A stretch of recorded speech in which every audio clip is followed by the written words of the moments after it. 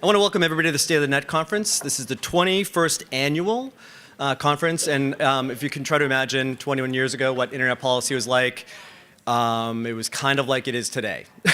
A lot of the same issues, we grapple with all the fundamental issues that the internet presents. And so if you look at the agenda from 21 years ago, it doesn't look that foreign from today. In fact, actually a few speakers from that original conference are here today. Some of you have come to State of the Net through 21 years, through snow, sleet, ice, rain, whatever. We don't care. The internet policy community is a hardy bunch. And we deliver like the Postal Service, but better. We just don't care about the snow and ice. There's going to be a little inclement weather this afternoon. We'll adjust as we go, but we expect to go all the way through. We have an in-house meteorologist who's kind of keeping track of things. And for those of the people on the live stream, we welcome you too.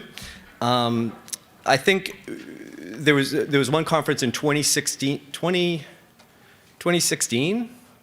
I think it was like 32 inches of snow hit the District of Columbia, and it was great.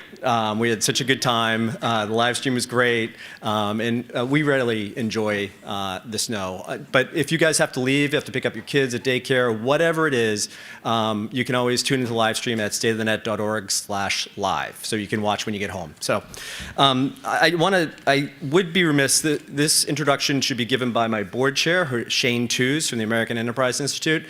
Shane would have had this really eloquent and profound statement about what State of the Net is and how great of a conference it is, but she had to leave for Europe on an earlier flight, so she's not going to give that speech, and I wouldn't even pretend to try to substitute for it. But we welcome you to State of the Net. We hope you enjoy your time here. I want to thank our sponsors. You'll see our sponsors' logos all over the space. They help us kind of put State of the Net on. As we may have said before, we don't take any policy prescriptions for policy. We're a pretty policy agnostic organization. We think the internet is awesome. We were created to talk about the internet and help it achieve its full regulatory potential. But we don't take positions. And it's kind of strange that people would sponsor an organization that doesn't take any positions on anything in Washington. So we're deeply grateful for the people who sponsor State of the Net. That includes Comcast, TikTok, Meta, NetChoice, Pepsi, Verizon, Amazon, AT&T, Lumen. We also have several other sponsors like Venable, Encompass, Internet Society, The Fire, NCTA, Public Interest Registry, Stand Together, Monument Advocacy, and MUSA. So I want to thank all of them. And you'll see some of them with their sponsor badges on their chest. I also want to thank especially Glen Echo, who's one of our sponsors, but also the team at Glen Echo, which is a public affairs firm, have really helped us put together this organization, not only with the social media and the media relations, but also with strategy and getting speakers and developing topics. Maura Corbett is the head of that organization. I want to thank her personally. They've been great. And also the vast majority of people working at State of the Net today are volunteers. And we deeply appreciate their help. And I would ask if you have any complaints, just bring them to me and be kind to them. Like if you can't log into the SCED, which is my fault, bring that to me. If the succotash ain't so good, bring it to me. Like, but just don't do that. Don't bring any complaints to the volunteers. I'm happy to take any complaints. And as I mentioned, our board of directors, I'm thankful to them. They're our boss, and they'll be introducing speakers throughout the day. So they'll come up and introduce speakers, and those are my board members, and they're basically my bosses, and they can fire me. So be kind to them as well. And speaking of which, to kick things off today for our first keynote, I'm going to have Steve Del Bianco, who's the president and CEO of NetChoice, come and introduce our first keynote. Steve has been, we've worked with Steve since 25, 26 years, and he has been at every State of the Net that it snowed, and I want to thank him personally. So Steve, can you kick us off? Thank you, Tim. No, it's true. I was one of those hardy souls who endured 23 inches of snow on the rooftop of the USA Today, the museum at the time.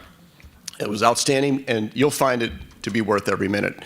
So I'm here to introduce our first keynote of the day, the Honorable Beth Williams, a board member at the Privacy and Civil Liberties Oversight Board. And to do this intro, I went into ChatGPT and I said, give me the perfect resume of a legal expert that could lead the way of protecting civil rights, privacy, and free expression in America's internet era. And he came back and said, I think you want a Harvard undergrad who then went to Harvard Law, maybe serve a stint on the Senate Commerce Committee as senior counsel, maybe 10 years as a partner at a major law firm doing litigation and appellate work on the First Amendment, and then maybe spend 3 years with the Department of Justice as the assistant AG, and then finally become a board member for the Privacy and Civil Liberties Oversight Board. And ChatGPT is uncanny about stuff like that, because that's exactly the resume for Beth Williams. So a little bit about the board. It's an independent agency within the executive branch. It was created in 2007 by the Congressional 9/11 Act, the 9/11 Commission Act. Now, their board's mission is simply this: to ensure that executive branch efforts to prevent terrorism are balanced with protecting our privacy and our civil rights. Board members are appointed by the president, confirmed by the Senate, and check this, 2 weeks ago, President Trump terminated 3 of the 4 board members that were leading at PCLOB, leaving us with Beth Williams. And after you hear from Beth, I think you'll see why Beth and the staff at PCLOB are more than enough to protect our interests in the area that they're covering. Please join me in welcoming Beth Williams.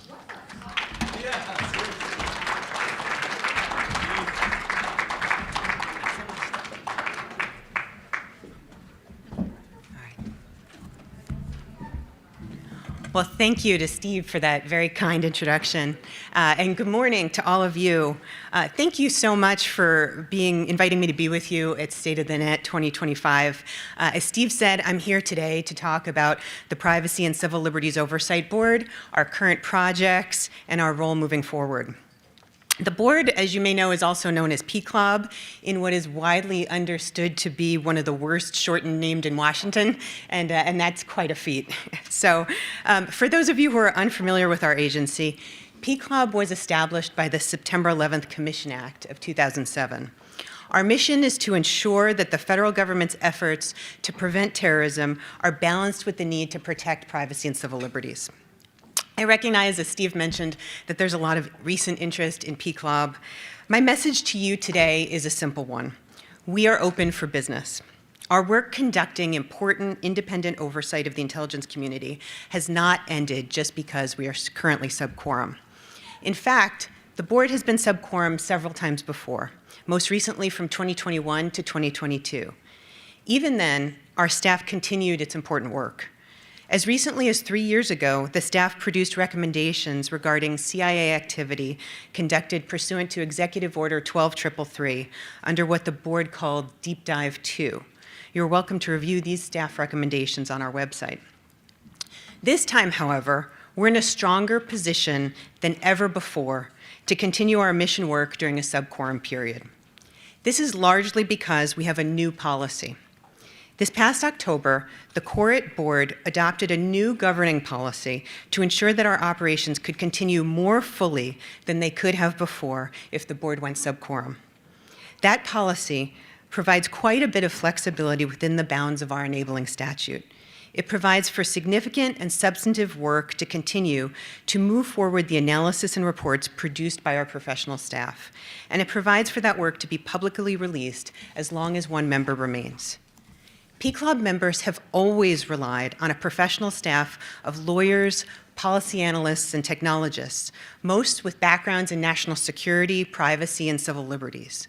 Their work continues as we speak on the many projects that the board voted to open while it had a quorum.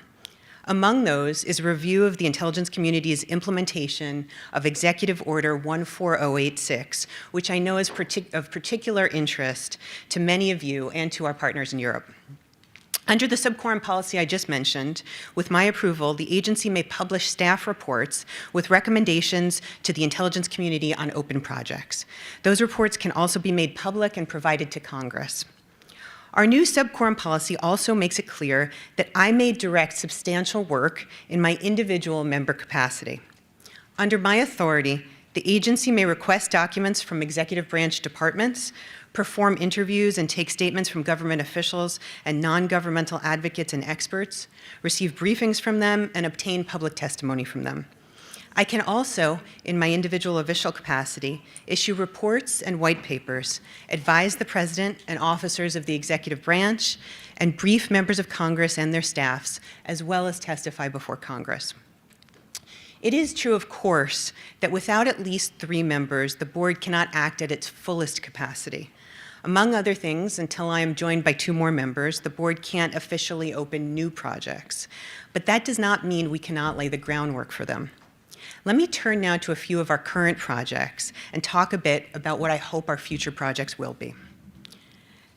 Of particular note to this audience, as I mentioned, the PCLOB staff is going to continue diligently working on the board-approved oversight project on enhancing safeguards for U.S. signals intelligence as established by EO 14086. This is in conjunction with what's known as the EU-US Transatlantic Data Privacy Framework. But before I describe what we will do, let me review for you what the board has already done. As requested by the executive order, the board provided advice to the Attorney General on the selection of members of the Data Privacy Review Court. The board also reviewed and provided advice on the Intelligence Agency's Attorney General guidelines as updated to implement the privacy and civil liberties safeguards in the executive order. And this past July, the board fully participated in the first joint US-EU review of the Transatlantic Data Privacy Framework. Now, the PCLOB has 2 further duties that we agreed to assume pursuant to the executive order.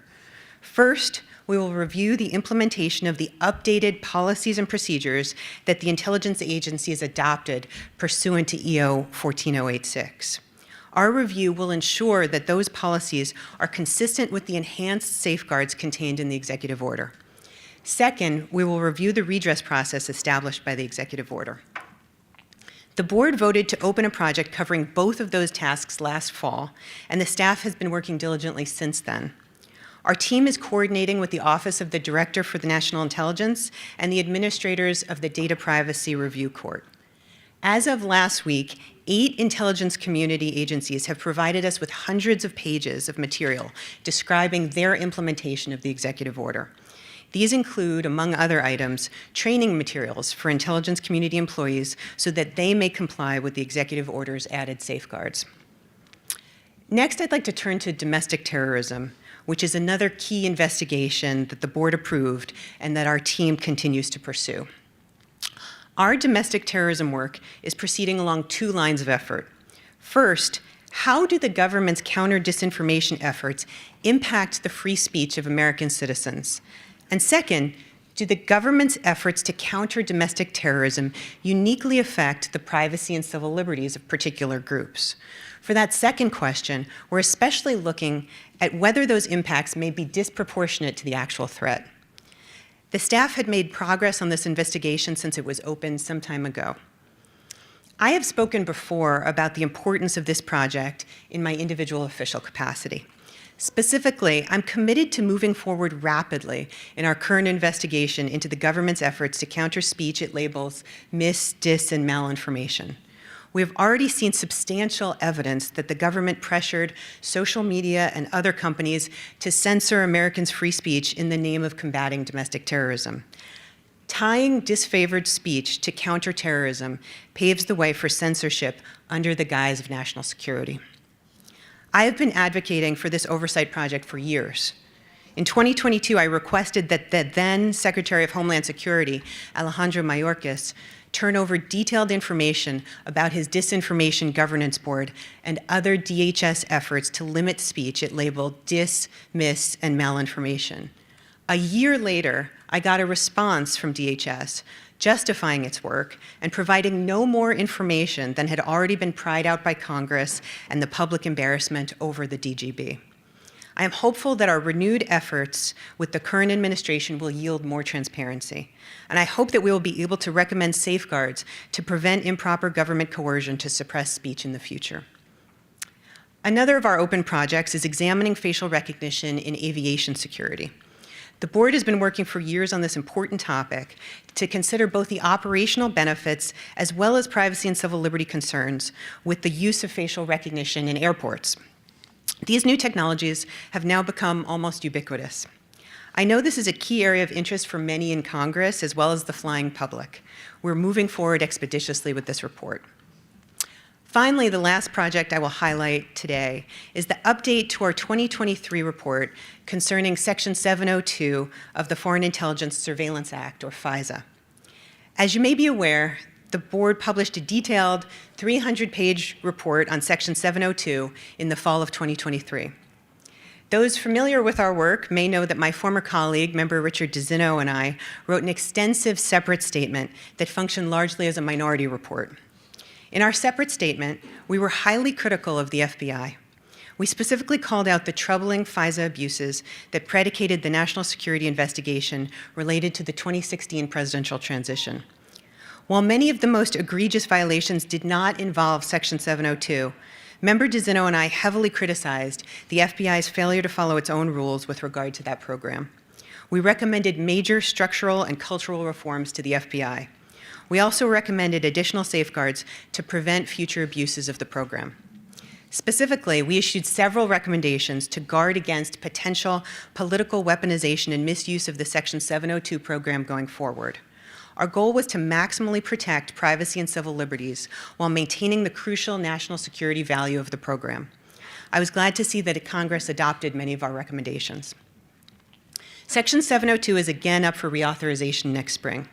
In anticipation of that, the past board opened a new project on Section 702 to focus on recent changes to the program and evaluate the effects of both the reforms the intelligence community voluntarily adopted and those that Congress mandated. We will be working on this in the sub-quorum period, and I hope that we can issue the update either as a staff report or hopefully as a board report when a new quorum is confirmed.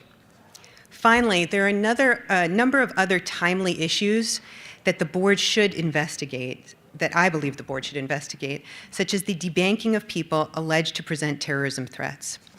As many of you have likely heard, there are worrisome allegations that the government may have used its counterterrorism authorities to pressure financial institutions into cutting off disfavored customers.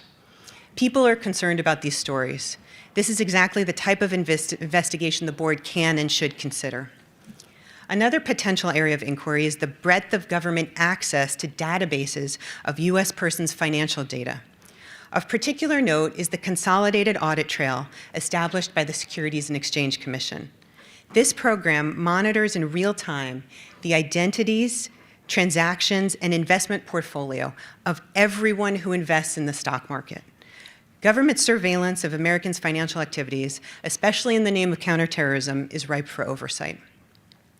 I know that Congress is looking at both of these issues now, and I look forward to investigating such projects, either in my individual official capacity or formally following the appointment of new members of the board. I'd like to close by talking for a minute about what it means to serve on the board. Oversight of intelligence programs means calling out problems where you see them, not putting a thumb on the scale, either for or against the intelligence community. Most importantly, it means having an open mind. It means coming into an investigation with analytic rigor and basing conclusions on the evidence presented. It means targeting solutions to real problems. And that is the kind of oversight that I am committed to. It's the kind of oversight I've demonstrated in my past work, and it is what I will continue to do as P-Club moves forward. Of course, I am only one person, but the board has been led in similar circumstances before. In 2017 and 2018, one Republican led the board. In 2021 and 2022, 2 Democrats were the only members. One of my board colleagues, who is speaking at this conference later today, was one of those 2 Democrats. Just last week, he said, quote, "Americans should not be fooled into thinking that board members have partisan agendas. Just because there's only one member now does not mean our work stops or ceases to be meaningful. With the aid of our excellent staff, the agency can continue our important advice and oversight projects until new members join us. And now with our new sub-quorum policy, it can do so with greater ability than ever before." I hope I've provided you all with an explanation of how the P-Club is continuing to contribute to independent oversight of the U.S. intelligence community. We are open for business, we are moving forward, and our team is fully engaged. We're full steam ahead. Thank you.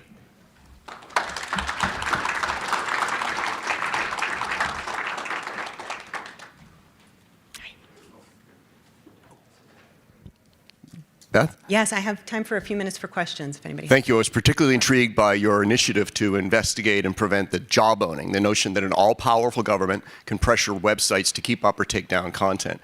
And you mentioned the executive order, but how will we make this more permanent than an executive order that finishes with the administration?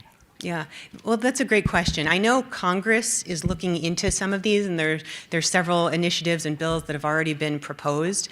But honestly, that's the kind of work that PCLOB can really help with, because if we can look into what happened, provide transparency, and then recommend guardrails going forward, if there was bad acts that were committed or mistakes or use of power by the executive branch, the type of work that PCLOB can really be helpful with and provide helpful recommendations for is exactly these things. How do you put guardrails?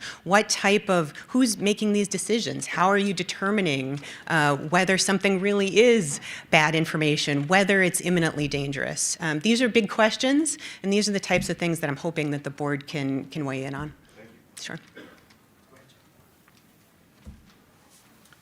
Hi, Jake LaPeroux, Center for Democracy and Technology.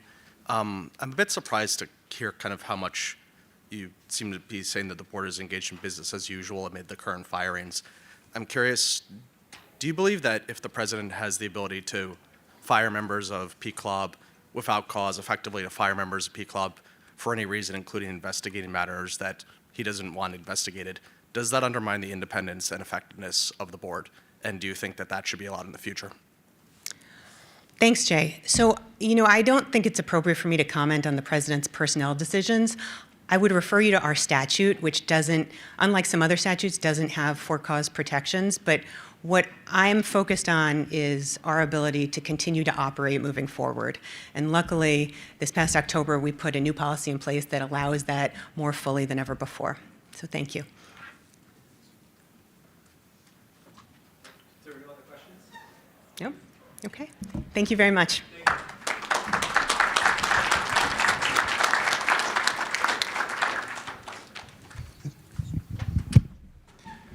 Morning. My name is Simon Morrison. I'm a senior public policy manager at Amazon and a board member at IEF. It's my pleasure this morning to introduce Congressman Jay Obernolte of California, who has been a member of Congress since 2021. The congressman has a long history in technology, holding both a BA in engineering and a master's degree in artificial intelligence. He also launched and ran and runs Farsight Studios, a video game development company. The congressman co-chaired, along with Congressman Ted Lieu, the House AI Task Force, which released a report in December laying out policy recommendations and principles to maintain U.S. leadership in AI innovation. And to interview the congressman, let me welcome Maria Curie, a tech reporter at Axios. Ms. Curie covers tech from Capitol Hill, including AI, industrial policy, and telecom. Please join me in welcoming them both.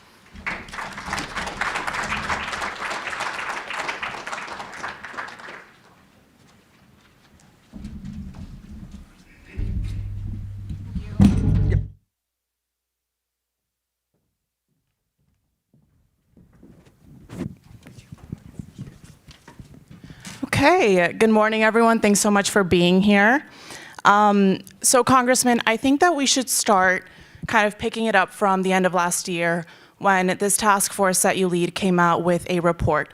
Can you walk us through what that report says? Sure. So it was an honor for me to lead a deeply talented group of people last year in creating this report. Our chartered task was to, by the end of last year, create a report that details a proposed federal regulatory framework for AI and suggests some steps forward. So we had 24 members of our task force, 12 Republicans, 12 Democrats, and we had 25 different hearings last year, so we were very active, tried to engage all the different corners of the stakeholder universe. And we put out a report in December that I'm very proud of. It's, I think, the most detailed policy document on AI regulation that's been produced by any legislative body anywhere in the world. It's 270 pages long, 14 different chapters, and we come up with over 60 key findings and over 80 detailed policy recommendations. And so we organized that report to be a checklist for future Congresses, starting hopefully with this one. And so we think if future Congresses implement those 80 recommendations, that'll be a great start in implementing the policy framework that we're proposing. If we could zoom in on one of the specific areas of the report, you get into the open versus closed source debate, and the report says that Congress should not seek to impose undue burdens on developers in the absence of clear, demonstrable risk. That sounds to me like lawmakers who kind of created this report landed on the side of being in favor of open source models. Can you walk me through that finding and what it means? You know, I wouldn't really agree with that. I think what we found is that there are advantages to both open source and closed source. And as you say, a whole chapter of the report is on this debate. And there's arguments on both sides. People that are proponents of open source are talking about the transparency and the way that innovation can flourish when you have an open source model. Proponents of closed source are arguing that open source is inherently riskier because it's easier to remove any safeguards that you baked into the model when you trained it. And basically, there are grains of truth on both sides. But what we found is, overall, the report is embracing a light touch regulatory framework where we enact the safeguards that are necessary to protect people against the malicious use of AI and the harmful use of the technology, while still creating an environment that allows innovation to flourish and the deployment of AI to continue to bring these incredible productivity and creativity gains that it's possible to bring to American society and American companies. So what we say in the chapter is we don't think that there's enough risk here for us as regulators to put our thumb on the scale and say open source models are better or closed source models are better. We think that there is enough variety in the ecosystem for both of those models to flourish. What would a demonstrable risk look like? Oh, I mean, if you look at what lawyers call the parade of horribles, right? All the worst things that can happen with AI. You come up with things like, can a large language model be used to design and build a biological weapon, for example? Or can it be used in cyber theft or cyber fraud? Or can it be used to hack in a way that endangers our national security? So, I mean, those are really the highest level existential risks that you want to guard against. And those are the ones that people cite most frequently when they're talking about protections that are baked into a model being removed. And you mentioned, this is a very long report. It's the most extensive yet. What are some of the broad set of principles that you lay out there that Congress should follow? Well, we embrace something that we call sectoral regulation, which is very different than is being proposed in other parts of the world. So, for example, the European Union has proposed a different model where they are creating a nearly universal licensing requirement for anything but the lowest risk use cases for AI, and they're spinning up a brand new bureaucracy to create standards and tests for the issuance of those licenses. And we think that that is not something that's well suited to our American system of regulation. Instead, we suggest empowering our existing sectoral regulators to regulate within their spaces. And the reason why that makes sense is that there's been some deep thinking done on what we mean when we say risk in AI models. So last year, NIST put out a proposed risk management framework for AI, and that's been acknowledged as pretty much the furthest thinking document on AI risk that's been done in the world. And what they find predominantly is that the risks of AI are highly contextual. So in other words, it matters very much what you're going to do with an algorithm, and only when you've defined that can you then define what the risks you're trying to guard against are. So something that is unacceptably risky in one usage context, like, for example, in a medical diagnostic tool, might be completely benign in another risk context. Exactly the same algorithm, two different risks, two different risk frameworks, and two different determinations of what's acceptable and what's not, and what rules must be followed. So if you're the FDA and you're regulating the use of AI in a medical device, then a lot of scrutiny is warranted. We would say that's a high-risk use case. And you know what? They're already having to navigate this. The FDA has already issued over 1,000 licenses for the use of AI in medical devices. And if you talk to the stakeholders, they're doing a pretty good job. And that's true of other sectoral regulators as well. The FAA is having to make decisions about the use of AI in aircraft avionics. NHTSA is having to make decisions about the use of AI in autonomous driving systems. And the list goes on and on and on. So the question that we ask in the task force is, would it be easier to teach the FDA what it might not already know about AI, or would it be easier to teach a brand new agency that's just the regulator for AI methodologies, everything that the FDA has learned over the last 50 years about ensuring patient safety? And I think it's pretty clear that the answer is the former, not the latter. So that's sectoral regulation is one thing. And then incrementalism, I think, is something else that's very important, and we emphasize that in our report. This idea that we can pass one 3,000-page bill and be done with AI regulation, I think, is a fallacy. AI is such a fast-moving technology that no matter what we did, there would be parts of that framework that would be obsolete the day after we did it. So the EU has found this out, because as they've been drafting and passing their legislation, first large language models came into existence, and then more recently generative AI. And then I think the next iteration is going to be agentic AI, and that's we're starting to see that. That's going to completely change our approach to regulation and what's required. So to pretend we know enough to do all of that now, I think, is foolish. But we do not know enough to pick the low-hanging fruit. There are things that have greater urgency that need immediate action. There are things that we understand well enough that we can say, yes, we can do this now. But then there are other topics that we have a little bit more runway, and I think it's more appropriate that we be deliberate and thoughtful. And that's okay. I think that's okay to pass this in little pieces. Yeah. So a sectoral approach, an incremental approach. So even though this report was so long, it really didn't name many specific bills. I think it was only one that was named. Can you speak to why it was difficult to get specific legislation in the report when there are a lot of ideas already out there, bipartisan ideas on many of these issues, whether it's privacy, algorithm accountability, et cetera? Well, we thought it was very important not to get into the specifics of legislative language, because then you get down the rabbit hole of arguing about one word, right? And we wanted to make sure that we presented something that was a broad-based framework that everyone agreed with. And that's actually incredibly important to realize. We had 24 different task force members from 12, both sides of the aisle, all different political persuasions, lots of different policy committees represented, and all different walks of life. And that task force report was approved unanimously. And it was approved by the Speaker and his staff and the Minority Leader and his staff. That's a powerful thing. I mean, we didn't put anything in that report that we didn't have broad-based agreement on. And we came up with over 80 recommendations. So there was a lot more that we discussed that wasn't ripe for action. And we felt like if we talked about specific bills and specific language, then we would get all twisted around the axle on arguing about minutia when we tried to keep it at a high level. And that's why we didn't. But I think that we're ripe for action on a number of those different topics, and I hope to see us doing that this year.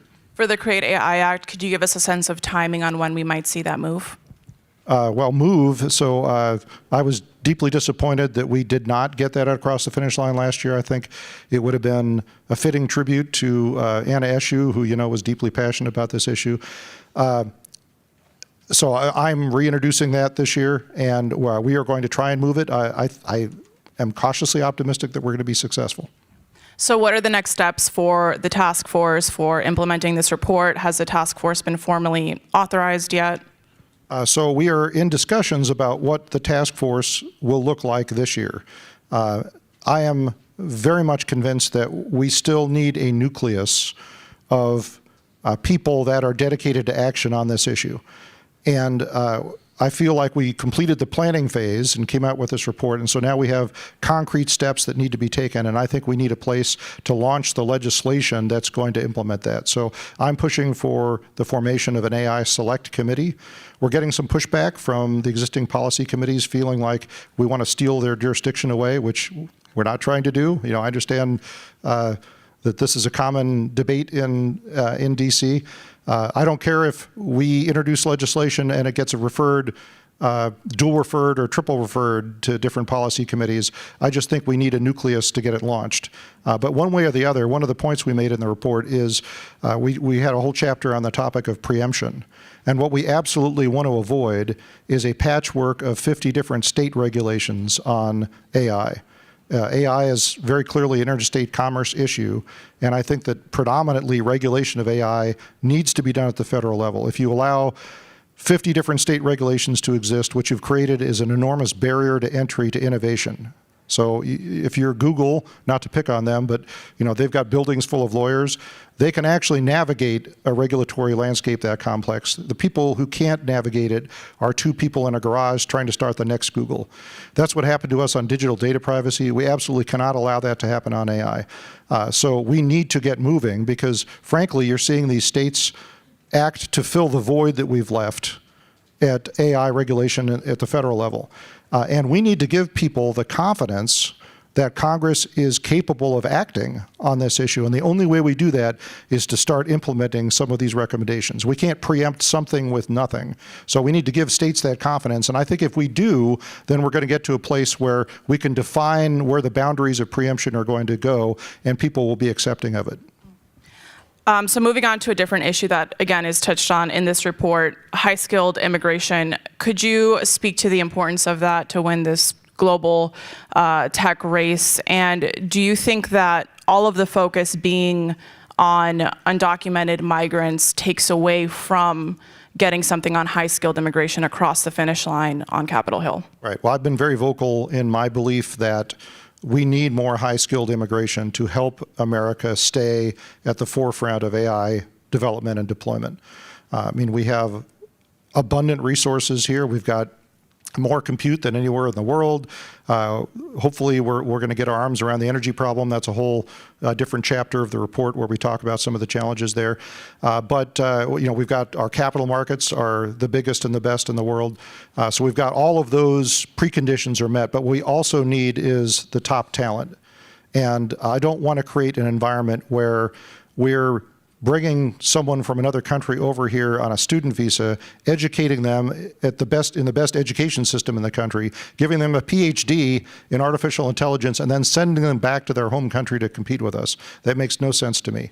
So to answer your question, I actually am optimistic about this. I don't think that the focus on illegal immigration necessarily means that we're further restricting legal immigration. I actually think it makes the conversation easier to have, because every time in the past that we in Congress have started to have a comprehensive discussion about immigration reform, that's taken as a sign that we're not going to crack down on the illegal immigration question. So if we're willing to crack down on illegal immigration, I think that actually gives us more headroom to be able to be more permissive of legal immigration in ways that helps the country. And and I've also said I think any PhD that's awarded in a STEM field in the United States should come with a green card if you're not a citizen.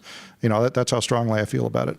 Can you describe any collaboration with the Senate at this point on any of these issues in AI regulation? Sure. Well, we're very clear in the report that anything that we do that's going to be substantive and enduring is going to have to be both bipartisan and bicameral. That's just the reality of the world that we live in. And so rather than starting something as either partisan or House-based, it makes more sense to just admit from the start that we're going to all have to cooperate and push in the same direction to get these done. And so I think the Senate's done some really good work, and we had a lot of engagement with them as we went through the task force hearings.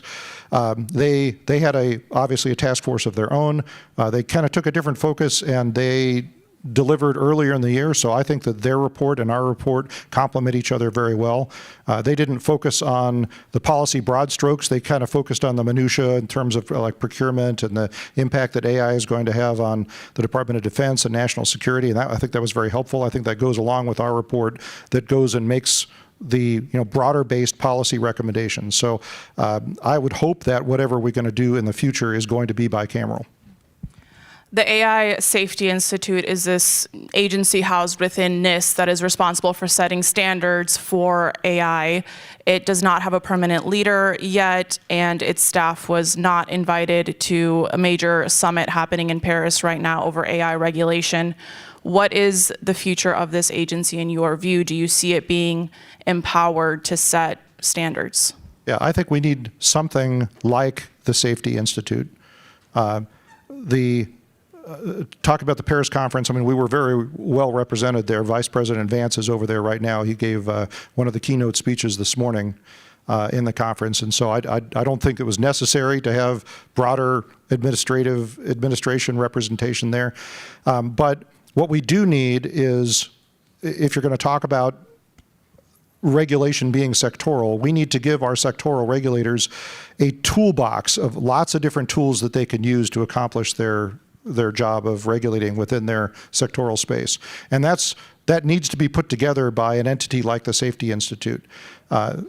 They need to put together testing and evaluation methodologies. They need to put together different standards. They need to put together regulatory sandboxes for the testing of potentially malicious AI. They need to put together a tool of technical talent to help our sectoral regulators. But what I'm trying to evangelize to especially people on my side of the aisle is these are not necessarily compulsory or mandatory, right? These standards are just tools, and it'll be up to the sectoral regulators to figure out which of these testing and evaluation methodologies to use and which not, and that's okay, right? And we just want to make sure that when we ask, for example, the FDA to regulate AI in their sectoral space, we give them the tools to do it. And so it makes no sense to invent those tools over and over and over again. And that's why I think we need to codify something like the Safety Institute. So I'll be introducing legislation to do exactly that, and I look forward to having that discussion. And you're in favor of those being voluntary, those standards? That's not something Congress should come in and make a law? Well, I mean, to be clear, the Safety Institute is organized under NIST, right? NIST is not a regulatory agency. You know, NIST is not in the business of creating standards that are mandatory and are intended to be applied to everyone. They're creating these tools. And I think that that's appropriate. And so this is the message I'm trying to reinforce to people, to make sure everyone understands what the job of the Safety Institute or Reliability Institute or whatever it ends up getting called is. A lot of this work was already underway. It was instructed through the former administration's AI executive order. We know that President Trump came in and repealed that executive order. What did you make of that move? Did you think that it was necessary? Well, I was very vocal about the parts of the EO that I disagreed with, and there were a few that I thought were egregious overreaches. For example, the way that it invoked the Defense Production Act to require American companies to disclose their trade secrets to the government. I didn't think that was appropriate, and I particularly didn't feel like that was an appropriate use of the DPA. Certainly that's not what Congress intended when it was passed after World War II.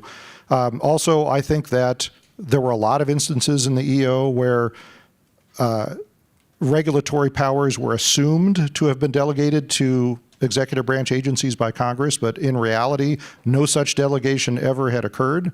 And as we've seen with recent Supreme Court's decisions, like the one overturning the Chevron doctrine, the courts are cracking down on that. And so my message to the regulators was, help us help you. You know, to the extent that you doubt, or think you might not have authority, ask us for the authority, and we will make sure you get it with the appropriate guardrails and oversight that comes along with that authority. But don't assume that you have it, because then we're just going to wind up tied up in court. So those are the parts of the EO that I disagreed with, but there were a lot of parts that were good too. And I think President Trump was right to repeal it. I think that the decision was repeal the whole thing and replace it, or just go through and try and repeal the parts that were the bad parts and keep the other parts. And so I think that the 180-day shot clock that they've called now on replacing it is very encouraging, because it means that they're thinking about it in the context of keeping the good and throwing out the bad. What are you hoping they keep? Well, there was a lot in that EO that dealt with the way that AI can be used to enhance the efficiency of government and enhance the efficacy by which we provide government services to people. Some deep thinking went into those parts of the executive order, and those are the parts I think that need to be kept. You've previously said that Congress needs to provide tech and science agencies with the tools and the resources that they need. That doesn't necessarily mean more money, though. Can you describe the appropriations process on the Hill right now and the likelihood that these agencies will get more resources? Oh, my goodness. I have to avoid four-letter words here if I'm going to describe the appropriations process currently. Why I was late this morning is we're working on reconciliation, and oh, my goodness, it's been a lot. And of course, we got government funding expiring at the middle of March that's going to have to be dealt with. So, those are all short-term problems, and the ones that you're talking about are longer-term problems. And, I actually think if you look at the way that the Trump administration is approaching the reorganization of the executive branch, they're trying to be very cognizant of what is necessary and required and what is not. And, I think that when you parse it down to what we're saying is necessary, we're going to have agreement on that. So, to shift gears a little bit on a related note, DOGE is out there, going to these various agencies and instructing agencies like the National Science Foundation to downsize its staff, cut its budget. Grants have been suspended. What's your reaction to that? Well, I'm a science, space, and technology guy. I now chair the subcommittee on research and technology. So I am a deep believer in the government's role in funding basic sciences. And I've been a strong proponent of increasing funding in places where it made sense. Having said all of that, if you look at some of the stuff that DOGE has found, it's horrifying, the money that has been spent. And so I think when the dust settles, I know there's a lot of fear and angst out there, but I think when the dust settles, you'll find that the stuff that's getting cut is the stuff that was pretty wasteful and difficult to justify to taxpayers why their money is going towards that in an era where we're running a $2 trillion budget deficit. So I think that there is a middle ground there where we can keep the NSF focused on its core mission of funding those basic sciences, while cutting off some of the waste and abuse that's happened on the periphery. And that's what I think the Trump administration is doing. All right. Well, that is all the time we have, Congressman. Thank you so much for joining us. Absolutely. Thanks, everyone.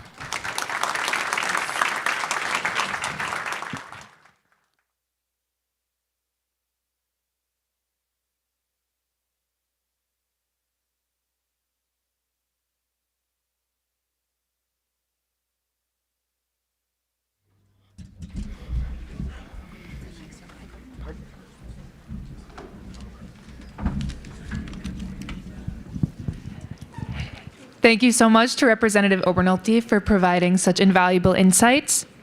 I'm now honored to introduce our next keynote speaker from my home state of Massachusetts, Senator Ed Markey. Senator Markey has played a pivotal role in shaping public policy on issues ranging from climate and consumer protections to digital privacy and artificial intelligence. As the House author of the Children's Online Privacy Protection Act and a champion for AI regulation, he has remained at the forefront of addressing emerging challenges in the digital age.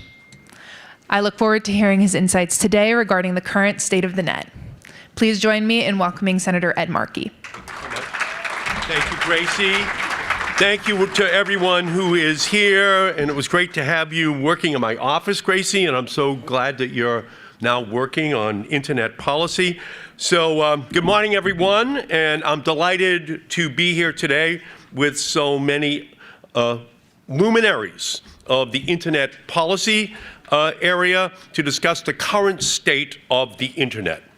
State of the Net always puts on a great event, and this year is no different. Today's agenda is chock full of interesting keynotes and panels. The internet was built on a radical idea that anyone, anywhere, could share information, organize communities, access knowledge freely. It was supposed to be an equalizing force, a public good that fosters free speech, encourages democratic participation, expands economic opportunity. In fact, AT&T and IBM, the two big companies in 1965, turned down the contract to build the packet switch network. They didn't want the job. They already had monopolies. They didn't want the job to build a packet switch network. They didn't need competition. And so It went to a small group of people at BB&N, Bolt, Beranek, and Newman up on Memorial Drive in Boston to build something called the DARPANET, all built by federal money. Then in 1990, I was in Congress. We had to pass a bill to move it over to call it the Internet, all built by, let's remember, by the federal government, not by the private sector, just so we got that straight. Then, this democratic vision of the Internet, articulated by thinkers like Sir Tim Berners-Lee, who created the World Wide Web in the late 1980s, gave way to a darker, centralized version. And for over the last 15 years or so, we've lived under an Internet shaped by corporate consolidation and a business model that prioritizes profit over public interest, reminding us of AT&T and IBM back in 1965. Exact same corporate model. Monopoly. Oligopoly. We're just back to the origin story. Why did we build that packet switch network? The digital world we inhabit today, one where a handful of companies dictate access, where independent voices struggle to be heard, and where digital surveillance is the price of participation, has left us divided and polarized and powerless.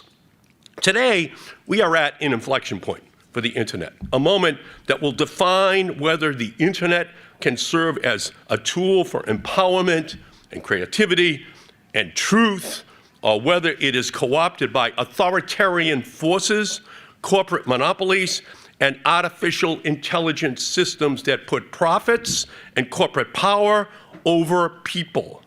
I want to take my time today to briefly highlight the greatest risks facing the free and open Internet today and articulate a competing agenda to capitalize on Sir Tim Berners-Lee's original vision of the Internet when he created the World Wide Web.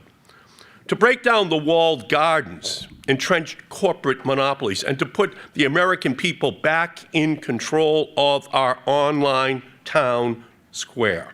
So let's start with three serious risks. First, thanks to big moneyed opposition, the Federal Communications Commission has lost its power to oversee the country's most important communications tool, the Internet, and to impose common sense net neutrality rules on Internet service providers. Because without net neutrality, consumers, small businesses, and innovators alike will face increased costs, reduced choice, and less competition. It is lose, lose, lose. The Sixth Circuit ruling against the FCC's net neutrality rules upended the fundamental principle that the Internet service providers should not act as gatekeepers, favoring certain users, content, or services over others. The decision reverses the simple principle undermining the open Internet, that users, not Internet providers, should determine what succeeds online. Second, the Trump administration is waging a relentless war on online speech and independent journalism, using carrots and sticks to pressure big tech platforms to adopt content moderation policies that promote conservative viewpoints. From the White House to the FCC to the Federal Trade Commission, Trump administration officials have made regulating the speech of online platforms one of their top priorities. They claim to be waging a campaign against censorship. Don't be fooled. It's really a campaign of censorship.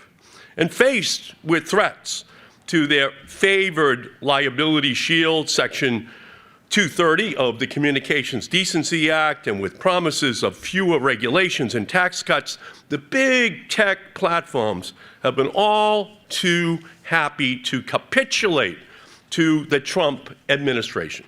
Just look at where big tech oligarchs sat at the inauguration. They sat in front of Trump's cabinet. James Madison spinning in his grave, thinking about this very thought that Article 1 is the Congress, Article 2 is the President, Article 3 is the judiciary, and now we have Article 3.5, the Muskocracy, which then trumps all of the original 3 articles of the United States Constitution. I don't know what those Minutemen and women in Lexington and Concord are thinking. I don't know what James Madison is thinking, but this is not what they were fighting for. They were fighting to make sure there was not a king, that was not authoritarianism. That's where we are right now. And tech oligarchs cozying up to an authoritarian president is a dangerous combination, both for the free and open internet and for our democracy. And finally, after over a decade of the government failing to regulate the big tech platforms, the rise of artificial intelligence threatens to double down on our consolidated tech ecosystem. Now, I've been on the Telecommunications Committee for 48 years. I've been in Congress. I was there before there were fax machines. And today, there are no fax machines. That's how long I've been on the Telecommunications Committee. I'm either the author or the co-author of every law that's passed in the last 48 years. Okay? So I know where it came from. I know what the goals were. Okay? I was there, either authoring or co-authoring every single law. So the development of AI remains fluid. It is no surprise that the same platforms that have dominated the Web 2.0 would have major competitive advantages in the race to develop ever more sophisticated AI models. The one exception to that role, OpenAI, only broke into big tech's walled garden thanks to the remarkable success of ChatGPT. In this sense, big tech threatens to become big AI, reconstituting the centralized and anti-democratic features of social media into new AI-powered platforms. AI should stand for all included.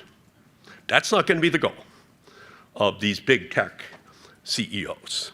If those 3 risks filled you with dread, you are not alone. But the good news is that the future of the internet remains in our hands. With the right combination of innovative thinking and political will, we can reinvent the internet as a place for democratic participation and economic dynamism. We can rebuild the internet, not as a tool for billionaires and autocrats, but as a public good for all. In fact, we are seeing new movements emerge, ones that put users back in control of their digital lives. We see it on the rise of Blue Sky and Fediverse, a decentralized internet where no single company controls speech or access. We see it in the development of interoperability and data portability tools that allow users to move freely between platforms, breaking the stranglehold of monopolies. We see it in efforts to pass privacy laws, especially for children and teens who are facing a youth mental health crisis driven in part by big tech. 1 in 3 teenage girls in America contemplated suicide 2 years ago. 1 in 10 actually attempted suicide. 1 in 5 LGBTQ youth attempted suicide 2 years ago. The Surgeon General is implicating social media. Are we going to do something about it? Are we going to wait for voluntary standards to do it? Are we going to move in and do something for our society, for kids? Because they're going to be writing books in 20 years saying, what were they thinking? Just making money on us, on our mental health, on our well-being? Is that what they're going to? They're going to be writing books that are just going to excoriate an entire generation of Americans, just driven by dollar signs and not by the overall well-being of people in our society, especially young people. Ultimately, these issues are about freedom. The freedom to control your own data, the freedom to message friends and family across any platform, the freedom to click, to swipe, and like on open, dynamic, and free internet. For over 2 decades, I've been fighting for that type of dynamic communication system.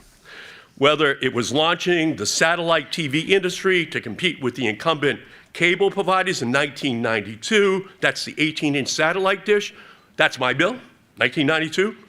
Moving over the 200 megahertz for the 3rd, 4th, 5th, 6th, and 7th cell phone company, that's my bill, break up the AT&T cell phone monopoly. Or the 1996 Telecom Act, breaking down all of the monopolies, cable and telephone, that's my bill, 1996. Darwinian, paranoia-inducing competition, that's what everyone says they believe in, until they get to the point where they can create the monopoly. They're innovators until they can become monopolists. So I've always worked to prevent incumbent monopolists from squashing competition, squeezing consumers, squishing the little guy. Today, we stand at another technological crossroads. For too long, we have accepted an internet that extracts more than it gives, that concentrates power instead of distributing it, and that treats users as products rather than participants. With new, decentralized platforms and the rise of AI, we have a chance to put that era behind us, to capitalize on a new approach, one that prioritizes people over platforms, communities over corporations, innovation over entrenchment. The internet was meant to be free and fair and open. If we choose to fight for it, it can be that way again. So I thank the State of the Net for inviting me here today. This is a critical moment in not just US, but world history. What are we going to do in order to put the safeguards in place? Do we believe in consumer protections? Do we believe in Darwinian competition? Do we believe that everyone should be able to fully participate? Or are we going to allow, as we had back in 1965, just a small number of companies that determined would we move to a different future? That's going to be the challenge, and that's what I'm going to continue to fight for, what I have fought for from the very beginning of my career, and I will continue to fight for it every single day, because democracy requires us to have that fight and to win. Thank you all so much for being here, what you're going to do.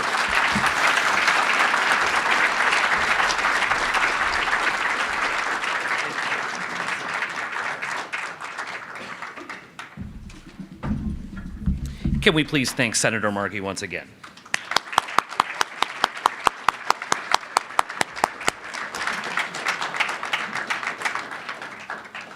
Good morning, everyone. I'm Sean Bone. I'm a Senior Director of Public Policy at Verizon and a member of the IEF Board.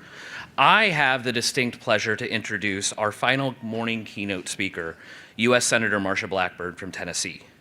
Senator Blackburn is well known to many of us at State of the Net as a tech and telecom policy thought leader in areas like spectrum access and auctions, kids' online safety, free speech, and intellectual property rights.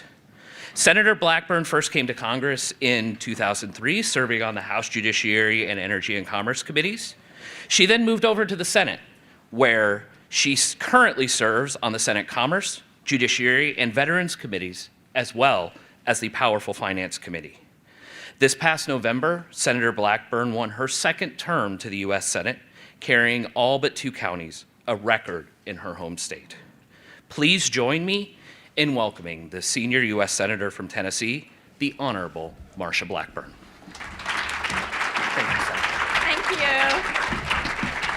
Thank you all. And yes, indeed, I am delighted to join you. And Senator Markey and I have had such a wonderful relationship working on technology policy, whether we were in the House or now in the Senate, and we each served on Energy and Commerce, pardon me, when we were in the House, and now we're each on Commerce over in the Senate.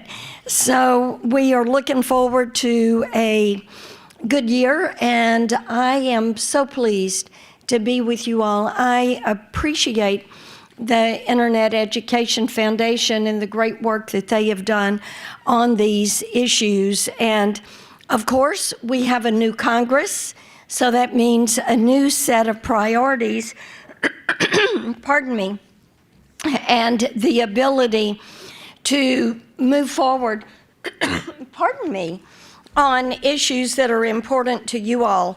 And we know that much of this is going to apply to tech policy, and we are looking forward to backing away from some overhanded regulation like net neutrality, and to focus on access, innovation, and investment that will, we hope, foster growth and innovation on the internet. So, pardon me, I am so sorry.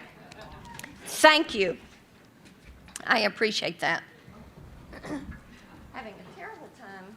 And I just had a cup of coffee and I thought, okay, voice is fine.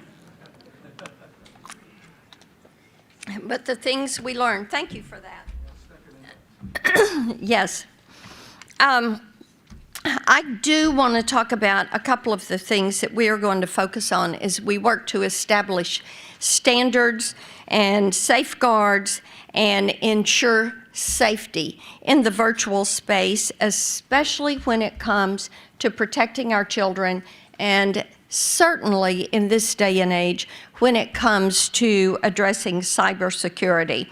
And we know that as we look at innovation, it is imperative for America to stay at the forefront of critical and emerging technologies like AI, quantum, and spectrum. So let me start with children's online safety. As you all know, Senator Blumenthal and I have spent the last 4.5 years working on the Kids Online Safety Act to put in place what is necessary to protect our children in the virtual space. And we have been so pleased to be joined by 91 of our Senate colleagues. We have a majority in the House. We are working with House leadership to make certain we can get this bill through in the House to provide the toolkit that is necessary for our children to be safe in the virtual space, so that kids and parents have the tools that are necessary to protect them. You know, it's so interesting to me that in the physical space, we have laws that are there that prohibit you from exposing children to alcohol, tobacco, pornography, things of that nature. But that does not exist in the virtual space. And because of that, children are inundated 24/7, 365 with these exposures. So it is going to be so important that we continue this push and that we move forward with this. I had talked with a mom last year whose 27-year-old son, or 17-year-old son, died because he got what he thought was a Xanax, and it was fentanyl. And this was a star student, a standout athlete who took one pill. And as she said repeatedly to me, one mistake ought not to be a death sentence. But we are seeing that happen over and over. The pill came from someone he met on Snapchat. Think about the devastation that is there. Also, last Congress, the REPORT Act was signed into law by President Biden. This is legislation that Senator Ossoff and I worked on together. And what it did was to require these big tech platforms to report crimes against children involving sex trafficking, grooming, and enticement for sexual acts, and report all of that to NCMEC. We think that was the important step to take because it closed a gap in our laws. Beforehand, you only had to report CSAM. Now, you have to report the entire grouping of crimes. We know that it is going to be imperative that we continue to move forward to push the Kids Online Safety Act to get that signed into law, because if we don't, then you're not going to have that toolbox. Parents are not going to have that toolbox that will help them to identify these harms. So progress was made last year, but still getting that Kids Online Safety Act across the finish line is going to be an imperative. And I will tell you, as Senator Blumenthal and I have held hearings, as we have worked with parents and physicians and teachers and principals, they have pointed out repeatedly the importance of putting this responsibility on the technology platforms to have that duty of care, to have that standard, and to take the steps that are necessary to protect children in the virtual place. That is why the REPORT Act was important to get signed into law this year, and we're grateful that President Biden did that, and it is why COSA has to be finished this year. Let me move to cybersecurity, because this is one of the big issues that you're going to see us focused on at Commerce Committee. And as you know, I'm going to lead Consumer Protection, Data Security, Commerce, and I'm going to lead Privacy and Technology at Judiciary Committee. And we all know that you cannot have national security unless you're going to be aggressive with cyber security. And we also all saw what happened with Salt Typhoon. And we saw how the Chinese communist hackers infiltrated our U.S. systems and telecom companies, and they gathered text messages, phone numbers, IP addresses, and a tremendous amount of PII. Their victims, the people they hacked, included high-level candidates and officials, including then presidential candidate Trump and VP nominee J.D. Vance. And these attacks represent some of the greatest threats to our nation's security. And one of the biggest vulnerabilities that we have is with our wireless routers, which were potential entry points for the Salt Typhoon hackers. Tens of millions of families and small businesses across the country use wireless routers as their primary access point to the internet. Yet many are open to infiltration by foreign actors, including China, and the threat is even greater with routers that are developed by Chinese companies. And just last year, China-linked hackers in Europe targeted homeowners and home routers that were developed by the Chinese company TP-Link, whose products U.S. cybersecurity experts have repeatedly warned are susceptible to cyber attacks. And despite the vulnerabilities, several federal agencies, including the Defense Department, have purchased TP-Link routers. Thankfully, there is growing momentum on Capitol Hill to address the issue. We do have the Routers Act. This is something I'm leading in the Senate. Congressman Latta is leading it in the House, and it would require the Commerce Department to review the national security threat posed by any router that is sourced from a company under the jurisdiction of China, as well as U.S. adversaries like Russia, Iran, North Korea, Cuba, Venezuela.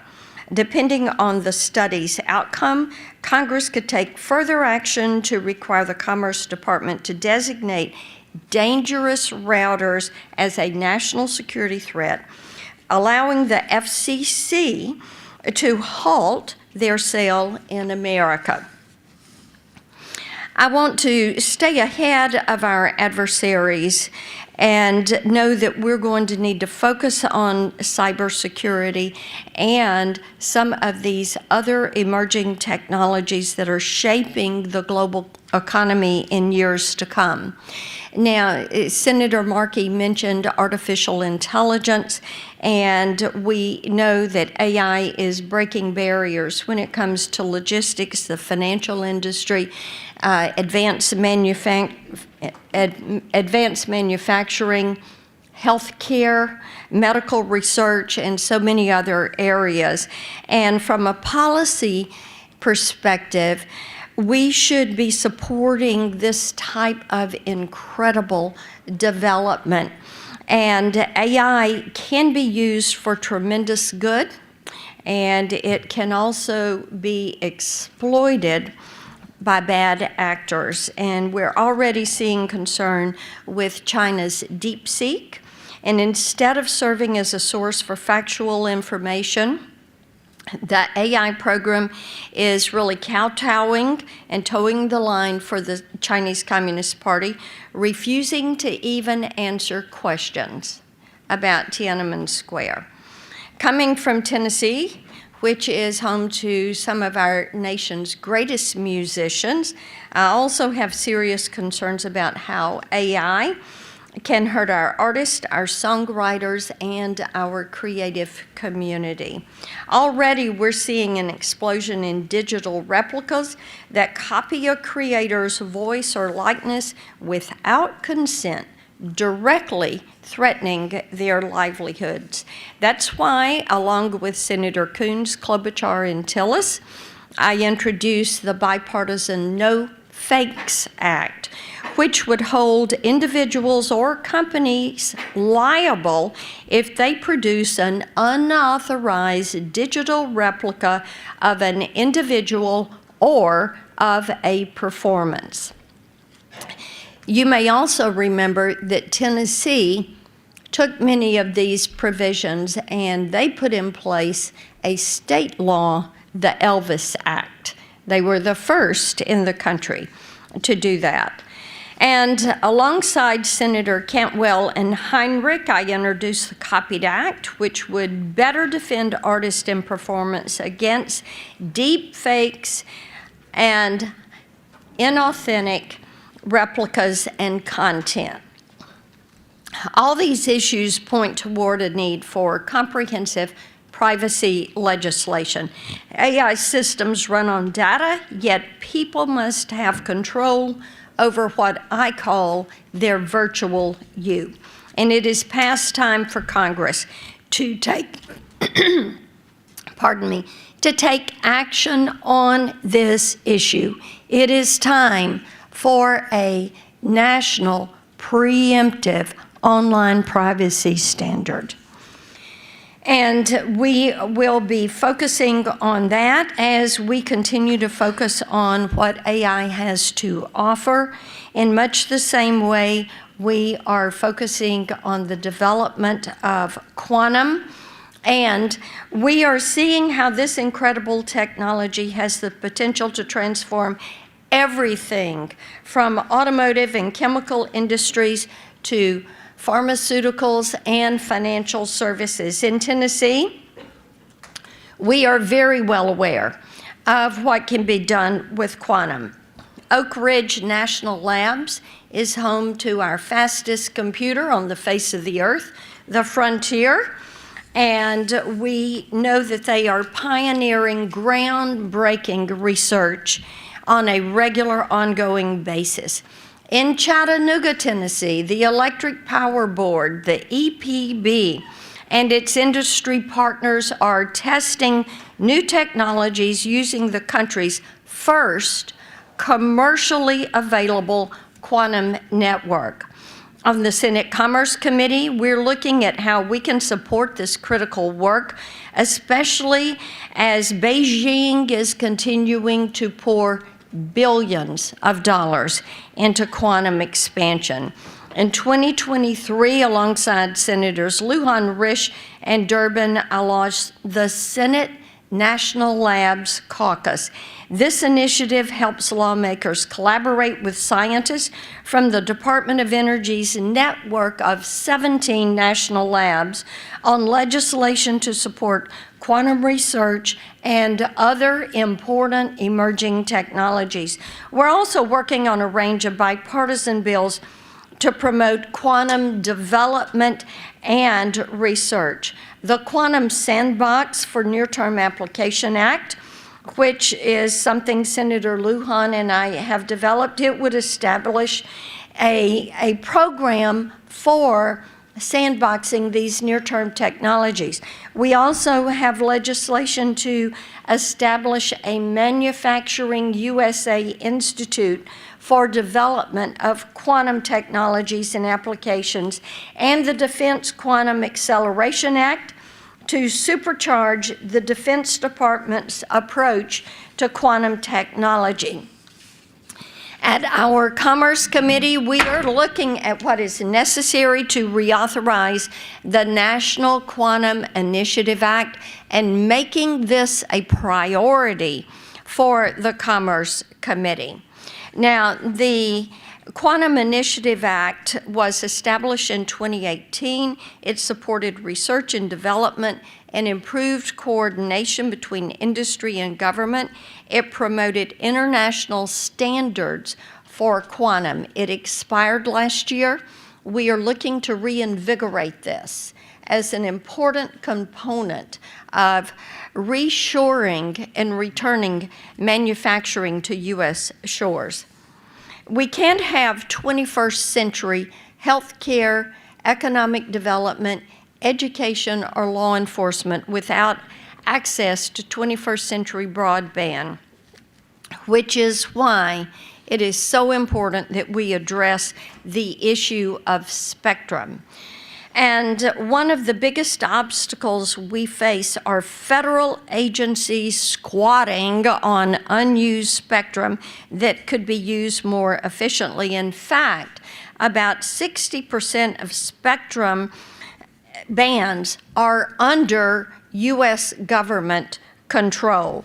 That's why I've called for an audit of federal spectrum usage so we can free up spectrum and get it to commercial use. And it's why Congress must provide the FCC with spectrum audit authority. That lapsed in March of 23. And it lapsed for the first time in 30 years. We are going to have to restore that auction authority and then move forward with legislation that will build a spectrum pipeline. Getting available spectrum to auction could be as much as a $100 billion revenue item for the federal government. So these are issues that we're going to have before us at Commerce and at Judiciary. As you can see, making certain that we are focused on emerging technologies, that we are focused on internet and access, and utilizing this as we grow our economy, as we expand, making certain that we are setting these standards. These are items we're approaching in a bipartisan way. We hope that you will continue to work with us. I appreciate so much the work that you are doing and the opportunity to join you for a few moments today. Thank you so much.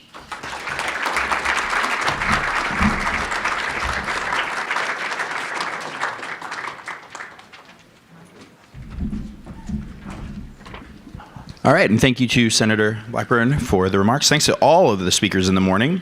We are going to enter our first set of breakout sessions. So, if you're interested in AI governance, will the USG lead a new policy framework? Stay where you are. You're in the right room. We also have the revisiting broadband competition. Is the new federal framework needed? And that'll be taking place in the Central Hub. Deepfakes in the digital self. Legislation, innovation, or cooperation. That'll be taking place in the South Hub. And we also have our first set of lightning talks taking place in the North Hub. Those will get started in about 3 minutes, so make your move to whichever room you'd like to be in and enjoy the sessions.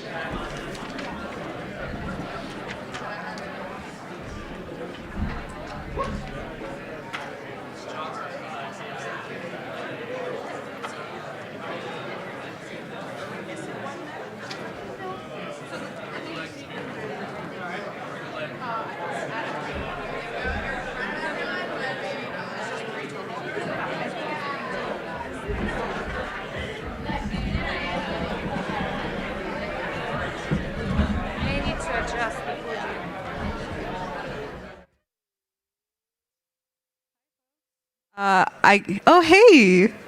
Some of my friends are in the audience. That's lovely. Oh, hello there. It's lovely to make your acquaintance. But no, whether you're left over from the last panel or whether you've come to see us specifically, thank you so much for coming. This is going to be really fun. I'll be honest, when I first got the AI governance, sort of the top liner is like, what is there to say that we haven't talked about already? But then I started writing my questions, and now I'm actually excited. So let's get into it. I wanted to quickly introduce the lovely, lovely folks on the panel, each of whom is a powerhouse in the field of AI governance. In no particular order, we have Neil Chilson, Head of AI Policy, Abundance Institute, and former acting chief technologist at the FTC under President Trump. That's during his first term. Then we have Olivia Zhu, former Assistant Director for AI Policy at the White House Office of Science and Technology Policy under President Biden. And then, of course, we have Samir Jain, Vice President, Policy Center for Democracy Policy, Vice President at the Center for Democracy and Technology, and he was formerly a Senior Director within the National Security Council under the Obama administration. And then right next to me, we have Chip Pickering, former Mississippi Congressman, who is now the CEO of the Competition Policy Trade Association in Compass. So that's the star cast you have ahead of you. And with that, we'll get started. My first question is going to be kind of setting the table. What's the daylight between the Biden approach to AI development and innovation and Trump's approach? Like, what are the major through lines that you're seeing, and what are the major differences that you think are going to gather steam in this administration? Anyone want to take a stab at it? Go for it, Samir. All right.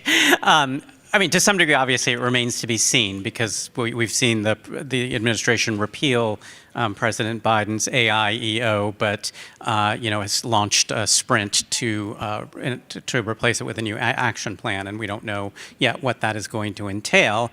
That said, I think there are probably some themes that we can already see that are going to be evident. Most obviously, probably, is that to the extent that the Biden administration was focused in part on risks around bias and in the use of AI, I think it's probably a fair expectation that the Trump administration is going to reduce focus on that. On the other hand, I think there are lots of through lines. Even if you look at the AI executive order that was issued by President Trump at the end of his first term, there are through lines from that through what the Biden administration did in terms of a recognition of the importance of building trust in AI to facilitate adoption and innovation. I think we heard from Representative Obernolte this morning that some of the developments in NIST in terms of developing greater science around measurement, AI measurement, around testing, and some of those capabilities, I think will remain an important, hopefully remain an important piece of AI development. Clearly, this administration is going to be focused less on regulation, and it's going to be pushing against regulation, and that will undoubtedly be the case. But at the same time, I think you will see some through lines that will continue through this administration. And you were referring to the executive order on data centers, right? Towards the end of, during your answer about Well, there was an executive order by President Biden at the end on data centers, but there was also at the end of President Trump's first term. I see. He also issued an executive order around AI that I think recognized, for example, the importance of building trust around AI to facilitate use and innovation. Fair enough. Neil? We also got a pretty good clue a couple hours ago. J.D. Vance had a big blockbuster speech at the AI Policy Summit in Paris, and he didn't really hold back. The vision that he had was, I think, in many ways, a 180 from what Europe's approach has been. I think, if I had to say a through line, obviously both the Biden administration and the Trump administration are interested in the U.S. being a leader in AI, or the leader in AI. I think they had different visions about what it means to lead. J.D. Vance's point is that we lead by building the tech. We don't lead by building structures of rules around the tech. And he was quite critical of Europe's approach to this so far. He also called out some of the concerns around, incumbents seeking regulation in order to preserve their incumbency. And so I think the approach is going to be quite different. It was a very optimistic vision. And I should say, in some ways, the Biden administration shifted a little bit. If you compare the Biden executive order that came out early with the national security memo just before the end of the administration, the language is very different. It's much more optimistic. It's much more about the applications in the national security memo. It's much more about the risks and the concerns in the executive order. And I think that's not just true at the Biden administration, that shift. Obviously, the Trump administration is picking up and running with that. But then I think even at the summit, a lot of the conversation that I've heard is that it's turned away from especially the existential risk. It's very focused on the opportunity, and Europe is wondering how do they get back in this because it seems like they've fallen out of it. So maybe the Trump administration is leading the charge here, but it looks like the rest of the world is kind of interested in following that path too. Yeah, I wanted to add something to that. I think in addition to the substantive policy through lines that we're going to see, I think one of the through lines that I really am expecting out of the Trump administration is a continuation of the speed and leadership in American AI policy. I mean, if we think just back a year and a half ago to the UK AI Safety Summit, the US has had tremendous policy leadership in AI. This is a technology that's been advancing at a really rapid pace, and as we've seen from the release of DeepSeek, will continue to advance at a very rapid pace. And the Biden administration kept up with that, issued the first comprehensive AI policy out of any country in the world at the time, announced at the UK AI Safety Summit, announced the US AI Safety Institute at that summit as well. And so I think one thing that I'd like to see out of the Trump administration is a very rapid release of this action plan to really ground what our American federal AI policy is. I think without a really comprehensive document there, and I think J.D. Vance did this morning lay out some of the contours of that, and giving the Trump team grace, it's only been 3 weeks, but getting that rapidly together to be able to set U.S. leadership in AI policy so that we can maintain U.S. leadership in AI, I think will be really important to move at the speed the technology is moving and continue to move that way.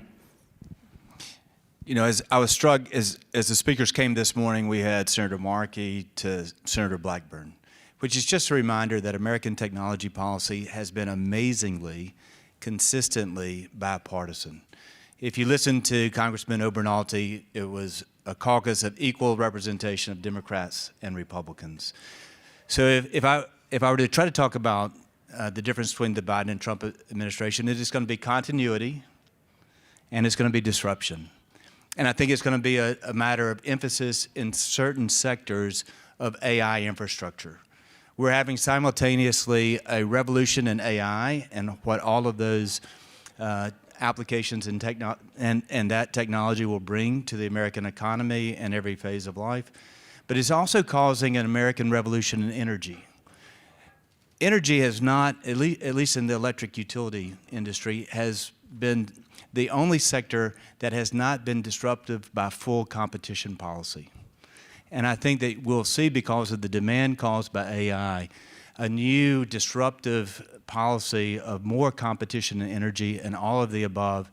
Neil, I like the name of your institute, Abundance. So it will be an abundance of energy, an abundance of AI applications, and all of the above strategy, I think, will be the defining mark of the Trump approach. Each one of those is stellar answer. Thank you, folks, for kicking us off so well. Now that JD Vance has been invoked, we need to talk about the speech a little bit.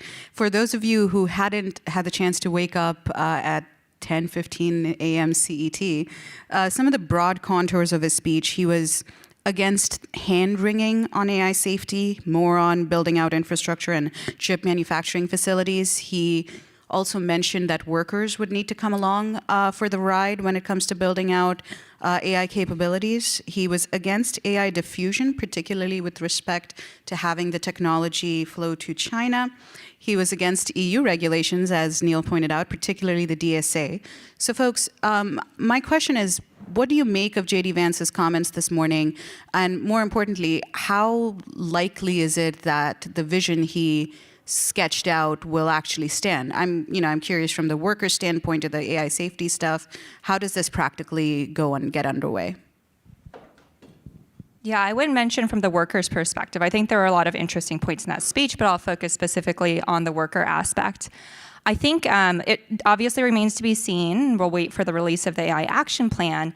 But I think I'm very curious to see how, for example, JD Vance's approach to workers, which was, if I'm paraphrasing this correctly, related to worker empowerment, making sure that AI doesn't replace workers, but actually empowers workers and enables them to have higher wages, which is something that I very much support. I'm interested to see how the Trump administration squares that with the work that's currently going on with DOGE, where public reporting does seem to mention replacing and automating some federal workers with AI, and I think there's a way to augment federal work with AI, but can the Trump administration lead by example in their own federal workforce and do that in a way which is consistent with the principles, as I understand, that JD Vance laid out in this speech, which is to empower workers, to augment them, and not to replace and completely automate the workforce. And so I think I'll be watching closely to see how that turns out and how they plan to square that circle. There was one other way that workers were involved in the speech, and I thought Vance made a really good point here, which is that we often think of the software space as only involving people who are part of the laptop class. And he pointed out that AI is driving huge demand for data centers, which are giant, expensive investments in construction projects. And so I think we're seeing, I think this is a correct message, but I think it's also a great message that AI and these projects are great for blue-collar workers as well. The data center that we're talking about, $500 billion of investment possibly from, the project that was announced a week or two ago. These are big, complex construction jobs that involve lots of people who work with their hands, and this is investment in the atoms and not just the bits of the world, and that we have to build to get there. And so I think that's a nice, ambitious vision. I think it's true, and I think a lot of it is being driven by private investment, and so building is going to unify workers as seeing this as a positive vision for them, both on the policy side, but also both on the atom side and on the bit side.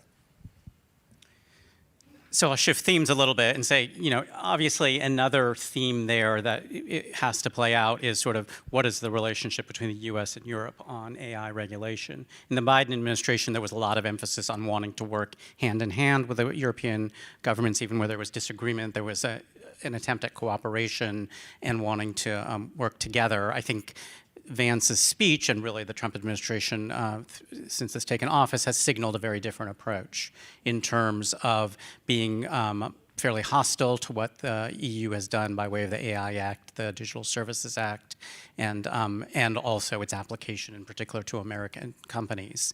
And I think at the same time, it's also fair, as Neil was mentioning earlier, that the European conversation has shifted somewhat as well, where there's at least elements of the European policymaking community that are starting to second guess and wonder whether or not they've taken the right approach. So there is that conversation going on in Europe as well. But I think the question of sort of how do these different tensions play out, does this, does the US in fact continue to lead the world? Do people follow the direction that the Trump administration is taking? Or does the Trump administration go off in one direction, Europe and others go off in a different direction where they're continuing to emphasize safety and at least some basic regulations? I think that's it's up in the air right now, whether or not the U.S. will continue to lead on AI policy or whether it just sets itself apart, and there's a real tension there. And I think that, that question has really been set up by Vice President Vance's speech. Samir, you're reading my mind. I was going to ask a question about the divergence between approaches, but now I don't know. Chip, you have thoughts? So as I answer the question, I'd like to look at some historical parallels and then the international comparative advantages between the different models. So historically, big revolutions or technology leaps and advances like the nuclear age came in World War II. And it was primarily a federal government, national security, Sandia, all of the DOE labs were established. It was a government funded, focused, centered approach. In the midst of the Cold War, we had the space race, same, another major government, federal, public initiative to win what we thought were existential threats and races at that time. This time, it is not a government-led technology or government-funded or government-sponsored to near the degree of those other two historical examples. This is a private sector, private technology, almost overwhelmingly privately funded revolution. So it's a completely different model for us to contend with. Europe, now let's get into the international comparative analysis. Europe has taken a permission-based regulatory approach. China is taking a state-sponsored, intense government control and funded of both infrastructure and technology. And so what are the unique comparative advantages of the American model, which is this time through the private sector and through free market? How do you maximize competition and innovation? How do you use open source to more proprietary and a full range of models on the AI front to win this investment and innovation and competition model, which hopefully America does best? And so I think J.D. Vance was talking about how do we change from a European model to the American model that you promote as much competition in an all-of-the-above approach and guide wherever we can to make the workforce, both through our educational institutions, our workforce training institutions, to train a workforce that you can have American technology with American workforce to see a major reshoring and realignment of American manufacturing that is no longer as wage dependent as it becomes energy, water, power, and technology driven, which can bring new manufacturing hubs and centers to the rural and remote parts of the country that have never had that chance before. And if I could add something really quickly to Chip's point, I think it is obviously completely correct that this is private sector led, and obviously we're very proud that many of these companies are based in the United States. But a lot of these companies do operate globally, and they do have to operate under the EU AI Act. And so currently, I think it's, we're thinking about, should America go off on its own and develop its own AI? Should we diverge from Europe? But the reality is all of these tech companies, because they have European operations, are racing to comply with the EU AI Act at this moment. And so I think, disengaging from that conversation risks creating a cacophony of different regulatory frameworks around the world, which is just becoming a burden on American companies and hampering innovation. Y'all need to stop reading my mind, man. Again, a whole separate question, but fine. If you want to preview the goods. There was actually a question about competition policy, Chip. You'll be interested in this one, that came from an audience member. And it forced me to kind of think about the DeepSeek moment a little differently. And so I'd like to place this question to you. One of the lessons of DeepSeek seems to be that the data center monoculture might unintentionally be keeping developers locked into one school of thought. And as such, limit innovation. And for context, it's this idea that if you have different chips to work off of, you think differently, you engineer differently.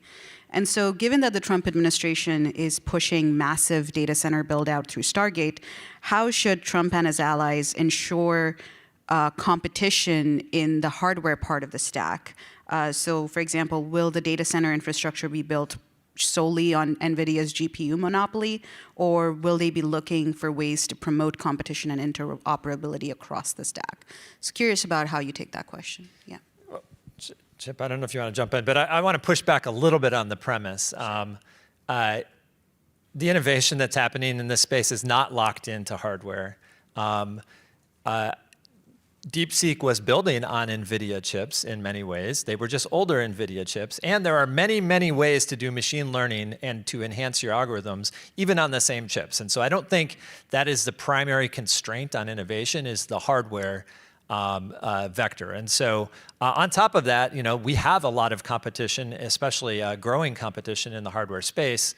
And NVIDIA is having to work really hard to keep their lead and their edge. And so I don't think of them as a monopoly, and I don't think it's particularly useful to think of them as a monopoly. This is a space where we have a really, really vibrant competitive space, and there's lots of people with lots of money who want to find ways to not use NVIDIA chips, for example, and build their own chips. And so I don't think we really have a market problem here.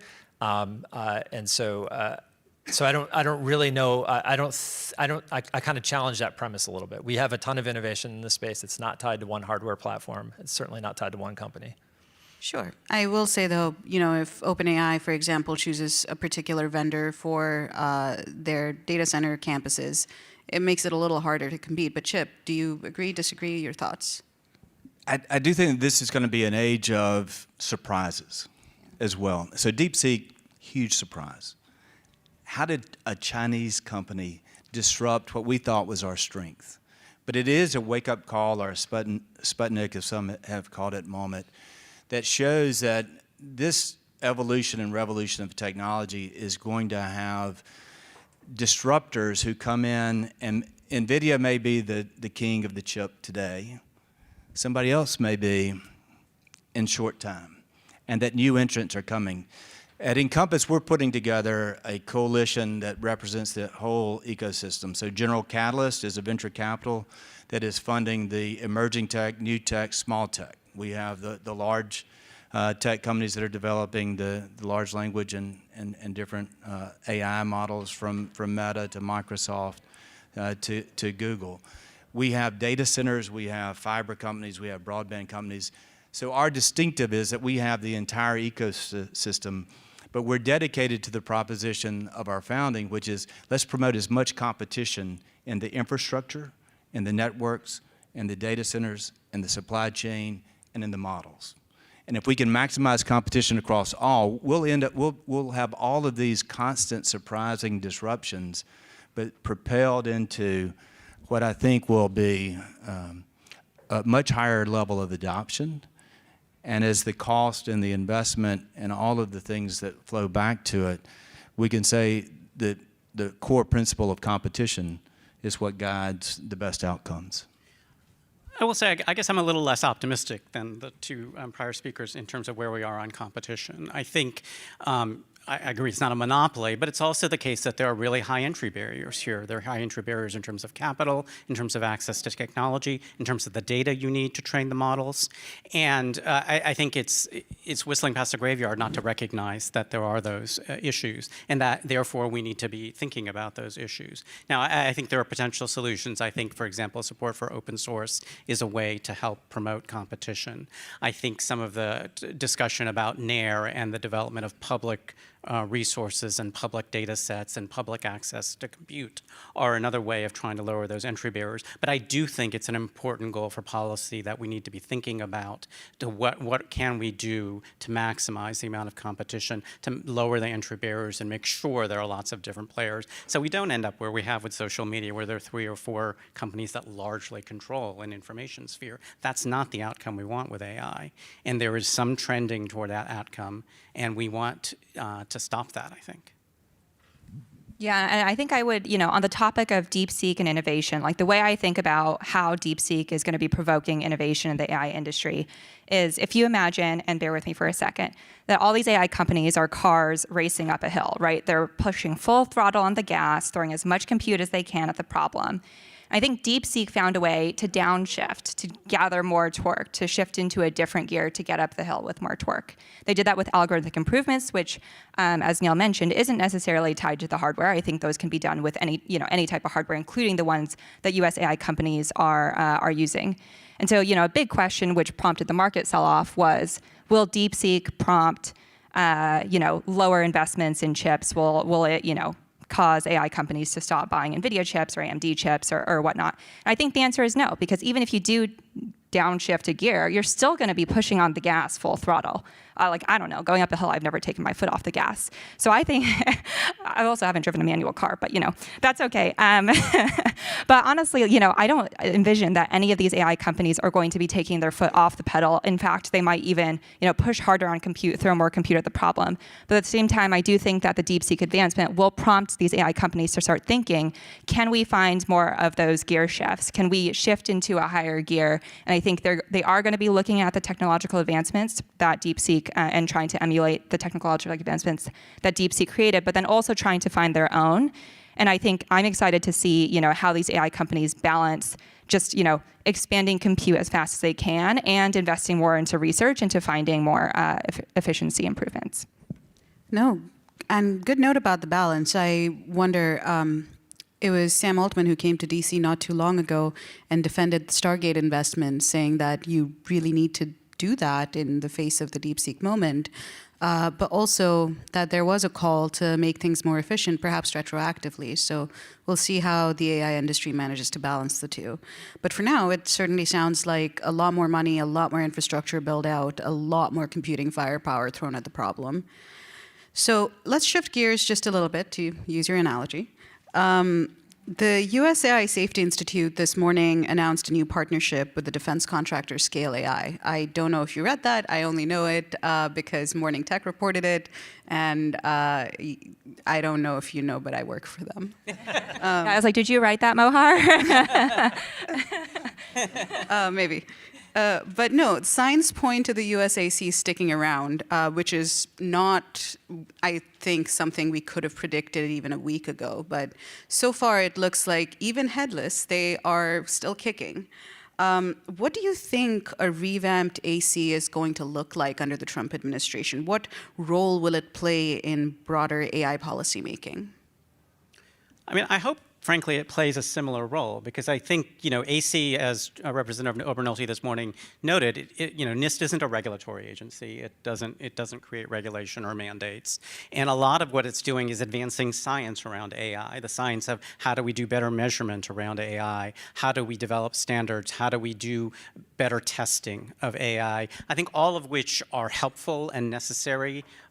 Whether or not you have regulations that mandate that or not, that's a separate policy debate. But even in the absence of regulation, having those tools available seems to me is an important piece. And I think, by and large, industry has been quite supportive of AC and what it's doing. And also, I think, another reason to have AC is it provides a mechanism to exercise the kind of U.S. leadership that we've been talking about, because a lot of other countries have their own versions of safety institutes, and there's been a fair amount of coordination and talking between them and sharing of ideas. And I think all of that is to the good and will advance innovation, will increase trust in the use of AI. And so my hope really is that, maybe name something different. It may, end up looking a little bit different, but that fundamentally that the work it has been doing will continue forward. Yeah, I think that, the role it served was very consistent with the role that NIST has historically served, and I think ongoing that would make some sense. I do think, almost the first thing Vance said of substance in his speech was that he wasn't there to talk about safety, he was there to talk about opportunity, and so that might be a clue to what it might be renamed to. And I think all of the tools that they were using, though, were as far as they're pursuing that goal of how do we maximize the opportunity for the U.S. in using this technology. I think that might be more of the shift and less towards well, how do we make sure this thing doesn't go horribly wrong, which also important. I just think the emphasis is likely to shift. Yeah, I can't comment on what the Trump administration is going to do, so I'll just speak as a private citizen.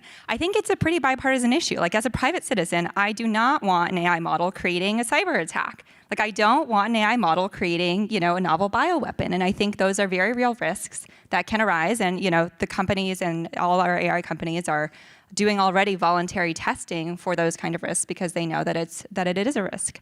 And so I think, you know, whether or not the focus of the AI Safety Institute shifts is a question, but I think, you know, having a government entity who partners with these companies and helps with that testing and runs that testing for, you know, cyber risks, really national security risks, gives me a lot of comfort as a private citizen. I also want to commend, I know, you know, you mentioned the AI Safety Institute is headless.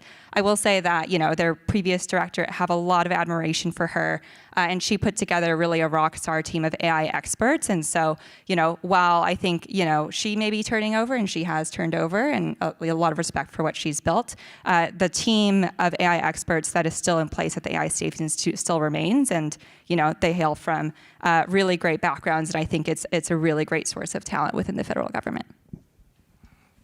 Let me just say really high level, you know, freedom and equality, safety and opportunity. Our core principles sometimes seem to be in conflict when they actually complement.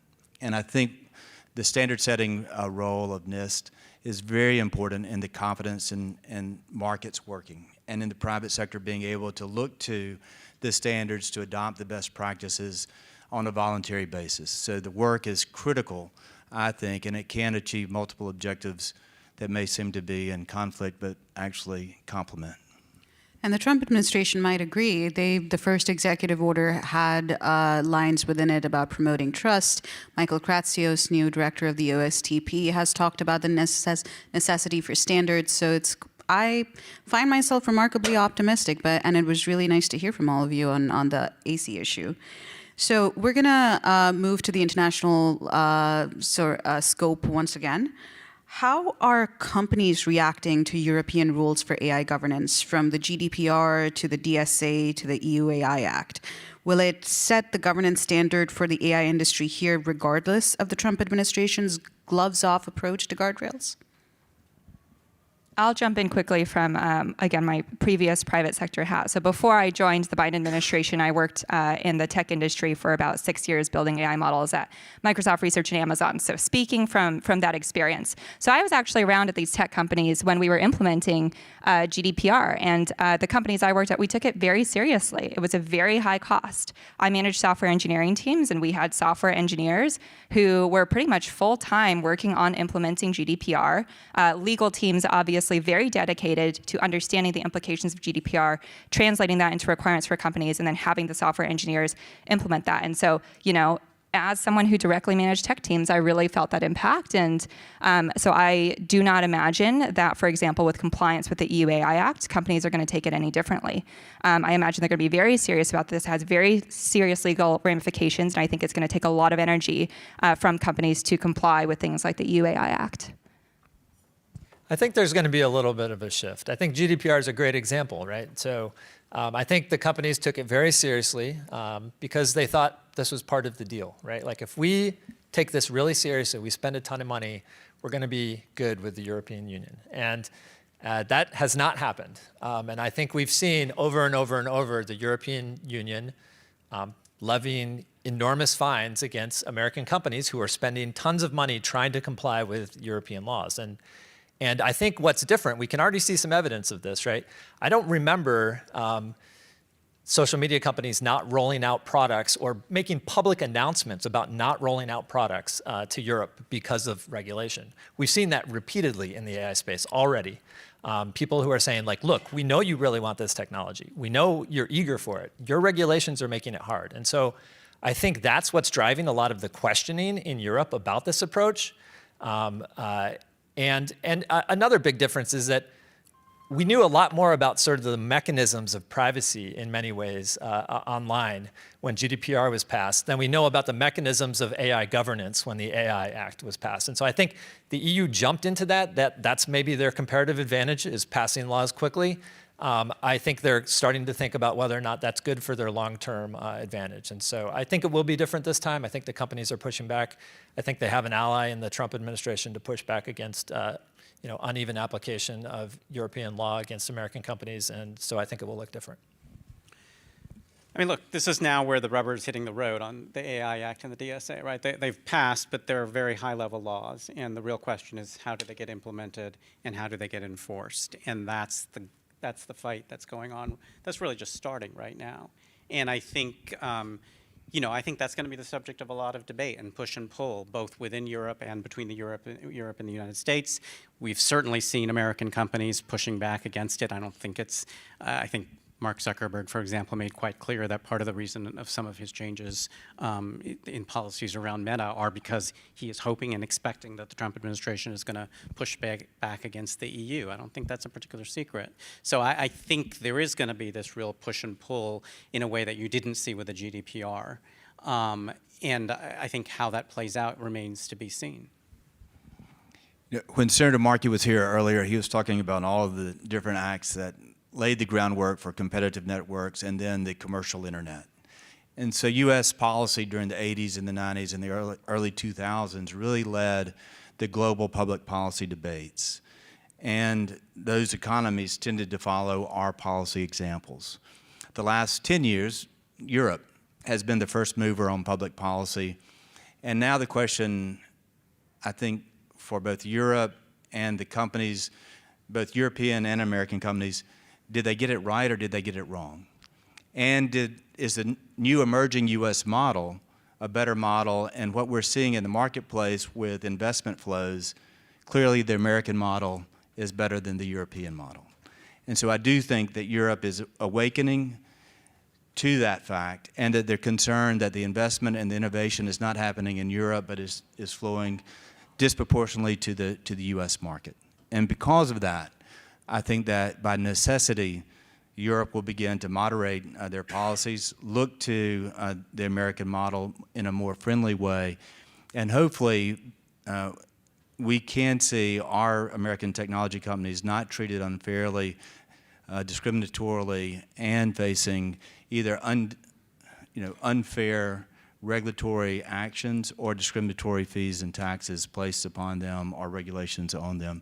So I do think that it's shifting now to more of an American approach as it should be. I will say in response, though, I think part and parcel of an American approach, though, has to be defense of American values. Right? It's not just who can innovate fastest or who can get the AI first. When we talk about doing a race with China, it's not beat China by being China, right? It's by beating China for the purpose because we think our model based on democratic values is a better model than that of an authoritarian government. And that means that in promoting innovation, whether it's in America or Europe, it has to be done in a way that is consistent with and promoting American values. And whether that's free speech, which J.D. Vance talked about this morning, whether that's making sure that it isn't discriminatory against particular people because of who they are, those are fundamental American values, and they really do have to be built in as part of the technology. And whether that's we need regulation to do that or that becomes part of the market, I think remains to be seen. But I think it's really important as we talk about the need for America to lead in innovation that we recognize, yes, lead in innovation with American values, because that's the whole point, right? That's the reason why we're saying we need to win as opposed to China, is because we think that our values are what should guide how the technology is developed. Thank you. All of those, one of the things that you brought up, all of you, that I found particularly interesting is when you zoom up to the international scale, laws kind of become a market choice. Which isn't something, it's not how I would have thought about it.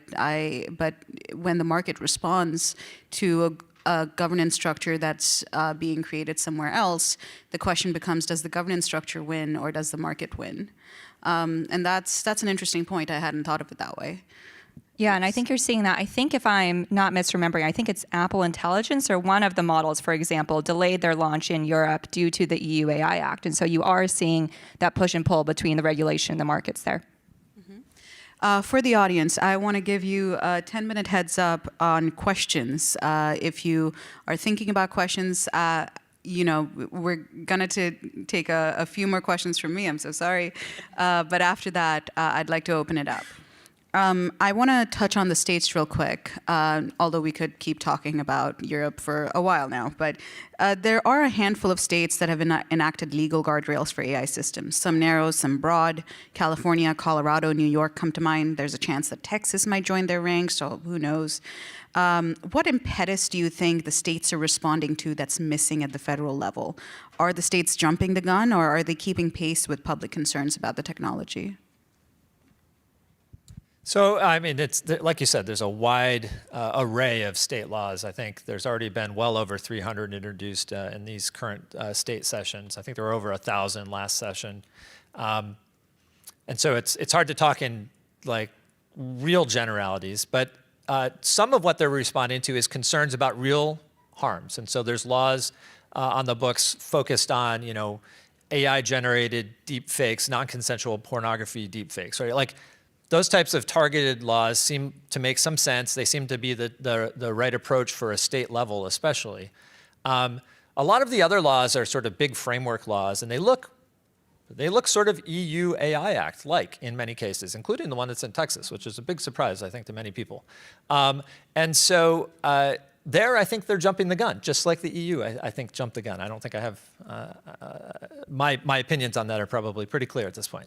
And so I think the states need to spend some time thinking about, hey, are we going to regret doing something, let's say in Texas, that not only is J.D. Vance over in Paris telling them not to do it, but also we have, you know, $100 billion of investment from Project Stargate flowing into our state right now. Are we going to put that at risk? And so I think where the states are targeting clear harms, or where they're adopting approaches like Utah has, which has a sandbox where companies can come in and work with government to identify specific issues, and then there's a recommendation to the legislature to attack that issue. Those make a ton of sense. I think they can address some of the concerns that maybe they're hearing from their constituents. If they're jumping to these big frameworks that we don't really know how they work right off the bat, I think they're probably jumping the gun. I guess I'd say a couple of things. One, I think to some degree they're just responding to a vacuum, right? I mean, the federal government isn't really acting at the moment. Certainly Congress isn't passing. And so I think states are stepping in. I mean, I agree with the idea that we should be responding to real harms. You know, and you know, non-consensual intimate images is certainly an example of that. But I think another real harm, and you're seeing Colorado and others respond to that, is we know these systems are being used in ways that make really important decisions about people, about whether or not they get a job, whether or not they get access to a loan, whether or not they get access to housing. And the systems are being used in many ways in making those decisions without any transparency around the fact that they are being used at all, let alone how they're making those decisions, whether or not they in fact are biased in some way against particular groups of people. And so I think it is really important that someone step in and try to mitigate those harms. You know, how you do that, you know, to what degree, I think Colorado focuses a lot on, for example, transparency around the fact that those systems are being used, transparency so that the developer explains to those who are deploying the technology what the risks are, what it's done to mitigate those risks. I think those all are really common sense solutions. And there are ways to make sure that some of our underlying laws, like our civil rights laws, which apply equally to the use of AI, can in fact be operational and be enforced. Because it's one thing to say, yeah, it's the civil rights laws that say you can't discriminate on who gets a loan on the basis of race or gender or other protected classes. But unless we understand what systems are being used to make those decisions and how they're making those decisions, it's actually very difficult to actually know whether or not that discrimination is taking place. So I think states are stepping in many cases to address real harms, and that they will continue to do so in the absence of action at the federal level. No, I was just saying, if you were at all wondering, we have the spectrum of political opinion here. But yeah. I would say I totally agree. I appreciate the state's leadership in stepping up to address real harms. I think at the same time, I'm worried about creating in the absence of federal leadership, just a patchwork of different state frameworks, which is going to, you know, when we talk about government efficiency, that's a huge burden on companies to look at, you know, 50 or even 20 or even 10 different frameworks and understanding how they can comply in each of those states. Not to mention the amount of government burden that is. You know, when a state enacts a law, then they've got to enforce it. They've got to, do that oversight. And frankly, technical AI talent in government, especially at the state level, I think we could all agree could be improved and always needs improvement. And so we think about the number of people who are going to be doing similar duplicative work across multiple states, not super efficient. And so while I do really appreciate the state's leadership, I am also worried that the federal, lack of federal consistent policy would create a vacuum in which, we've got 50 different duplications of similar type laws. And let me just say very quickly, in the midst of the pandemic, coming out of the pandemic, our country, our Congress made a bipartisan commitment that they would bring internet to every American, everywhere, regardless of how remote, how rural, or how underserved. I'm hoping in this AI moment that the divisions and the partisanship that has kept us from setting the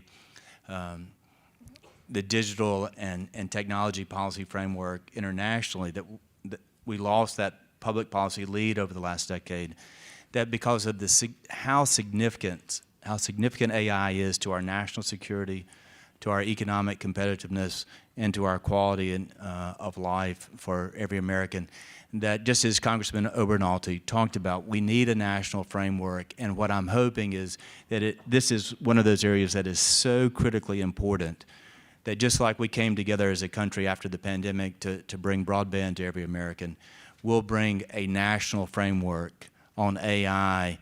Again, maybe states can take narrow targeted harm approach, but we need a national framework and a preemption. And that's what we did in the early internet policy age, and it pays off. It truly is an interstate commerce issue, and so I hope Congress can do that. Just to interject real quick, I don't disagree. I think a strong national framework would actually be the right outcome, but I'm a little skeptical just given the experience with privacy, where we've been talking about doing that and everyone agrees that it should be done, and how many years later has it not been done? So right before I turn it over to the audience, at 11:30 and I'm on it. So yes, we're like running. It's 11:29. So could we actually ask a question? You know what? I will always bow to audience pressure. Thank you. That is one of my qualities as a journalist. No, I'm dying to ask this because Sure. Neil, you're praising the Trump administration for taking a shift, sort of pro-development, right? Pro-growth in terms of pro-technology, but there's also another element to the MAGA Republicans, which is tech nationalist and protectionist. So I wanted to ask you about the Josh Hawley Decoupling America's AI Capabilities from China Act, whether you think that's the direction they're taking us, because if you look at that bill, he's regulating everything about computing, distributed computing. He's telling researchers what they can do. He's restricting this, and then of course there's export controls on chips, and that's a regulation. So, how do you think we can reconcile these competing elements of the Trump administration? It's difficult. I think that Hawley bill actually would, if I read literally, would prohibit you from sending books to China. And so I don't think that the language in there is workable. I don't think it really reflects the goals of the overall Trump administration, although obviously there are big elements of protectionism and nationalism within those. How that plays out, I think, is going to be very complicated. But vis-a-vis China, I think it's pretty clear that we see them as an international rival.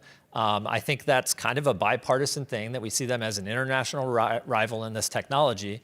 And there's more and less, liberty-focused approaches to dealing with rivals. The DeepSeek thing in particular, it's a great example of the power of open source. Not only did they create this great model, they shared it with everybody, right? Use the model, don't use the app, by the way, guys. And we also learned about what they were doing with the particular techniques. And so that should not be looked at as a pure loss to us that DeepSeek created this amazing new innovation. That's a big gain, actually, for US users and for US technology as well. And that's the type of example of what trade can do, especially trade in powerful ideas and innovation. So I hope the Trump administration sees trade as a benefit to the US. I think it does.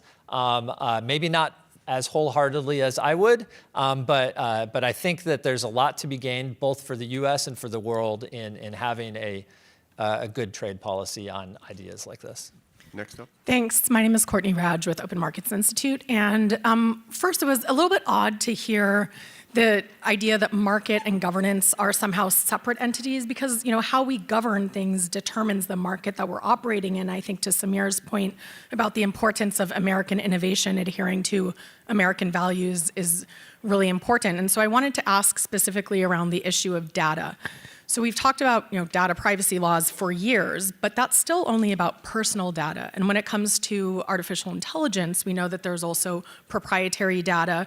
We have no restrictions on using data gathered from one line of business against others. And we have lack of clarity over copyright for text and data mining, which is giving large companies with the wherewithal to withstand lawsuits and offer indemnity to their clients the ability to just flaunt copyright law, and especially outside of the US where there is no protection for fair use, for example, the UK where it's very clear. So how are you thinking about a policy framework for data in the absence of a US privacy law, but also the use of data across the tech stack and across different components of a single corporation? Anyone want to take that very easy question? I mean, I think we do need a national privacy law. I mean, I think we've not needed it for a long time. I think it's even more the case now. I think there are hard and interesting policy questions around exactly how you apply that to AI and how, for example, data minimization concepts work. But I do think you need that. I mean, I think I am not by any means an IP law expert, so I'm not going to speak on the copyright issues. Obviously, there are lots of open issues there, but I'm not the person to speak on that. I will say the U.S. Copyright Office, if I still understand correctly, is currently still doing their study on the implications of copyright and AI, and I am definitely not the lawyer on this panel, so that's all I will say, but looking forward. But you mentioned competition, and it's also a competition issue, and it's not just a U.S. issue. So what do we do for AI competition in the absence of policy to deal with data? I mean, one thing is, I think the Create AI Act and other efforts to create data sets that are accessible to create government data sets and other kinds of data sets that are accessible to lots of entities. So in fact, it isn't just the big companies that have access to it. I think research around and developments around, for example, synthetic data and what role it can play in training and things like that, and putting more support towards some of that research is important, because that can also be another source that A, may not raise the same privacy issues, but B, again, can be the source of data sets that can be used more widely than just the big companies that already amass large amounts of data. Okay, I'm seeing that we actually have a bunch of questions over there, but we only have the room for like a minute or two at the max. So let's keep it short, but let's hear from some of the folks over there. Anyone watching this panel would have the false dichotomy that there's only the world of Biden/EU overregulation and the world of no regulation. That isn't true. We have a vast network of state and federal agencies to protect all of us from fraud, abuse, and bias and discrimination.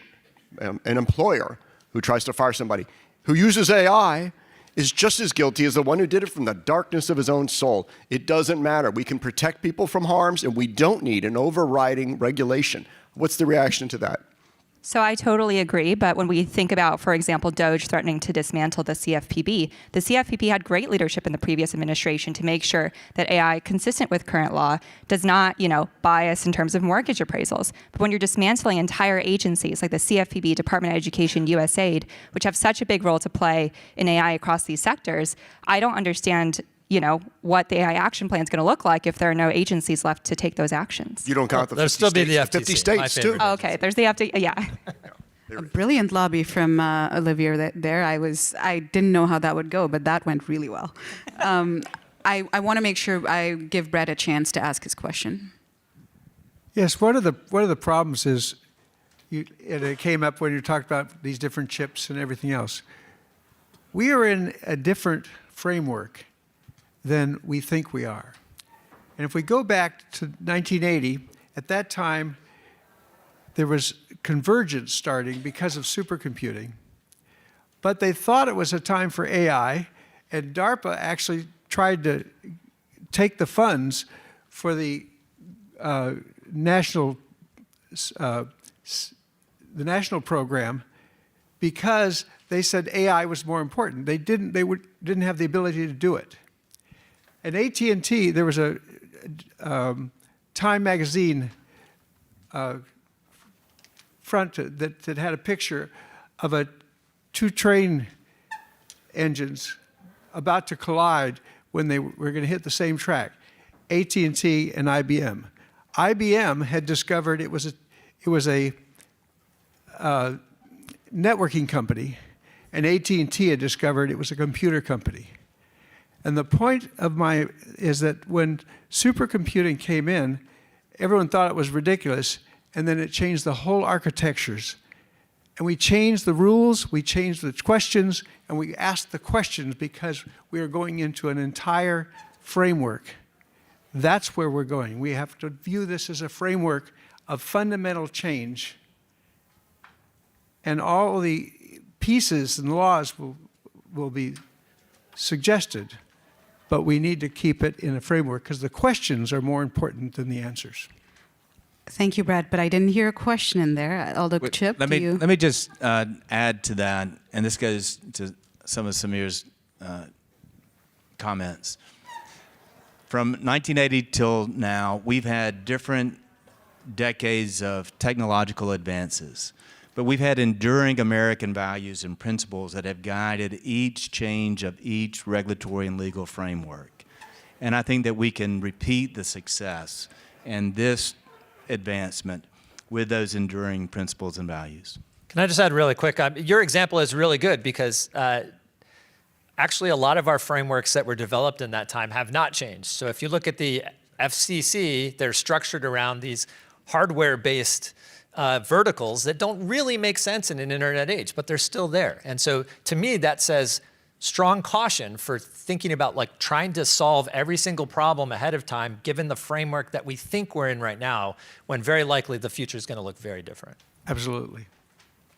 Thank you so much, Brett. Thank you to our panelists. I'm going to take a quick moment to say all of the things we didn't touch on. We were going to talk about Musk and Doge. We were going to talk about Congress shenanigans. There was a whole lineup, but this was brilliant. Thank you so much, my friends. Thank you for coming, all of you. And with that, we are done. Thank you.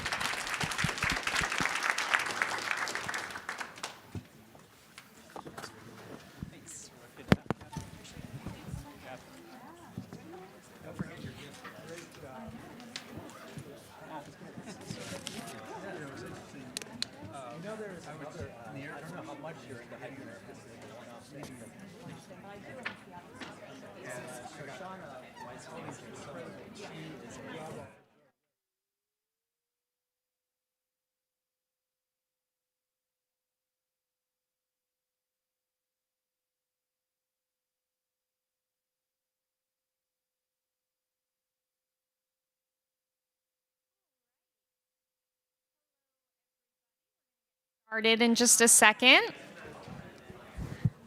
All right, thank you all for coming today. Today we are doing the emerging tech under Trump. My name is Miranda Nazaro. I am a technology and politics reporter for The Hill and will be moderating with our lovely group of panelists who I will introduce briefly. So starting from the end, we have Kristen Smith, the CEO of Blockchain Association. We have Diane Ronaldo, who is the executive director of Open RAN Policy Coalition. And then we have John Mitchell, who is the senior manager of governmental affairs at the Consumer Technology Association. I hope I got that right. And then we have Richard Witt, who is the president of the GliaNet Alliance. Yes. All right. Awesome. So today we're going to be mainly speaking on both cryptocurrencies and artificial intelligence policy under our now Trump administration. Obviously a very pertinent topic. Just this morning we saw Vice President Vance in Paris speaking on the Trump administration's views on AI, which we will get to, but we're going to actually start with cryptocurrency first. So it's been a busy 3 weeks, and only 3 weeks. weeks. And we have already seen a lot of changes in terms of how the administration is looking at the crypto industry, and I'm sure there will be a lot more to come. So to kind of start broadly, we're going to talk about what they are seeing in the past 3 weeks, how the industry is receiving that, and kind of the things that they are hoping to see moving forward. So I figured this would be a good one to start with you, Kristen. If you just want to talk about any of your observations, what we've seen, what we're going to see. Yeah, well, can you hear me? Did you click the... All right, there we go. I think I'm in tech or something. So listen, it's really interesting. In the history of cryptocurrency, going back since the creation of Bitcoin 15 or so years ago, we've never had a pro-crypto president in the White House. And even in Trump's first term, he was not super keen on cryptocurrencies. And certainly the Biden administration was no fan, was pretty openly hostile across the board. Some of that for good reason, but some of that just because they did not have an appetite to engage. And so to go from such a hostile environment to such an openly positive environment is wonderful and shocking and very keeping us all very busy at the same time. But I think what we're seeing just in the first 3 weeks and what we'll continue to see through, the first couple months is an undoing of the negative policies. So we've seen the repeal of SAB 121 guidance at the SEC, which are these accounting standards that kept the banks from coming in. Just today, we're starting to see announcements that the SEC is asking for a stay in the ongoing litigation. We're seeing sunlight come onto the debanking issues that the crypto industry has had. And so we're really trying to get back to almost a neutral position while simultaneously trying to gear up to put in an appropriate regulatory framework in place, because we do need new regulation and we do need new legislation. There are clear gaps that we think we need in order to promote innovation and protect consumers. And so, step one is sort of undoing that damage. And I think the fact that we have a crypto and AI czar at the White House is mind-blowing to me, and absolutely critical to highlighting this as a priority. So I think it's the first time in a long time where we've seen innovation as being part of a strategic U.S. objective to keep the U.S. competitive, to boost economic activity, and I think it's a fantastic result for all emerging tech across the board. Yeah, and I just to piggyback off of that, I mean, it's just been 3 weeks, and we've already seen such a shift toward a more predictable regulatory landscape, which is what this industry has been begging for. And so we welcome it at CTA, and I think is only up than here, because I don't know if you all had seen, David Sachs did a presser with the chairs of the House Ag Committee, the House Financial Services, Senate Banking, and Senate Ag, and the announcement was they were going to do a bicameral working group together in tandem on these issues, which we didn't see in the 118th Congress, honestly. So seeing this is just a hooray for the industry, something that we've been wanting, because in the previous administration, it was more regulation by enforcement, which is not feasible for innovation to thrive. And a lot of these fintech startup founders, it was better, they'd be better set at finding regulatory clarity in Singapore. I mean, the weather's probably much nicer than it is here, but we want to keep this in America. So. Awesome, thank you. Richard? Yeah, hey folks, Richard Witt. For those of you who know me, longtime tech and telecom policy counsel at Google and then at Mozilla. I'm from Silicon Valley now, so hello from the West Coast. And so from the emerging tech under Trump, I'm more that first part, not as much about the politics day to day. But I can just tell you from the perspective out there, it's now pretty much a blank slate, which is really exciting. From the cryptocurrency world, from the world of blockchain, and now we're seeing interesting intertwinings of AI technology, the coming of quantum. There's lots of ways that these intersections are happening, and the blockchain sort of ecosystem is at the heart of it. The way I think about it a bit now, it's like the dog that caught the car, right? And so now you're there, you have political power and the will to do something really interesting here. And the way I look at it, at least, is that crypto has sort of been following the way many emerging technologies go. Initially, they've been building out what I call a community of practice, right? So it's loosely companies working together on developing the policies for themselves and then apply them to the consumers and users that utilize their services. Now I think we're hitting this juncture point where it's, okay, how do we think about this from the perspective of potential oversight, perhaps even regulation coming from the federal sector? Then you're switching into what I consider like the self or co-regulation mode. So basically put your grown-up pants on and work with the officials in the Trump administration who want to build out this new structure around giving innovation to those who want to do the innovations coming from Silicon Valley and elsewhere, but also consumers having a sense of assuredness that the companies they're dealing with, the services they're procuring are trustworthy and they can have a sense of confidence.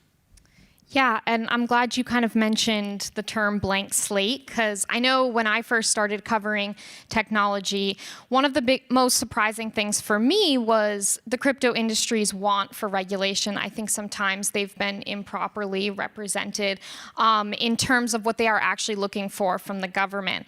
Now, wanting regulation, we're on a blank slate. I was wondering if any of you could talk about what would that regulatory framework look like? What is the industry looking to see? I know it can get very technical very fast, but I guess just in layman's terms, what will that look like, or hopefully look like, as we move forward?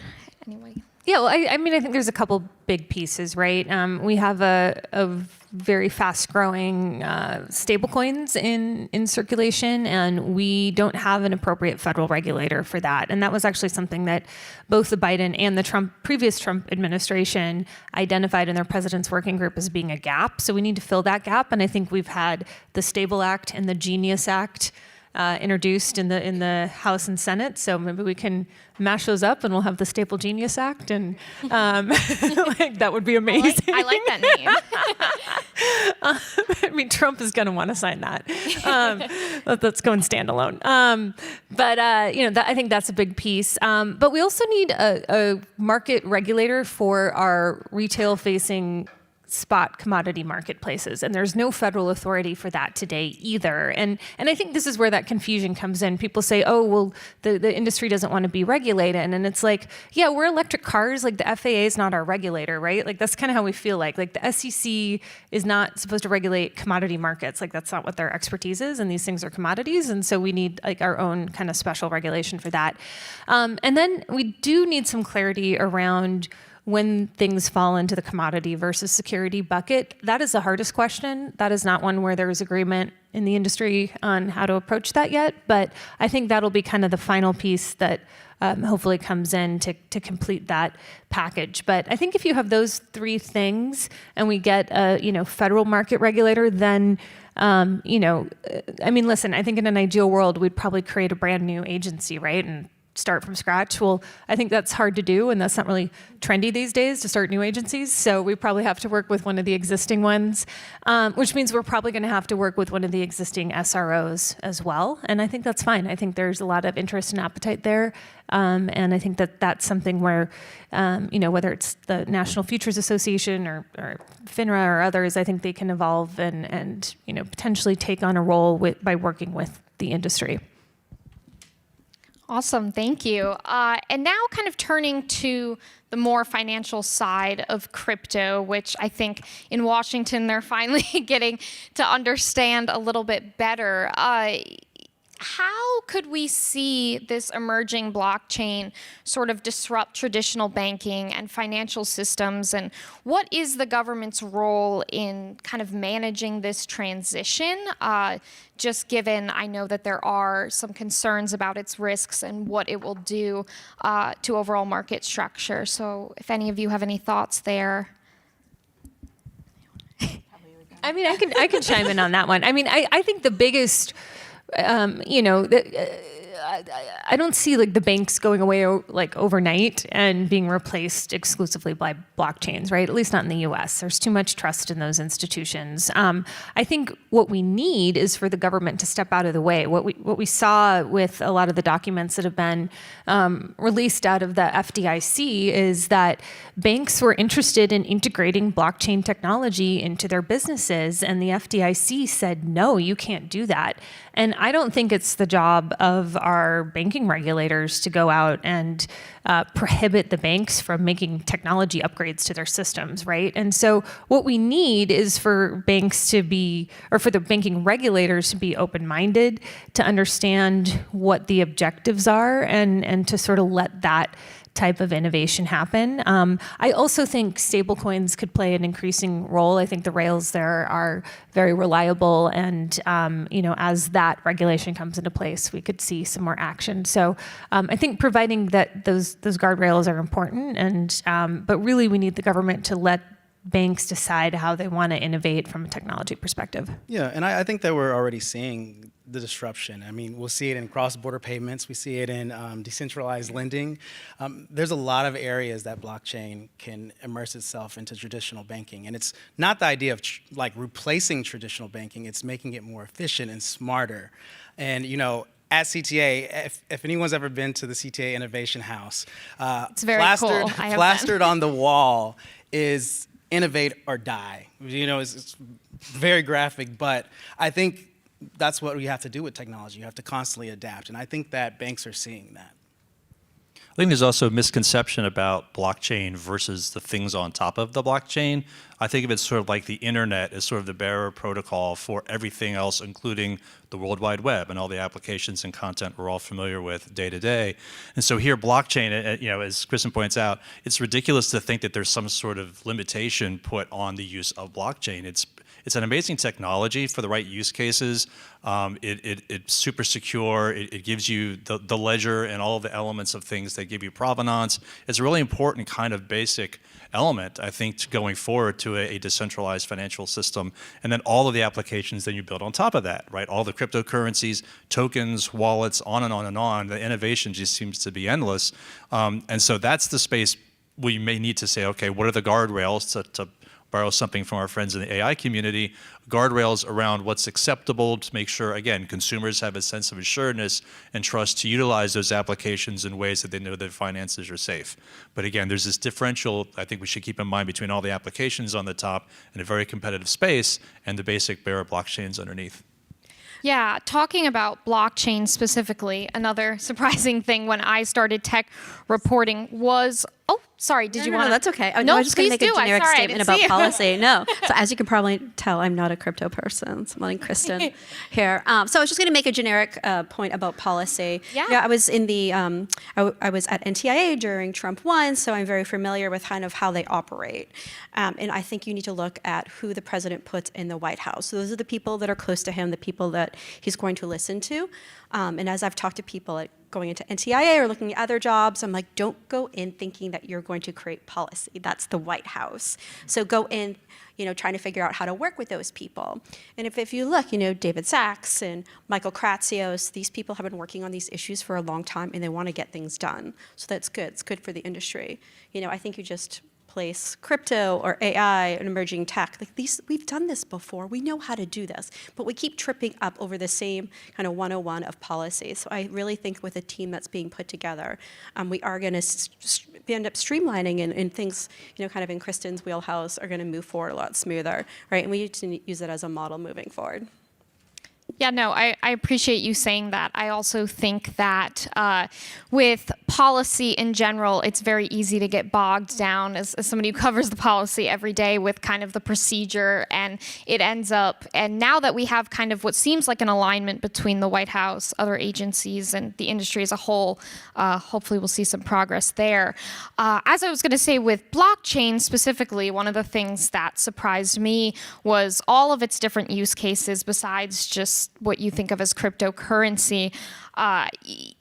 I know that Elon Musk's Doge, for example, is reportedly talking about using blockchain at some of these agencies that they're going into, and that was that was very interesting to me, just given, some people are still worried about how this emerging tech will be susceptible to hackers, et cetera. Moving forward, if we are to be incorporating blockchain into more, whether it's agencies or other parts of life, how should the Trump administration or other regulators kind of balance those risks and benefits that blockchain has to offer? If anyone want to? Listen, I think there's certainly an opportunity there, and it's not something that we've spent a lot of time thinking about at the Blockchain Association, but I think anytime you have technology that can, lend transparency to the way government operates, that's usually probably a good thing. But I think it's pretty complicated how it would be incorporated, and I think that at some point you got to map the real world activity to the blockchain, and right now there even seems to be a challenge to understand what's actually going on. So I don't think that's going to be an instantaneous solution, but I think it's a solution that's very, very worthy of investigation.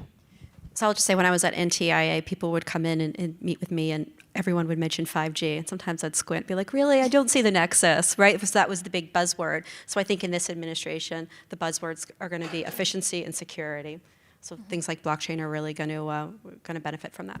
Yeah, absolutely. Just an overall embrace of kind of this new technology, which we've never seen. Did you want to add something? Yeah, just one other piece to that, and this may put me in a bit of a minority out in Silicon Valley, but we also need the human governance around blockchain and any technology, right? So there's this notion of what's been called trustless trust. As long as you build the technology in a certain way, you know enough about the permutations of it, the inputs and the outputs and the algorithms, everything in between, that you should just leave it alone and you're fine.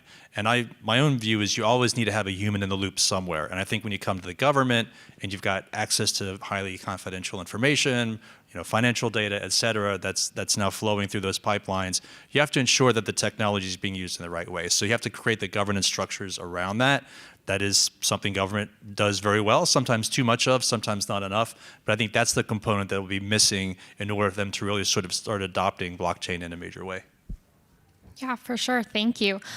So now we're going to turn gears a little bit to artificial intelligence, which obviously a very different technology. However, a lot of the policy foundations and the procedures are very similar, as we're seeing. So AI, Trump on the campaign trail promised that there would be removal of barriers to innovation. And as we saw with Vice President Vance today in Paris, it's very clear that that is their priority. There's been this long-standing battle between innovation and regulation/oversight. And I think Vance made it very clear today how the Trump administration is going to approach it. Obviously, we saw the executive order as well as the repeal of a lot of the Biden policies, which Trump believes were kind of hindering AI development. So again, kind of starting off broadly, how obviously the policy is still very new, very fresh. How do you see the landscape moving forward? How has the current administration's policies shaped this landscape? Yeah, so I'll start? say, with the Trump executive orders on AI, it has signaled a huge fundamental shift in U.S. AI policy towards a more pro-business, light touch regulation, free market innovation. And it's the reverse of what we saw in the previous administration, where it was more of a precautionary approach. I think that this will definitely fuel a faster AI development and deployment. And what we're seeing is also, like you said, Vice President J.D. Vance delivered a very powerful speech on this, and it shows that they are ready and willing to work with the private sector on AI innovation. And then just recently, the White House's Office of Science and Technology just released their request for information on their AI action plan. And in it, they're essentially saying they want to find ways to sustain and enhance American dominance in AI, and also find that, what is unnecessarily burdensome practices for the private sector in this space. So I think that this is welcoming. It's welcoming to the Consumer Technology Association, because I think it showcases how vital and important the role of the private sector is to AI innovation. It also highlights the economic, societal, and national security benefits of AI. And I think it really aligns with our policy and framework in terms of like risk-based and tech neutral. Yeah, a slightly different take on it. We've moved from sort of a lens around, again, the guardrails, right? So how do you ensure an AI system doesn't take over a nuclear power plant, right? Sort of the extreme risks, the parade of horribles. That's been developed and pretty consistent from all the different versions, from Bletchley Park to the EU AI Act to even to the Biden EO. And I don't think even in the Trump administration they're going to be much sort of veto over that particular notion. What's really happening is what I call a geopolitical shift. So now it's going from sort of innovation with guardrails to this notion of American dominance in AI.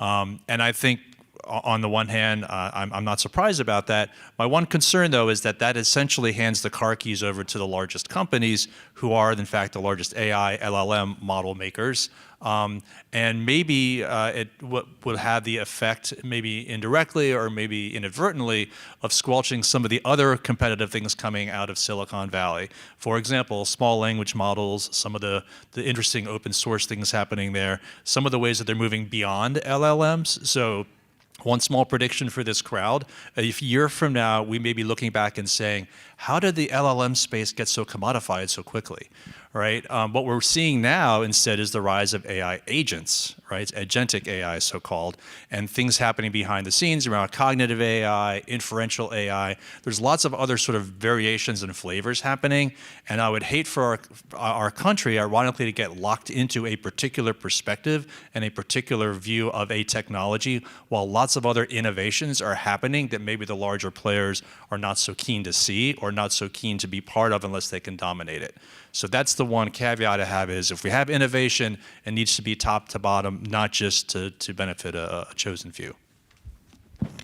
Yeah, that's an interesting perspective. I also think, too, looking at the relationship that we have been seeing with some of these major Silicon Valley companies, with the Trump administration, it seems that they're more intertwined than they have been before, and it makes you wonder if the small competition will kind of be weeded out.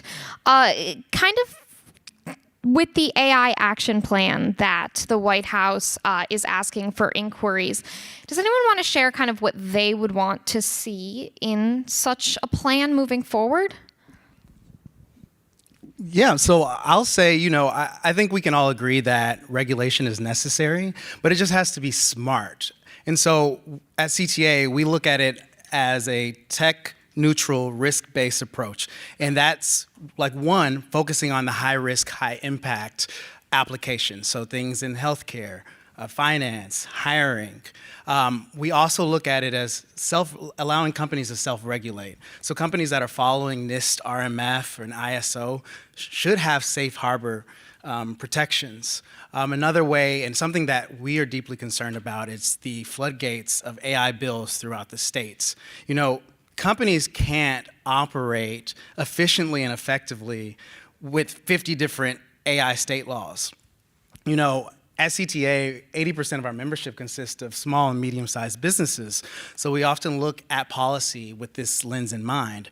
And although maybe a big tech company could, weather the storm of these many, many compliances, little tech cannot.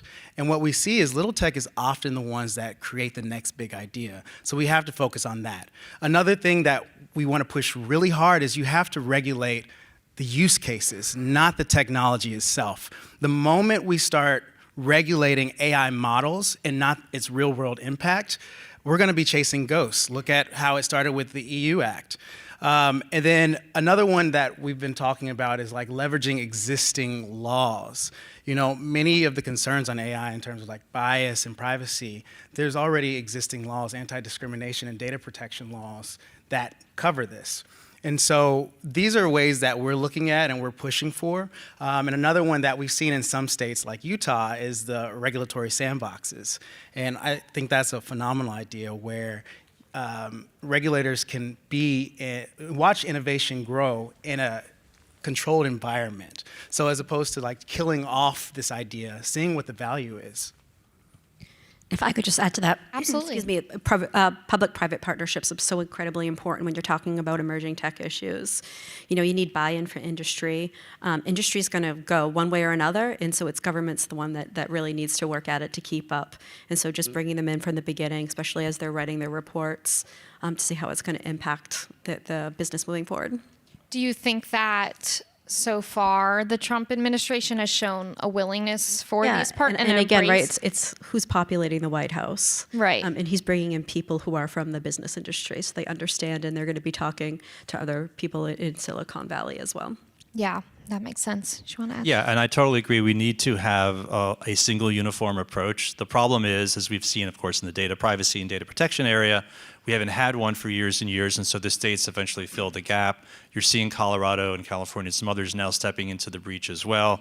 The best approach, obviously, is for Congress to move. Hopefully they can do so in a way that they haven't yet done with a national data protection law. I'd also say one other piece of this that from the companies I work with, so the Glennet Alliance is a coalition of about a couple dozen small for-profit companies who are building out what we call a net fiduciaries framework. So they want to basically have duties of care and loyalty to people, not as end users, but as consumers or as clients or as patrons or customers to them. So exercising that in a way that a doctor or lawyer would. So this is all voluntary, opt-in, building out some really cool technologies. And so the approach that they're taking is, in fact, empowering the end user, in this case, empowering their clients. And that's an element I'm seeing not necessarily part of the conversation around AI. It tends to be the guardrails, right? Keep the existential threats out, and then otherwise let the market do what it wants to do. My concern now in the rise of the AI agents context, and Bruce Schneier, I'll sort of take his phrase, we're entering now a world potentially of what he calls the double agent, where there's an application that claims to be working for me, wants to know me at a very deep psychological level, know all these things about me and my life and my inferences and what I want to do in my spare time, but in fact it's operating for somebody else under some terms of service that probably don't in fact include my best interests. And so I would like to see the conversation include those kinds of considerations as we start to use these AI agents in our daily life, with our finances, our medical care, social media, et cetera. How do we ensure that they're actually doing that to our benefit? And so I'd like to think my coalition and others can be part of that kind of national conversation. Yeah, for sure. That's really interesting. I think that kind of what you are all touching upon is the use cases surrounding AI.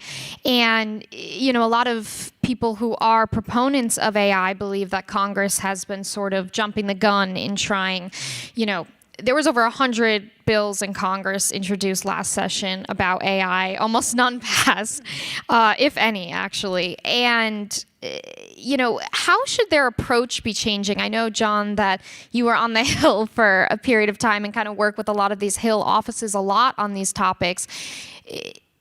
What's wrong about the approach now? I mean, and obviously it's leading to these fragmented state laws. And yeah, how do you see that moving forward? Yeah, so you know, what I will say is I don't think Congress is necessarily jumping the gun. I think in the 118th, we saw very intentional process to address this, whether it was the House Bipartisan AI Task Force, which released their report near the end of the 118th, which I found thoughtful for the most part, or the Senate AI forums that former Senate Majority Leader Chuck Schumer did. So I think that they were working for it. And I think just, you know, this is a change in terms of administration and influence and power, but there were multiple bills out there from the 118th that we endorsed and appreciated. We appreciated the Create AI Act, you know, that was to uplift NAIR, which would have democratized like data to researchers, to the small guys who wouldn't have the resources to get these data sets like the big tech companies. We were pushing for codifying the US AI Safety Institute. We think that is a wonderful way for industry and government to work on standards. And I think standards is a very important part. We want to put our values into standards globally. We don't want foreign adversaries like China to embed it into us. We want to be the one that leads it. The other area that we appreciated was now Senate Majority Leader Thune and Senator Klobuchar's bill, ARIA. It focused more on high risk, high impact applications as opposed to trying to envelop all of AI under one thing. And we know that, AI isn't a monolith. There's thousands of use cases, and it has to look at it on a sectorial piece. So I would say, I think that they haven't jumped the gun. I think that it all just happened near the end and things changed. So what I would, and this is just what I would really love to see Congress address is high-skilled immigration reform. This is one area that I think is so important. And if you look at the facts, so the National Foundation for American Policy had a report out, and 55% of American unicorns, so the startups with worth $1 billion, 55%, the founder was an immigrant. When you keep going, 2/3 of American unicorns either have a founder that's an immigrant or a co-founder that's an immigrant. When you go further, 80% consist of immigrants that are in leadership roles. And then also the average on-job employment is about 859 Americans. So I think that's something that Congress should really look at, and I know that it's a very difficult conversation to have, but in terms of all of AI policy, I think that they haven't jumped the gun. I think they've been doing the work, and now what I believe is they're allowing the Trump administration to send the marching orders on how to look at it first and foremost. And I think that also, if I say one last thing, the report that the House released, I see a lot of members that were a part of that, and they're all in different committees of jurisdiction. I think that that'll be the benchmark on how they go forward. Yeah, I think that, sorry, I just lost my train of thought. Did you want to say something, Diane? Sorry. He was right. Oh, yeah, yeah. Yeah, of course. Yeah, I mean, I largely agree. One other area that I think we're overlooking a bit is interoperability, which has come up a little bit in some of the previous conversations this morning. We're used to an interoperable web. We're used to having emails go from one place to another, regardless of whatever servers you happen to be using. But AI does not have any form of interoperability, either between the platforms or between the agents or between the agents and the platform. So so-called horizontal and vertical. This is a space where there actually has been some work done in the standards community. I think open standards is the right way to go. I'd love to see NIST take a leadership role on this. Not something that needs to be mandated by the federal government necessarily, but it's a place where if you want to have competition and innovation, interoperability between all these different AI bots and agents and avatars that are developing and all the underlying infrastructure below that is the way to really create that, that space. So I'm hoping that also, again, becomes part of the national conversation going forward. Yeah, I think that's a great point. And kind of going off of, maybe going a little bit back with the whole state use, or the state law dilemma, that House AI Task Force, which you brought up, John, talked about it very briefly. However, they didn't fully commit to some sort of federal preemption law. Is this something that you would like to see, or any of you, just given the patchwork of state legislation right now? Absolutely. That was one of the issues that we did have for the report, because it did not come out strong on preemption. And again, like I said, 80% of our membership is small and medium-sized businesses. It is very hard for little tech to comply with that many patchwork of bills. Technology is borderless. So what's happening in California that's not happening in Colorado, that's not happening in Connecticut. I mean, the list goes on. It's a lot to think about. And little tech is often understaffed, overworked, stretched thin, so they don't have time to really address and comply, or they don't have the finances to do so. And so this is a major concern that is occurring, and as we've talked about, this is becoming like the privacy landscape. And it's just a dangerous, slippery slope to take. So I do hope... We haven't gotten anywhere with privacy for how many years? So it's kind of foreshadowing. Yes, and it's a nightmare. We don't want that to happen. And so I hope that the administration looks at this on that kind of level and understands that innovation happens nonstop, but innovation happens. Little tech pushes and drives innovation. And if they are hindered, if they aren't able to comply, if they're afraid to try with the feel, getting slapped, I mean, we could really kiss this goodbye of like leadership in AI. And I think that the administration kind of understands that. We've had conversations, and I think they understand that path. So I'm hoping, that we do hear about preemption in this piece. I'll have to say something on behalf of my current home state of California, which often gets bashed for being first in the nation to do all these terrible things to the tech industry. In the last session, there were 17 bills that Governor Newsom signed into law. They were mostly sector specific or things around funding or public sector uses of AI and whatever. There was a fairly large bill, somewhat like the EUAI Act, which in fact he did not. He vetoed it. And his particular reason for doing that was it wasn't quite ready yet. We're not quite baked yet. So I give him credit for saying we're not just jumping into the fray full feet, as California, again, tends to be wont to do, in this case, stepping back a bit, but then it throws it back into the corner of the federal government to do something here, show some leadership in the coming months, because otherwise, where Colorado is, where Texas may be going, and others, that may just be the beginning of an onslaught of these bills, which doesn't really help anybody. Yeah, and just to add to that, in that report, in the House report, they did discuss a moratorium of, states would stand by as they do further research. And, regardless of the fact, and Congress would give a specific time and when that would end, but that doesn't stop the states from continuing on. And if we don't come to a realization that preemption is, the most important thing, then we're just going to continue to see the declination of AI advancement here. Yeah, and I think we all know that it takes a while for things to pass in Congress, so we're kind of at a dilemma of, do we pass things fast, or do we do the more research, the moratorium, as you're kind of talking about. Something I wonder is that obviously Trump has favored, in some cases, not AI, sort of a state-by-state legislation approach. Do you think that he would be open to a federal preemption law? Does anyone? What do you mean by two-way? Two-way? Oh, what'd you say? Did you say a two-way federal? No, sorry, federal preemption law.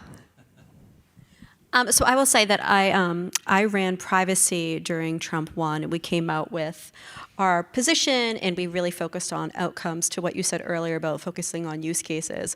And while it wasn't expressly said, that was our goal at the end of the day, was some type of federal preemption. Again, it's issue by issue. Here we are 4 years later. But again, right, I think the words of the day are efficiency and streamline, and a federal law does those things. But this is why I think the White House will play such an oversized, influential role on these issues, that all of this is going to come from the White House. Congress has a lot going on, so I think if the White House is able to give something its blessing, it has a much smoother path through the two chambers. Yeah, I think we're hopeful, as this group has talked about, with Kratsios and Sachs and Parker and the White House. I think that they understand the need for it. And so I'm hoping in the next few weeks, it's only been week 3, but I'm hoping that we do see an appetite from the administration moving forward on this. And they've been thinking about it for 4 years, right? Yeah. They just did 2019, They've had time. and they've been thinking about it. They have ideas. It might be a mic drop, Yeah. It feels like a lot. The news cycle is a mic drop a lot these days. Diane, actually a follow-up, not to put you on the spot. When you talk about kind of the work with the federal privacy law, what were some of the challenges that you ran into as to getting people on board, the Trump administration on board with that? Obviously we still don't have one, but. No, but what I said at the beginning, things flow down. And I was very lucky. My my person at the White House was Gail Slater. Her hearing is set for tomorrow. So Gail and I worked hand in hand. We met with we met with over 100 companies in the process of putting this together. So it was great collaboration. That's why for those people who are in agencies, reach out to your White House person, become their friend. That's how you're going to get the work done.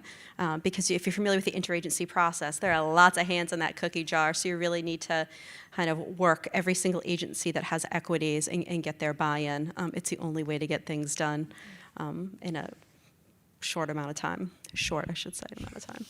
Good advice, especially right now as we're seeing some changes with a lot of federal agencies. Now, I guess, Diane, again, turning to a little bit of your policy focus. We know that Trump and the Prime Minister of Japan recently met last week. They issued a joint statement highlighting their commitment to the collaboration of AI and Open RAN. Now, the convergence of AI and Open RAN is driving new opportunities and efficiencies, as you were highlighting, with emerging tech. We're seeing that in telecom, defense, security. Do you have any predictions as to the next 4 years, what we could see with Open RAN policy? Yeah, absolutely. Thank you for the question. So I think that you'll be seeing a lot of collaboration between the United States and our allies around the world. And Japan's just a perfect example. We've already been doing so much with them in the technology space. What more can be done? How can we work together to, Open RAN, everyone, the Open RAN Policy Coalition, how can we work together to deploy Open RAN around the world? AI is beginning to be a big part of our conversation in telecom. How can we make telecom more efficient? So I think sometimes when you're thinking about AI, you're thinking, as to your example, right, how it's going to take over a nuclear power plant. But from, maybe we'll do small AI on my end, it's sensing capabilities, and how do you know when a network, in the middle of nowhere goes down, and so it has a lot of great use cases that are going to benefit the users, the governments, in ensuring that we get Open RAN deployed around the world, especially in third world countries, where it is so work intensive and so costly to build a network. Yeah, thank you. Richard? Yeah, I just say Open RAN fits really nicely in, I think, this idea of a more federated, over time federated set of networks or modular building blocks to support things like blockchain, things like AI. I think AI is never going to be this sort of like this monolith. It's always going to be a mix of different things, increasingly pushing technology towards the edge, for example, on devices. And so I think having a much more adaptive, modular type of network configuration like what Open RAN gives us is, I think, a really important way to ensure that you have that infrastructure in place to allow these innovations to occur. Right. Well, thank you. And so now I think we will open the floor up to questions, anything that we talked about or anything related to emerging tech under Trump. If anyone has, sure. So is there a microphone right here? Oh, there is a microphone on the side too. Oh, here. I'll take yours. You can take. I'll just roam around. Oh, true. Oh, I think.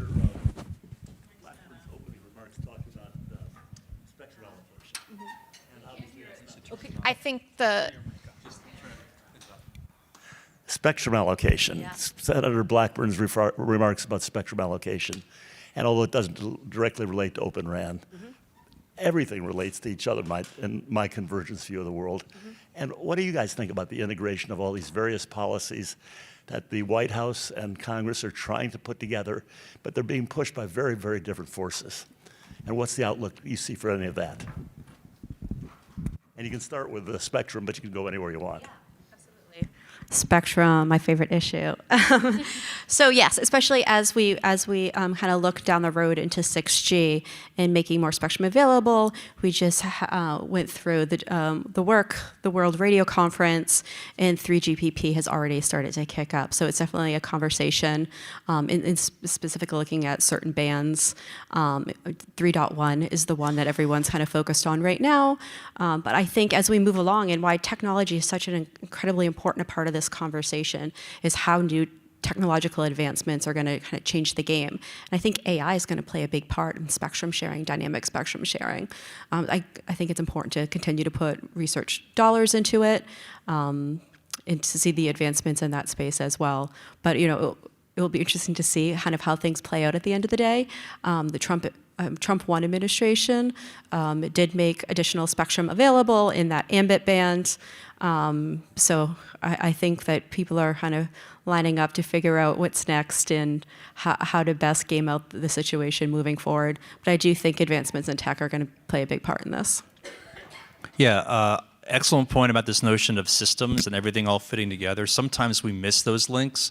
We're all sort of fighting for our own individual issues here in Washington or in the States or overseas, and not necessarily doing it in this like broader notion. So it's almost like we need the Everything Everywhere All at Once coalition or something, right? Where we all have a sort of a common agreement that what we want to do is get out these innovations to people where they are in a safe and quick manner. So, but yeah, I appreciate your point that sometimes the connections that actually create some of the, or maybe much of the value tends to get lost in the chatter as we're focusing in our little silos. I don't know. I'm in California now, 3,000 miles away. I don't get paid to worry about what happens in DC as much anymore. But I like to think that there are some smart people who look at the world in that way and can like sort of pull it all together. I think they pull it together. Pollyanna. Awesome. Any other questions? Oh. Hi, yeah, so David Young with Addis. There was some discussion about the importance of standards, and I guess when it comes to these emerging technologies and developing private sector-led voluntary standards, do you think the U.S. is well positioned to lead in this area, and what, if any, challenges or opportunities do you see there? Are we well positioned? Yes. Do we struggle? Yes. Gosh, I focus a lot on this issue, as you know. It's tough, right? These standards bodies, they never take place here in the United States. They're always someplace else around the world. That needs to change, right? We have the UN. We have the ability to deal with people that we normally don't let in on a tourist visa to do a standards setting type meeting. We need to make sure that happens. It's incredibly expensive for companies to send their talent. And why do you send your top talent? No, right? So if you were to have something closer in North America, it'd be a little bit easier to send your best people there to make sure that we are, the voice in the room, the important voice in the room. As you know, China, they flood the standards bodies. And it does make a difference, right? You still might have the same amount of votes, but if you're constantly having somebody buzzing in your ear all the time, that doesn't necessarily, it kind of hurts your place in this world. I agree with Diane. I think we do have the opportunity to lead. I think that, despite it all, when you actually look at this, it's the United States versus our adversaries. And I think oftentimes the Western Hemisphere is going to look towards us to create the standards. We see Europe has done many, many different standards and regulations that kind of stifle innovation. And so I think if I were, a founder, a tech founder, any kind of facet in AI, I would be looking towards the United States. Because once I'm looking towards China, then my data, my everything else, the values that I have are completely wiped away. And so I think that we are at a consequential moment, and I think that we can win it. I'll just say standards tend to be about the future, right? It's like creating markets we don't yet know what they would look like, new technologies, the uptake and all of that. So oftentimes, like the representative of the future is not in the room. Typically, it's governments and sometimes the larger companies who can represent sort of that futuristic view, but sometimes not.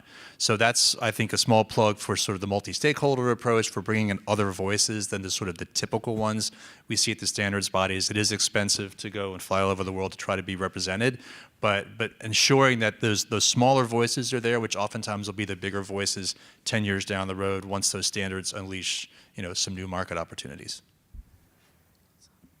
Any other questions? Thank you so much. Yeah. Miranda. Of course. Thank you. Thank you all for joining us. I know the timing was a little bit off, running late, but yeah. Well, thank you all for joining us, and thank you to our panelists. Obviously, this topic is going to keep changing, so we'll be back. Thank you.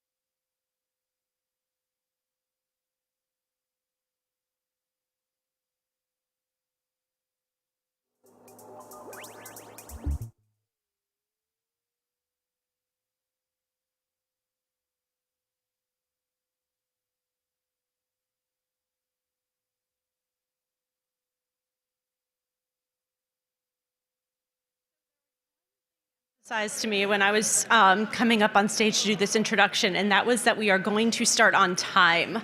So I'm supposed to tell you all that we're now in the listening portion in this room.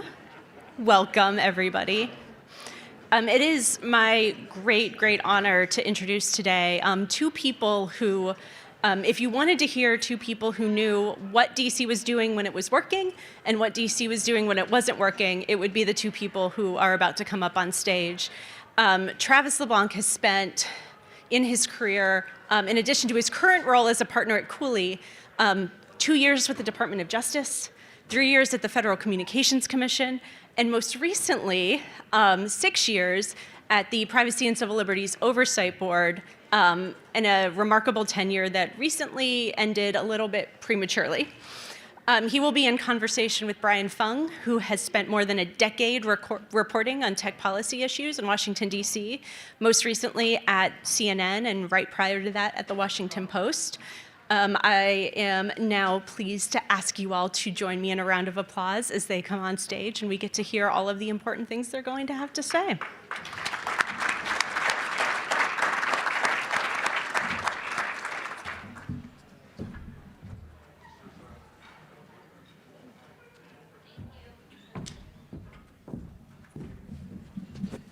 Hello. Travis, thanks for joining me today. Really appreciate you being here. No problem. Thank you, Brian. Looking forward to the conversation. And of course, thanks to Tim and State of the Net for having me back. First, I think I probably speak on behalf of everyone here when I say the thing I'm most curious about is what was it like to be fired by President Trump? A lot of people have now had the experience. I recall it was the Tuesday after inauguration. It was in the evening. And I received an email that purported to be from someone named Trent Morse, a name that I had never heard of before, asking me to resign on behalf of the president or be terminated within 48 hours. And when I received the email, I actually thought it was a joke at first because it came to me at my PCLOB email address, it went to my Cooley email address, and then it went to two random email addresses that have nothing to do with me but that had would look like my last name in them at a Gmail and Yahoo. And it looked like some guy named Greg. And I have no idea where those two email addresses came from. And so it kind of looked like it was spam there. But then I heard from the other two board members that they received the same email within a minute of my receiving it.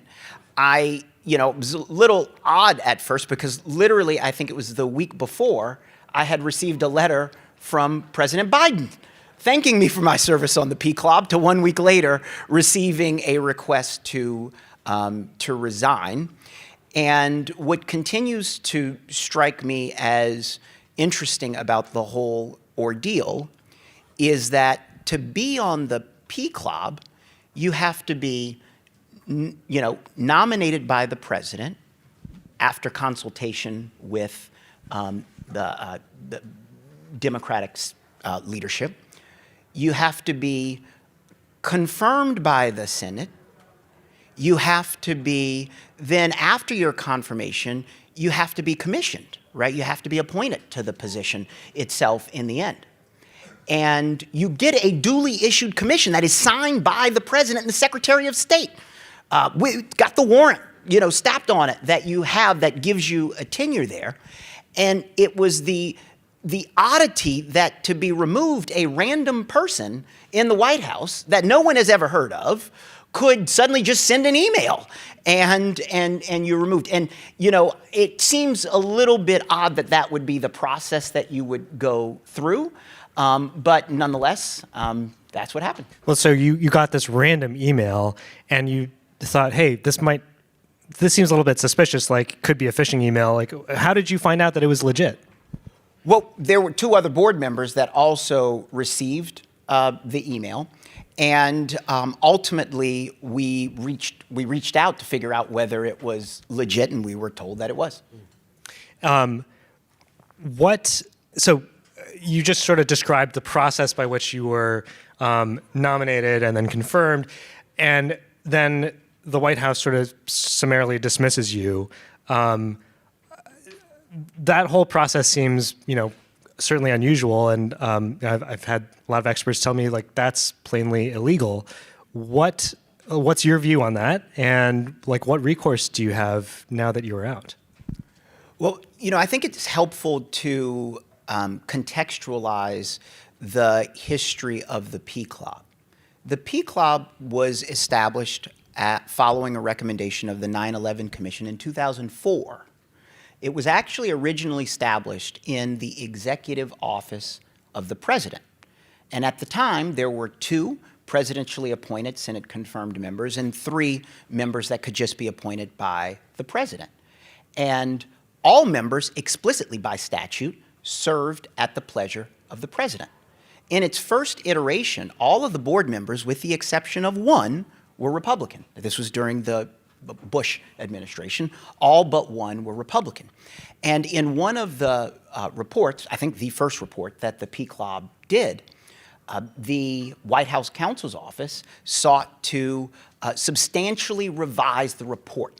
And ultimately, because you work in the White House, you go through the process for review for any document that you want to put out through the White House. Lanny Davis, then the only Democrat that was actually on the board, there were 4, so it wasn't 3-2, it was a 4-1. Lanny Davis resigns in protest over the lack of independence of the PLENARY. It is that resignation that led to the reconstitution of the PLENARY in 2007. When it was reconstituted, it was pulled out of the White House, pulled out of the executive office of the president. It was established as an independent agency. All 5 board members were established as presidentially appointed and Senate confirmed. The president was explicitly required to consult with the Democratic leadership, in this case, the opposition leadership, for nominees. They were meant to serve fixed terms of 6 years, which gets you over 2 administrations. The people that were appointed were explicitly, by statute, it says, explicitly told, shall not be appointed on the basis of partisan affiliation. It's written into the statute.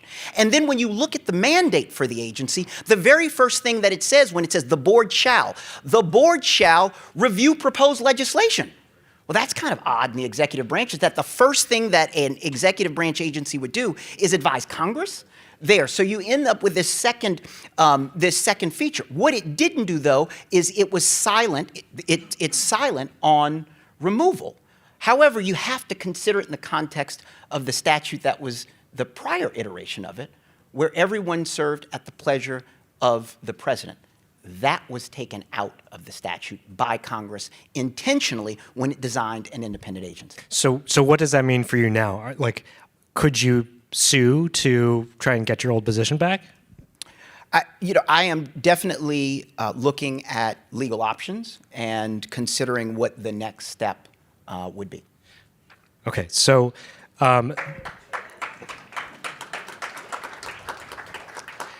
you wrote an op-ed for The Guardian, and the headline to that was, "Trump fired me, now it will be easier for the government to spy on Americans." What kind of abuses keep you up at night? And do you worry that, what used to be incidental collection of U.S. person data might soon become targeted collection of U.S. person data? So one of the requirements on the PLENARY is that we all have top secret security clearances. So I have to balance the answer to your question about what keeps me up at night with what I can speak about publicly. I do think that there are several projects right now that the PLENARY is actively working on that do keep me up at night and make me concerned. One of those projects is one that many people in this room probably know a lot about, which is Section 702 of the Foreign Intelligence Surveillance Act, which will go up for reauthorization in, I think, April of 2026. That is a critical and indeed one of the feature projects that the board has historically been involved in. It's one that at the end of last year, the board voted to approve a new project into it. I was I led the effort to do that. It was not a unanimous vote. It was a 3-1 vote. One member voted against it. The idea that we would not have the PCLOB on the beat when Section 702 is up for reauthorization keeps me up at night. There are changes, reforms that were mandated the last time it was reauthorized. There are concerns about incidental collection that continue to exist, U.S. person queries that continue to exist. I think it's absolutely critical that the PCLOB have a role doing that, and I hope that the prior opposition that was to Section 702 will not end up killing the report. A second example that keeps me up at night is another project that we opened at the end of last year into tactical terrorism response teams as part of CBP, Customs and Border Protection. For those who don't know much about them, this is an elite unit, I guess, within CBP that works at the border to conduct surveillance, counterterrorism, using a lot of surveillance techniques such as accessing phones. It's the border, and at the border, there is less protection.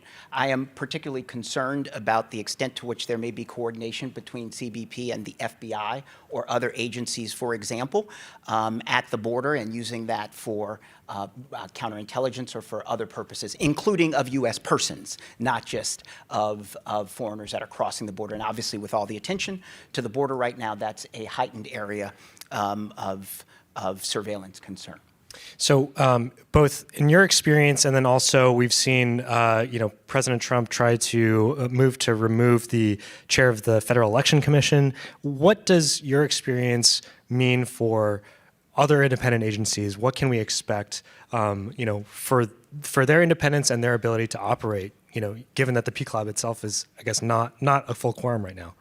Yeah, that's an interesting question, because to me it really goes to the essence of what is an independent agency and why do we have them? What value do they add? Right?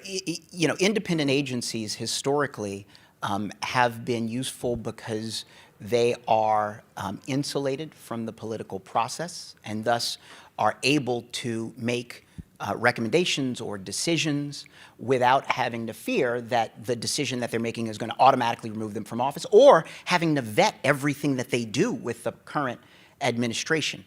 It allows expertise in highly sophisticated areas to be brought to an agency.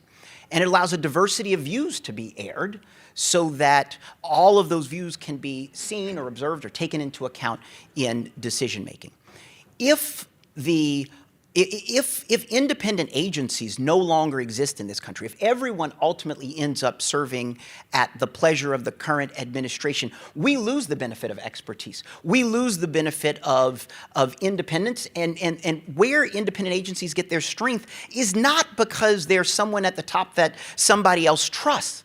It is that both sides, both parties, they all feel like their views are aired, and that trust in and of itself is what gives them power. So when you take that away, when you take away the minority side, when you only give one stream of information and communication, it calls into question whether you're getting the true story, and it calls into question the credibility of the ultimate decisions or recommendations that are coming out of the agency. So my fear is that in a lot of heavily regulated spaces, privacy is just one. Transportation, elections is another. Energy, in a lot of these spaces, the economy, consumer financial products, that all of that gets called into question, and that ultimately you have a stable source of regulatory guidance that is undermined and taken away. And ultimately, the bottom line for the American, the average American citizen, the American consumer,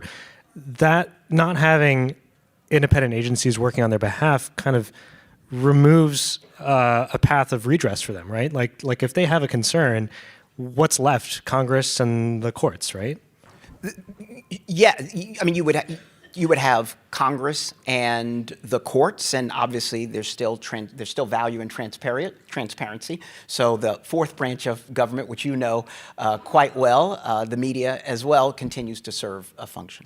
But as we've seen, President Trump appears to be interested, if not, openly willing to flout court orders. And a lot of people have been talking about just this week whether we may be in a constitutional crisis with the administration either about to refuse or refusing to respect the power of the judiciary. What does that mean in the context of surveillance oversight if the administration is not willing to respect the power of the courts? A lot of the surveillance programs and activities that we certainly looked at the PLENARY, they never find their way to a court. Some do, but not the majority of the kinds of things. They never quite make it there. And so what I think the value is of oversight agencies is that, and oversight authorities, is that they are able to address issues of abuse or unlawful activity or waste outside of the judicial process, and even in addition to the congressional oversight process. There is great value in having that, that mechanism there that doesn't have to wait on a case to be able to investigate a matter and take action where appropriate. So we've so far been talking purely about the United States and what's happening within the United States, but obviously, our approach to the PLENARY and its work and its impact reaches far beyond the United States. Tell me a little bit about how, in your conversations, folks across the Atlantic and Europe are thinking about what's happening here, about the gutting of PLENARY. What this might mean for the future of EU-US data transfers. What can you tell us about that? There's a real concern in Europe that the gutting of the PLENARY will ultimately end up calling into question the integrity of the data privacy framework that permits data flows between Europe and the United States. I have now been in, 4 or 5, I can't remember right now, annual reviews that are done between the Europeans and the United States that look at the Privacy Shield or the data privacy framework. The US government gets great value in being able to explain the independent oversight processes that take place with regard to federal surveillance activities. And the PLENARY has been, in my entire time on the PLENARY, a full 100% feature of the US case that it makes to establish that we do have independent oversight of our surveillance authorities. In fact, it is because of the the annual review with the Europeans that in 2018, 3 board members were confirmed to give us a quorum literally the day before they got on a plane to fly to Europe to actually attend the data privacy, the Privacy Shield annual review. The board plays a role not only in identifying judges and special advocates and passing those names on to the Attorney General, for example, but in annually reviewing and certifying the redress program that is part of it. The concern is that to the Europeans, if there's a perception that the PLENARY isn't independent, that the names that it's setting forth are not actually independent, but really the names the administration wants, that the board will certify whatever the administration tells it to certify, that it is part of the administration, that it can't be trusted and it loses that value. And it's not just the PLENARY that is called into question. It's actually the Data Protection Review Court that's called into question as well and is another feature of the review. And we've already seen one resignation publicly of the special advocate in connection in the last couple weeks. I suspect that more resignations will become public in short order. And when you have a combination of removals from the PCLOB, resignations from the Data Protection Review Court, one can't help but wonder about the future of the data privacy framework. So I wasn't here earlier this morning, but apparently Beth Williams was, and I'm told that her message to this audience was essentially everything will be fine. Do you have a response to that?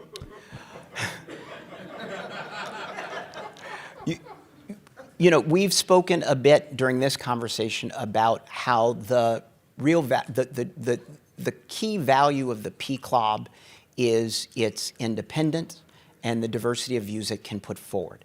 If there's a perception that the PCLOB is working at the behest of the administration, it's not really independent, and it's approving everything, then it undermines the whole value of it. And you start to wonder, well, what's the difference between the PCLOB and the Intelligence Oversight Board that's already within the White House?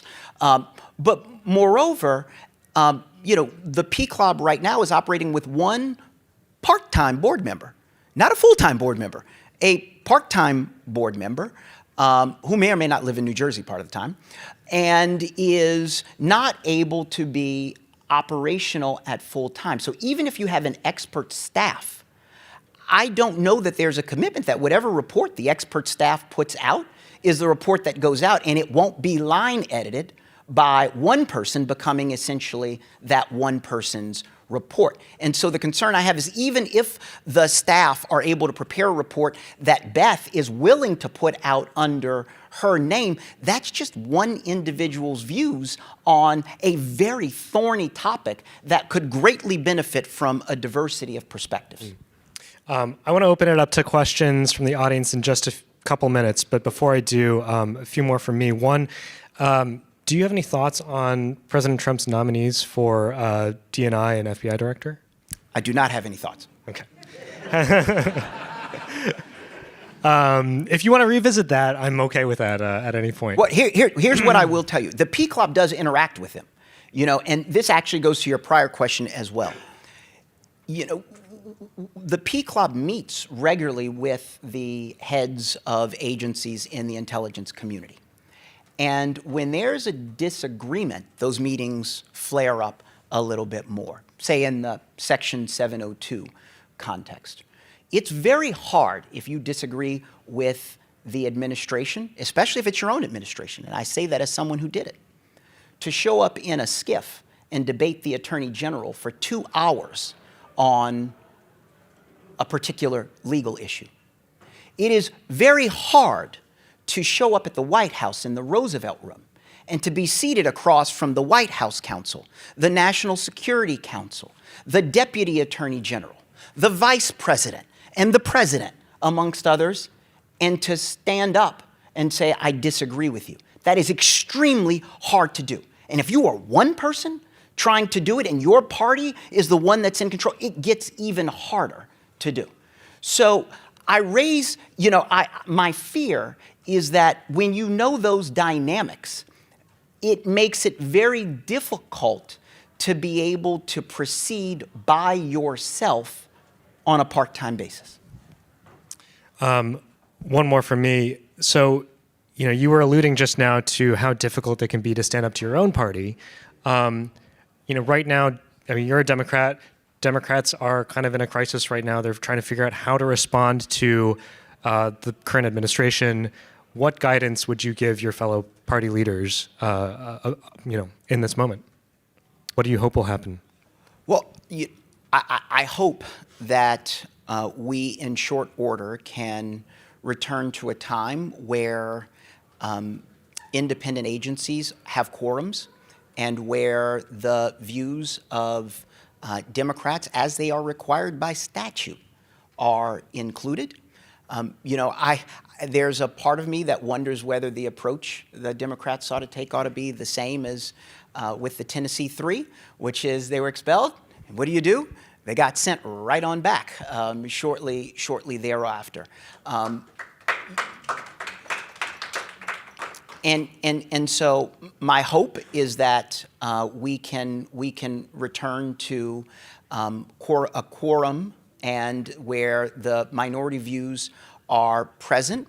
And I also, I also wonder whether even those folks, sort of have to be confirmed again. I don't know the answer to that, or whether if they were previously there, you could just rename them and put them back. And there's no stigma to really take from it. It's perfectly okay to understand at the very beginning of the administration you're trying to get a control of everything, and then once you've got control, you're like, okay, let me get things back to the way to operational efforts. And the Democrats hopefully can be supportive in having all of us who were removed return to our roles in line with our respective commissions. So if President Trump tomorrow said, actually, we want you back on the P Club, what would your response be? The president nominated me twice in his first administration. I took up the call to service for him, and I would continue to take up the call for service. Any questions from the audience at this point? Feel free to come on up. I think there are mics on either side. Travis, we've got just a couple more minutes left, but I wonder if you might say a little bit more about what you hope to do next. If you do, supposing President Trump doesn't have a sudden change of heart and ask you back.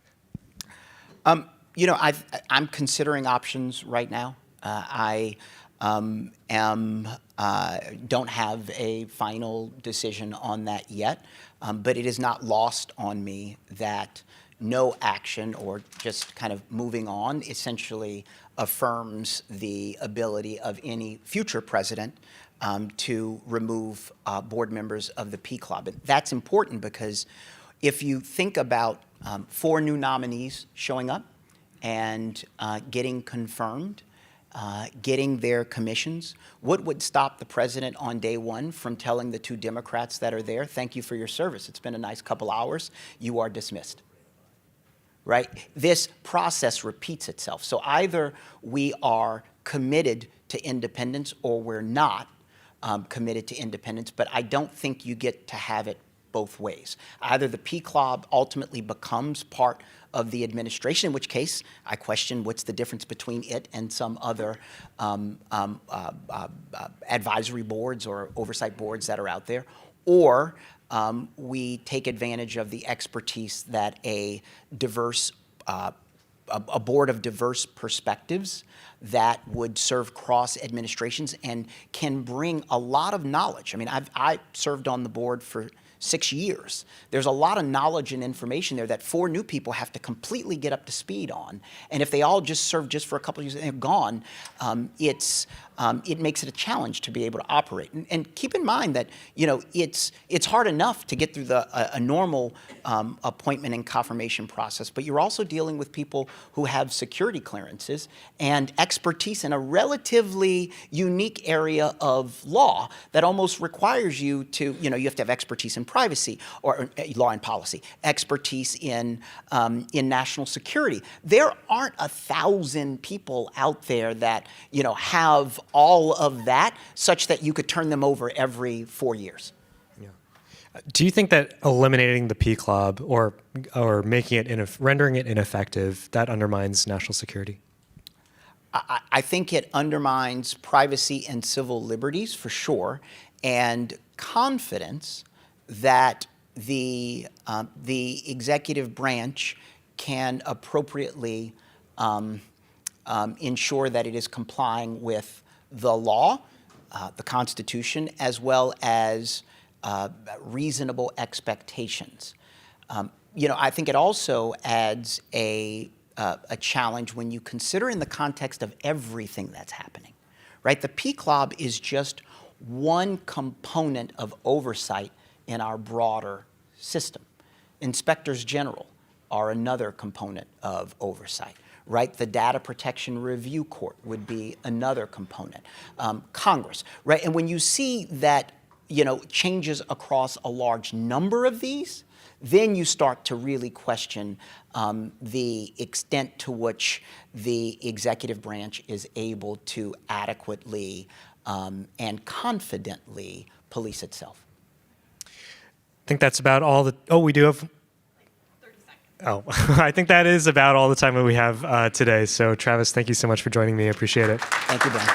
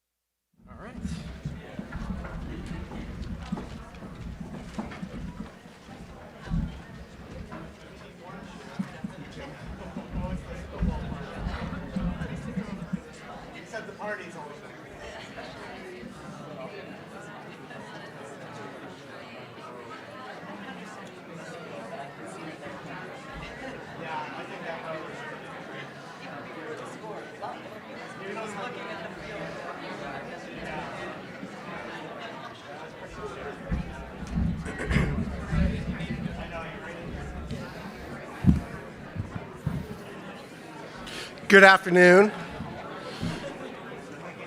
My name is Rick Lane, CEO of Iggy Ventures, also the coordinator for the Alliance for a Safe Online Future and sponsor of this event.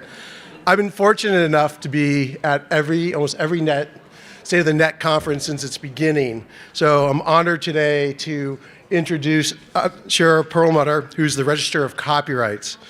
One thing interesting about the Copyright Office is it's part of Congress. It's not an agency.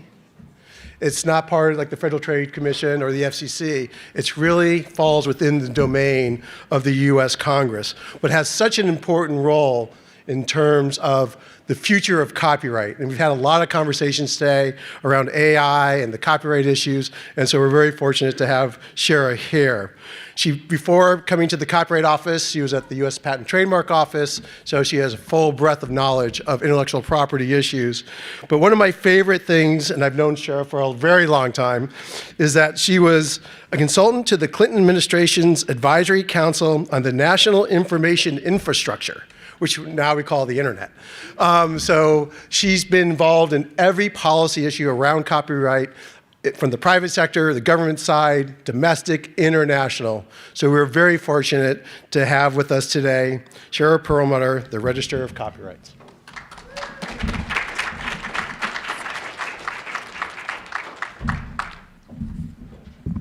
Well, thank you, Rick, and good afternoon, everyone. I'm delighted to have a chance to be here and talk to you today to give you a glimpse of what the copyright community is buzzing about these days, and that is the impact of the current iterations of generative AI. And this exciting new technology raises very important copyright issues. And you might ask why, if you're not deeply immersed in the field. It works by ingesting numerous copyrighted works and then producing content, art and music and text, that resembles content produced by human authors. And it can also be used to produce realistic replicas of humans' appearances and voices. So the question is, how does all of this fit into or require changes to the existing copyright system? Now, there's some very fundamental questions here. How does human creativity differ in nature from what AI systems can generate? And that is either now or in the future. In what ways can the technology serve as a valuable tool to amplify human creativity and ultimately promote progress? To what extent might AI-generated content replace human-authored content, essentially drown it out, and reduce incentives for humans to create? And ultimately, how do we avoid impeding technological development while also ensuring that human creativity continues to thrive? So, looking at all this, the Copyright Office launched a comprehensive initiative to examine all of these questions. And in our role administering the Copyright Act, we began by issuing guidance in March 2023 on how to register works that incorporate AI-generated content. So we confirmed that human authorship is required for copyright protection, and we told applicants to exclude from the scope of their claims in the application any AI-generated content that was separable and more than minimal. And then later that year, we issued a notice of inquiry seeking public comment on the full range of issues raised, and ended up getting more than 10,000 responses, all of which we have read and analyzed. And I always get asked whether we used AI to do that, and the answer is no, not yet, maybe someday. And in July, we published the first part of what will be 3 parts of the report that came out of that notice. And this was on the topic of digital replicas or deep fakes, as some of you will have heard earlier today from Andrew Foglia of my office. Now, as everyone's aware, there's been really a proliferation in the use of individuals' images and voices that make it look like they're saying or doing something that they're not. And we've seen that in the political space, we've seen it in advertising, we've seen it in pornography. And although the technology to produce fake images and voices has been available for a long time, AI technology has made doing so easy at tremendous speed and scale, and with more sophisticated and perfect outputs. And the harms that can be caused are both immediate and obvious. So an individual's image and reputation can be damaged, and income can be diverted, and public trust can be eroded. How do we know that what we see is what it looks like? So in our report, we surveyed existing law, both state and federal level, and concluded that they did not adequately deal with today's threats, that there were a lot of gaps and it was an incomplete patchwork. So we found that there was an urgent need for a new federal right protecting all individuals, not just celebrities, from the unauthorized use of their likeness and voice, whether for a commercial purpose or not. And Congress, at the same time, has been looking at these issues. So on the very same day that we issued our report, hours later, a bill was introduced in the Senate called the No Fakes Act. Don't ask me what the acronym stands for, but it is an acronym.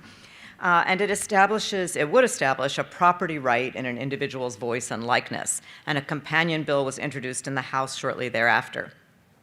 Now, the provisions in this bill are consistent with most of the recommendations in the office's report, and we expect that these bills will be reintroduced in the new Congress, and they do have considerable support, so hopefully they will move forward. Several states are also considering or have enacted laws dealing with unauthorized digital replicas, in particular California and Tennessee, not surprisingly, and in Tennessee it's called the Elvis Act. And that adds yet another nuance, which is how does the state law interact with any new federal law? So that's the digital replica issue. The second part of our report was released about 2 weeks ago, and that's on the topic of the copyrightability of the output created using generative AI.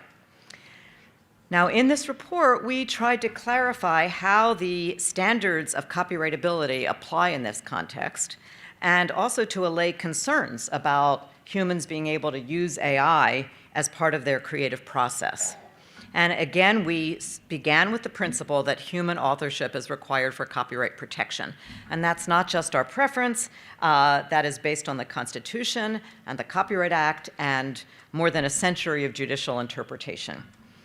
But that's, of course, just the starting point, because there is almost always, you might even say always, but I never want to go out on a limb too far, but there's almost always some level of human involvement in producing AI content. And ultimately, the question is always going to be whether the traditional elements of expressive authorship in the output were determined by a human or by the machine. Now, the policy implications here are significant. This isn't just a technical question. Many commenters pointed out that given the speed at which AI systems can produce material, there's a risk that floods of what is essentially derivative content could drown out more creative human works. And that could have serious consequences for human authors' livelihoods and the evolution of culture.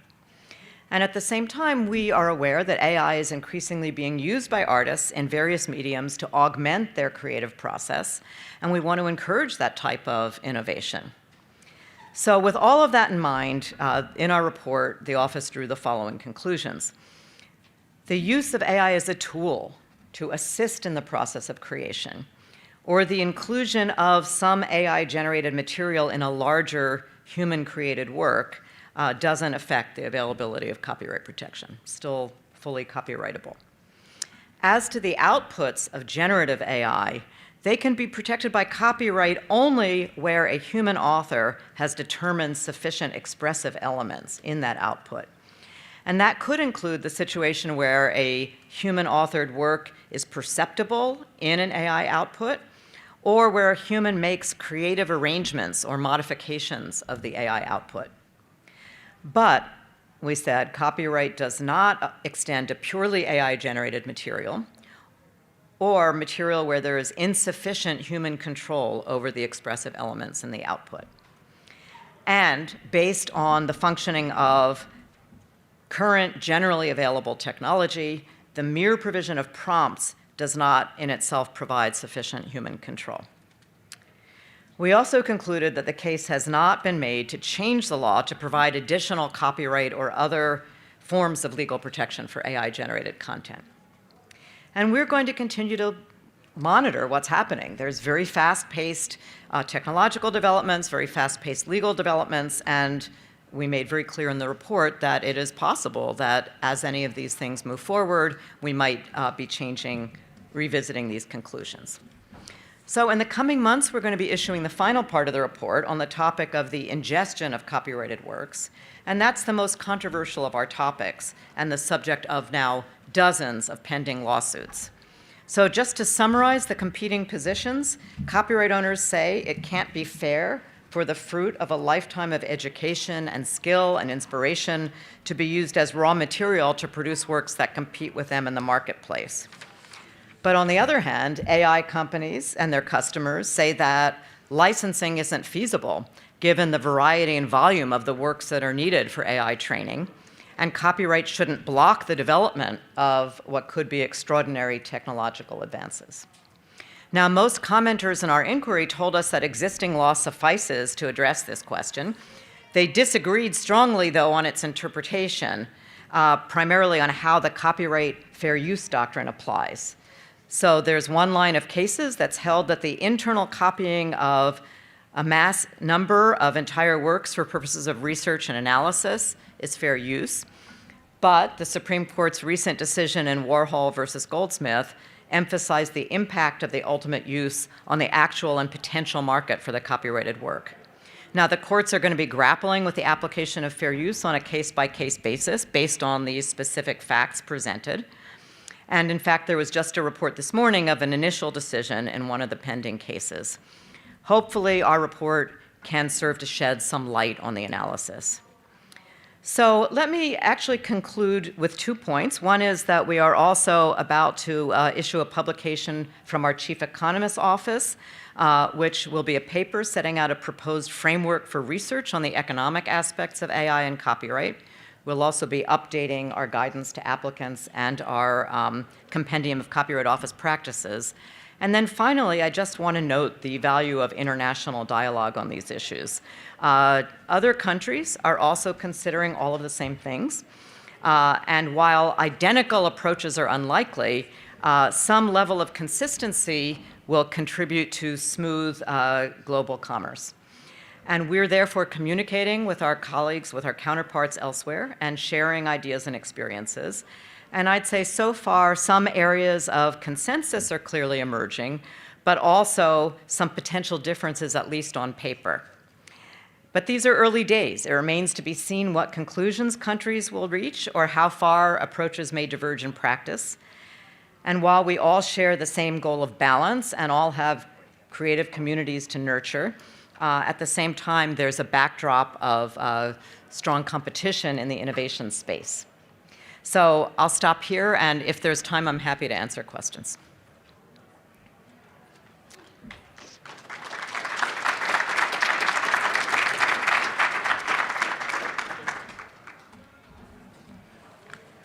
If there are any questions. No questions? Yes. I don't have the site in front of me. It involved Lexis and Westlaw, and the court said that that particular use was not fair use on a preliminary injunction basis, but also stressed the fact that this was not actually generative AI. So we're still looking at and parsing the decision. It was just a few hours ago. Yes. Hi. So it seems like often, my name is Courtney Raj, I'm with Open Markets Institute. It seems like these conversations around AI and copyright often take place in a bubble, divorced from concepts around the public interest, which is at the root of copyright law, but also questions around competition and competition policy and what's happening in the AI space, where we see a lot of the dominance of big tech firms continuing in the AI space, which is undermining innovation. So how are you thinking about the link, if at all, between what your office decides on AI copyright inputs and what's that going to do to the competitive landscape, including the fact that, training AI data on other AI-generated data currently leads to model collapse and also to economic collapse of human industries such as journalism, such as the creative industries? Mm-hmm. Yeah, that's a very good question. We do try to, well, on the one hand, obviously we have to remain aware that our bailiwick is copyright and we're not experts in fields like antitrust law. At the same time, we do try to stay cognizant of everything that's happening, and we do talk to and communicate with other agencies that are working on AI issues. And there are ways in which copyright law can take into account at least some aspects of those policy matters. For example, in the fair use analysis, where you look at impact on markets, and then you can consider other factors besides the ones that are explicitly laid out in the statute.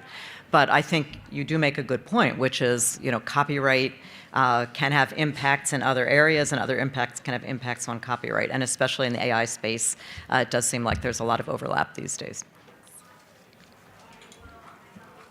Thank you.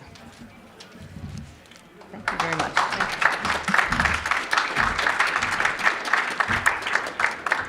All right, well, thank you, Register Perlmutter. Good afternoon, everyone. My name is Ryan Kersner, and I am the Congressional Operations Coordinator here at the Internet Education Foundation, and we want to thank you once again for attending State of the Net today. We now invite you to join our final breakout sessions of the day, and here's what's happening across our 4 different hubs. In the North Hub, which is going to be out to my left, we're hosting our 3rd and final Lightning Talk series of the day with a focus on information and regulation. In the South Hub, which is going to be out to my right, you can join our panel discussion on tech competition policy from hipster to Trumpster antitrust. Over in the Central Hub, again to my right, we have a panel on AI at work, making the digital transformation work for everyone. And right here in the forum, we'll be diving into the frontiers of free speech in the Trump era, the content moderator's dilemma. On your way out, as you head to your next panels, go ahead and take some swag, which is at our table by our registration desk. This cup tastes great with some good water, some Pepsi products, and anything else that might be something that you'd like to enjoy. So please grab some swag and enjoy our last keynotes, our breakouts of the day, before joining us back here at 3:30 for final keynotes. Thank you, everybody.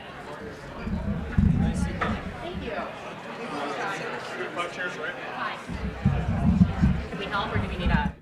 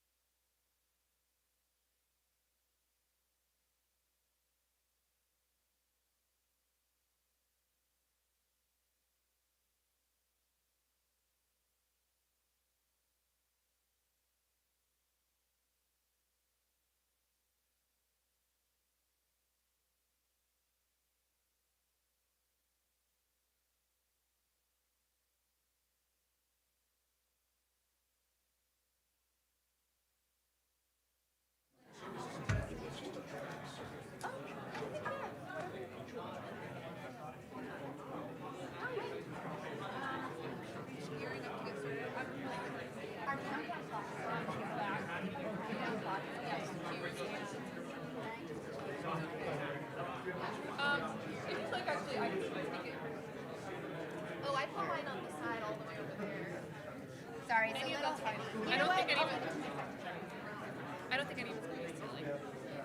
But we have a hard 3:45 stop. So I'm going to signal you when 5 minutes, and then.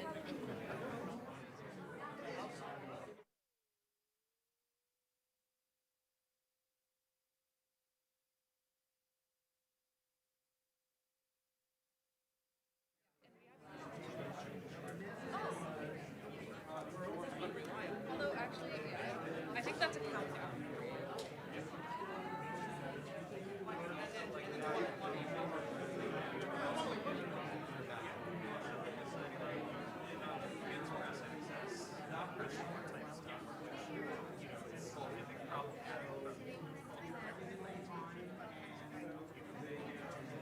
Hi, so nice to meet you.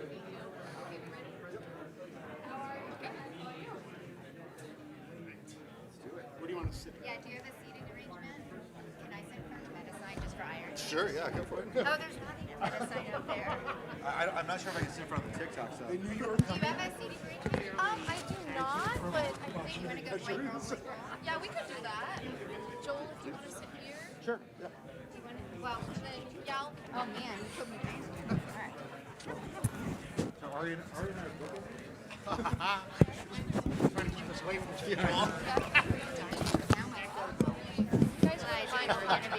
Oh, I know, right? Are these on? I would have thought about, your socks are great though.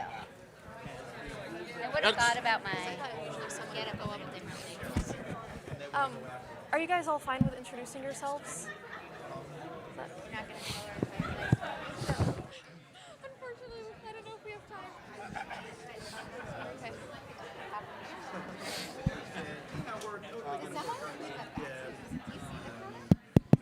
I can see it. I also have my phone right here, so I can just peek down. This doesn't interfere with our work. It'll be totally cool. Okay, I think we're gonna get started. Okay. Hi, everybody. Thank you for joining us. My name is Oma Sadiq, and I'm a tech policy reporter for Bloomberg Government. And today we're going to talk about free speech and content moderation. Before we get started, I'm going to have these wonderful panelists introduce themselves, and then we'll dive right in. Joel. Joel Thayer, president of the Digital Progress Institute. Hi, I'm Yael Eisenstadt. I am the Director of Policy and Impact at Cybersecurity for Democracy, and I'm based out of NYU. Jakob Mshangama, I run the Future of Free Speech. We're an independent think tank located at Vanderbilt University in Nashville. And I am Ari Cohn. I am lead counsel for tech policy at the Foundation for Individual Rights and Expression. Okay, thank you. So I want to start by a little bit of setting the scene. This morning, Vice President J.D. Vance had this speech around AI at the Paris summit. A lot of what he was pushing had to do with free speech, framing the lens of AI development through promoting free speech. And we've seen this rhetoric coming from the Trump administration. I mean, on day one, President Trump signed an executive order pledging to, quote, restore free speech and end federal censorship. I want you guys to contextualize this for us. What does it mean when we say free speech online today? Any takers? Yeah, well, sure. Joel. Well, obviously, when it comes to the digital age, there's a lot. There's myriad definitions as to what free speech means. First, what are we talking about? Who is the person actually making the speech? I think that's something that even courts are grappling with right now, right? I mean, you have a lot of these different varying opinions on whose speech trumps who. What does corporate speech look like in today's digital age? Who's pulling the levers? There's obviously antitrust implications when it comes to speech. I mean, you have major companies that have a significant amount of market share, being able to decide, who gets to say and do what at any which time. So it's a very amorphous concept, and to be frank, I didn't catch the Vice President's comments today, but I would imagine it's in that line of evaluating where the power dynamics are with respect to speech, and certainly who is pulling what lever. And I also think that there is an aversion, especially in this administration, for even government bodies for pulling those levers as well. I mean, you saw that play out in the Supreme Court. And so I think it's a hodgepodge of different considerations and concerns, but I think it really comes down to the power dynamics and who is controlling which platform, and also who's the person behind the curtain. Sorry, I just saw Wicked, so you might get a few different Wizard of Oz references. Can I pick up on that? Absolutely. Yeah, so picking up on what Joel said, part of how I look at what speech is online is trying very hard to differentiate between what is speech, what is something that somebody said or published online, and what is what the companies do with that speech. And I think it is a really important differentiator. There will always be debates about what the limits of speech online should be, and we could debate that till we turn blue in the face. Part of what's important about the power dynamics of who controls a platform or who controls how speech is, whether it's moderated or amplified or recommended. What we really need to start to be able to differentiate in these conversations, again, is anything that somebody says online, and even if it is something awful that we do not like, as long as it is not actually breaking the law, inciting to violence, that is what free speech is about.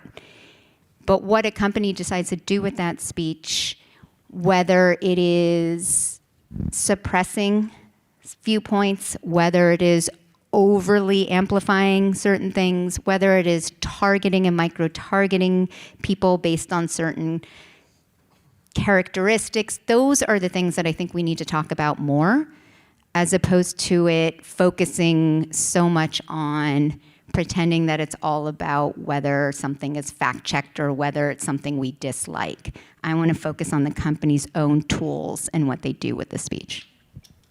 And can I add one extra thing to that? I mean, you bring up a very good point on the distinction between the concept of free speech in and of itself, and then also the baked-in constitutional concerns with respect to the First Amendment. Although they are constantly spoken about in tandem, they are two very different issues. One has to do with the government's ability to silence one side versus the other side, or amplify one side or the other side. The other is just the general concept of what you can say in a free society. So I think it's a very good framing. You know what? I'm piggyback on that too, because I actually, you might be surprised. I agree with both of you on this. I know, right? There are important distinctions between the First Amendment and cultural issues of free speech, and where we disagree is, I think perhaps the tools or what the companies do, the amplification or suppression is expressive in and of itself, and that raises the same concerns. But there's a vast distinction between what the government may tell platforms to do, but it's also okay for us to say, this is what I think the platforms should or should not do. That is a legitimate topic of discourse. And so there's two separate components. There is, what should the government be allowed to mandate or forbid?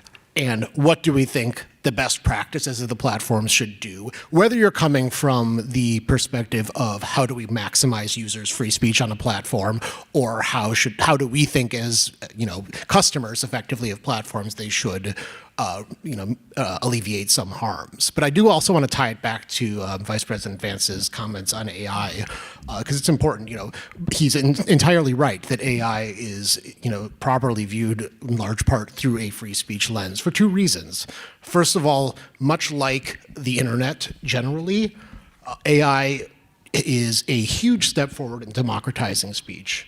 It allows more people to create more speech more effectively, more cheaply. And just if you take, for example, elections, you can, with AI, do what would normally take an entire room full of staffers and a boatload of money to do very cheaply.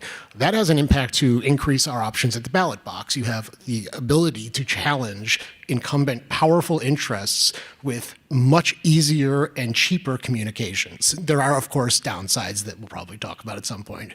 But in addition, AI is a huge step forward in knowledge generation. It is a way that we actually generate knowledge. And we have to be very skeptical of the tendency of big, powerful interests, whether they're industry or elites or government, to wrest control of that and then perhaps tilt how knowledge is generated for all of us in the future. So, that's Vice President Vance was very on the money, I would say, when he, in his remarks this morning. Yeah, so I think it's not a coincidence that Vance was making this in Europe. I think there's a message from the current administration to especially the European Union, which has traveled around the world with the message that the DSA, for instance, is sort of the global gold standard for tech regulation, and where I think it's a very sweeping piece of legislation, which, from a U.S. perspective, veers too far towards government regulation of speech, but also obviously has geopolitical implications, because if Europe is the one setting the rules for, where do you draw the line on online speech around the world, that's a huge outsized impact. And I think there's also sort of a bit of a maybe a vibe shift in the U.S. saying, okay, well, you've created all these rules, but where are your companies? And show us what you got. So I think, and I personally think that it's a good thing that there's a pushback against too aggressive European legislation. Where I maybe am a bit more skeptical is about how principled the administration will be on free speech of its own critics, and that's maybe something that we can revisit, because it might like to sort of push back against the Europeans, push back against big tech for censoring voices that they don't like. But I think there are quite a few signs that maybe it's also willing to sort of go after people that are critical of the administration. Sounds like a strong case for applying common carriage obligations on the platforms. Boo. I'm just trying to rile you up. That's all. I'm not going to take the bait.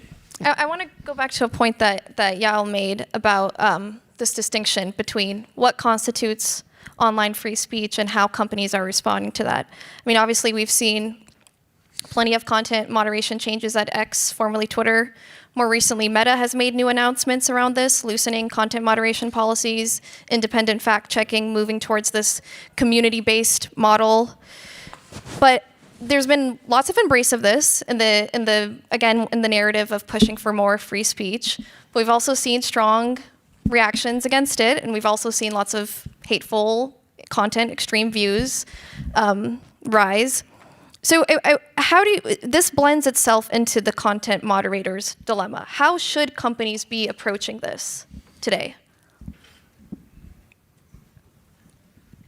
I don't think there's one size fits all for how companies should navigate that. I think there are at least two ways you can look at the meta changes. One is to be very, very cynical and say, well, this was all just designed to curry favor with the new administration, and ultimately the company doesn't really care. That's one issue. The other is to take seriously what Zuckerberg said, that there's been a movement towards increasingly focus on harm and safety, and less on sort of the originally animating Silicon Valley ideas of free speech on these platforms. And I think, at least in the work that we have done, especially looking at Europe, we see that the tendency has been that, so we look, for instance, at Germany, Sweden, and France, and we looked at the deleted comments on YouTube and Facebook, and something like 95% of the deleted comments were perfectly legal. Some of them were not even controversial. So that speaks to this concern about over removal on platforms. The danger is, of course, that if this is just a cynical ploy, then will Meta just say, okay, we're now going to remove less speech that we did before, because it will piss off, because it used to piss off the conservatives. Instead, we're going to take subtle little hints from the new administration and its allies, and then remove other types of speech, then we're no better off.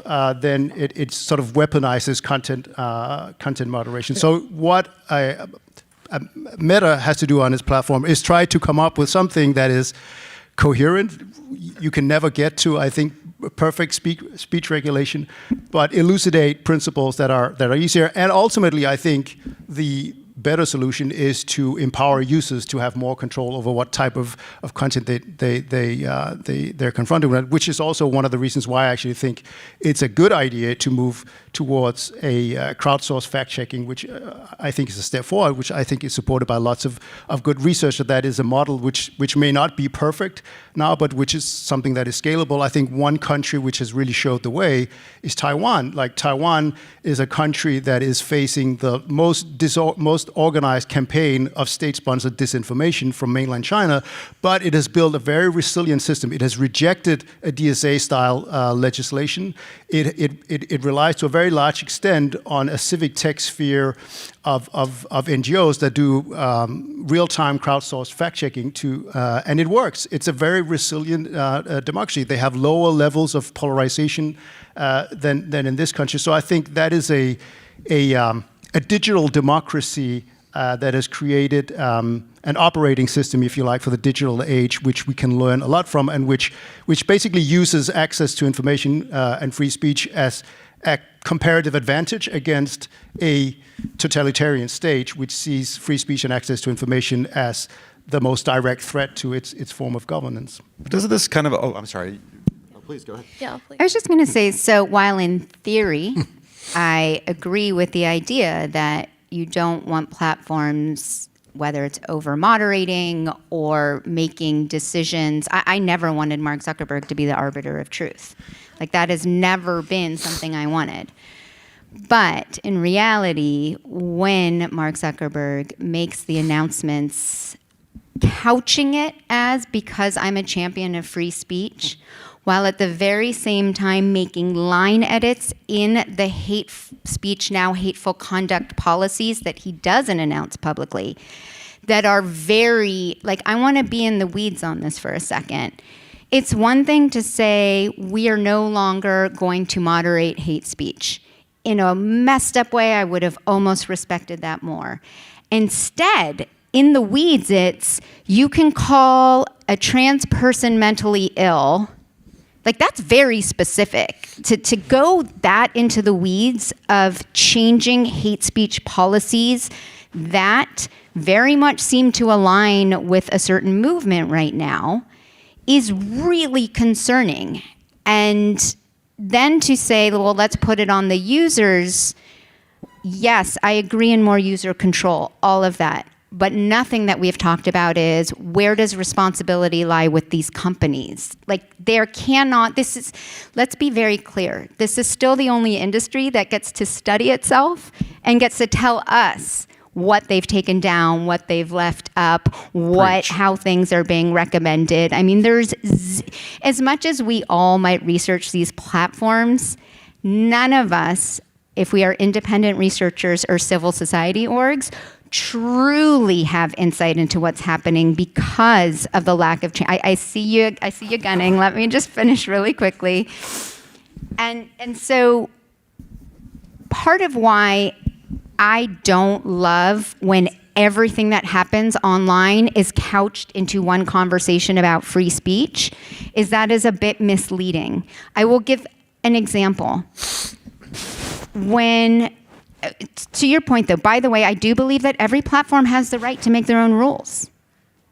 But are they living up to the rules, which is the contract that they're making with you when I decide to join one platform versus another? If I decide that I want to go join a very left-leaning platform versus a very right-leaning platform, I am agreeing to this is what this platform is. It's when you're joining one of these platforms that claims to have policies and then they don't enforce them, and then there's no way to actually study that, and there's no way to actually hold them accountable for that. I'd say, one, that's one of the big problems. But two, also when some of these companies, especially some of the bigger ones, are contributing to even illegal activity. I'm going to give you one example. after the CEO of Telegram got arrested, as some of you might remember, our team at Cyber for Security for Democracy did a search, a very simple search for Telegram-linked ads on Meta platforms. And we did a search. This is something that my team has particular expertise in. And it was so easy to find all these Telegram ads that violated every one of the platform's policies and had scams, potential CSAM, illegal activity in the ad itself. And we proposed the most easy solution. It's a very easy technical solution. If you know that Telegram ads have a higher tendency to actually, and by the way, remember, these are things that the company itself is profiting from. This is not just free speech. They are profiting from it and selling targeting tools to these advertisers. All you have to do is, this is a high signal. Telegram-linked ads happen to be a high signal. You could add an extra level of scrutiny. And why do I bring up this example?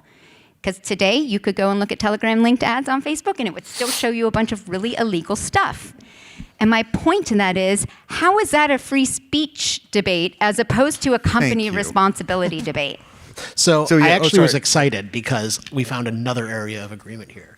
The fact that we wouldn't agree. I know. I was surprised as anyone. Ari, I really would like to get the panel's view on this too, and especially yours. So doesn't this kind of give up the ghost on their whole speech argument entirely? I mean, frankly, and I think that was the one thing that was the most damning to me about this sudden switch. I mean, you saw it especially with, even in the TikTok case, like one day TikTok is nothing. Hold on, Joel, I'm going to go back to what you said. Don't worry.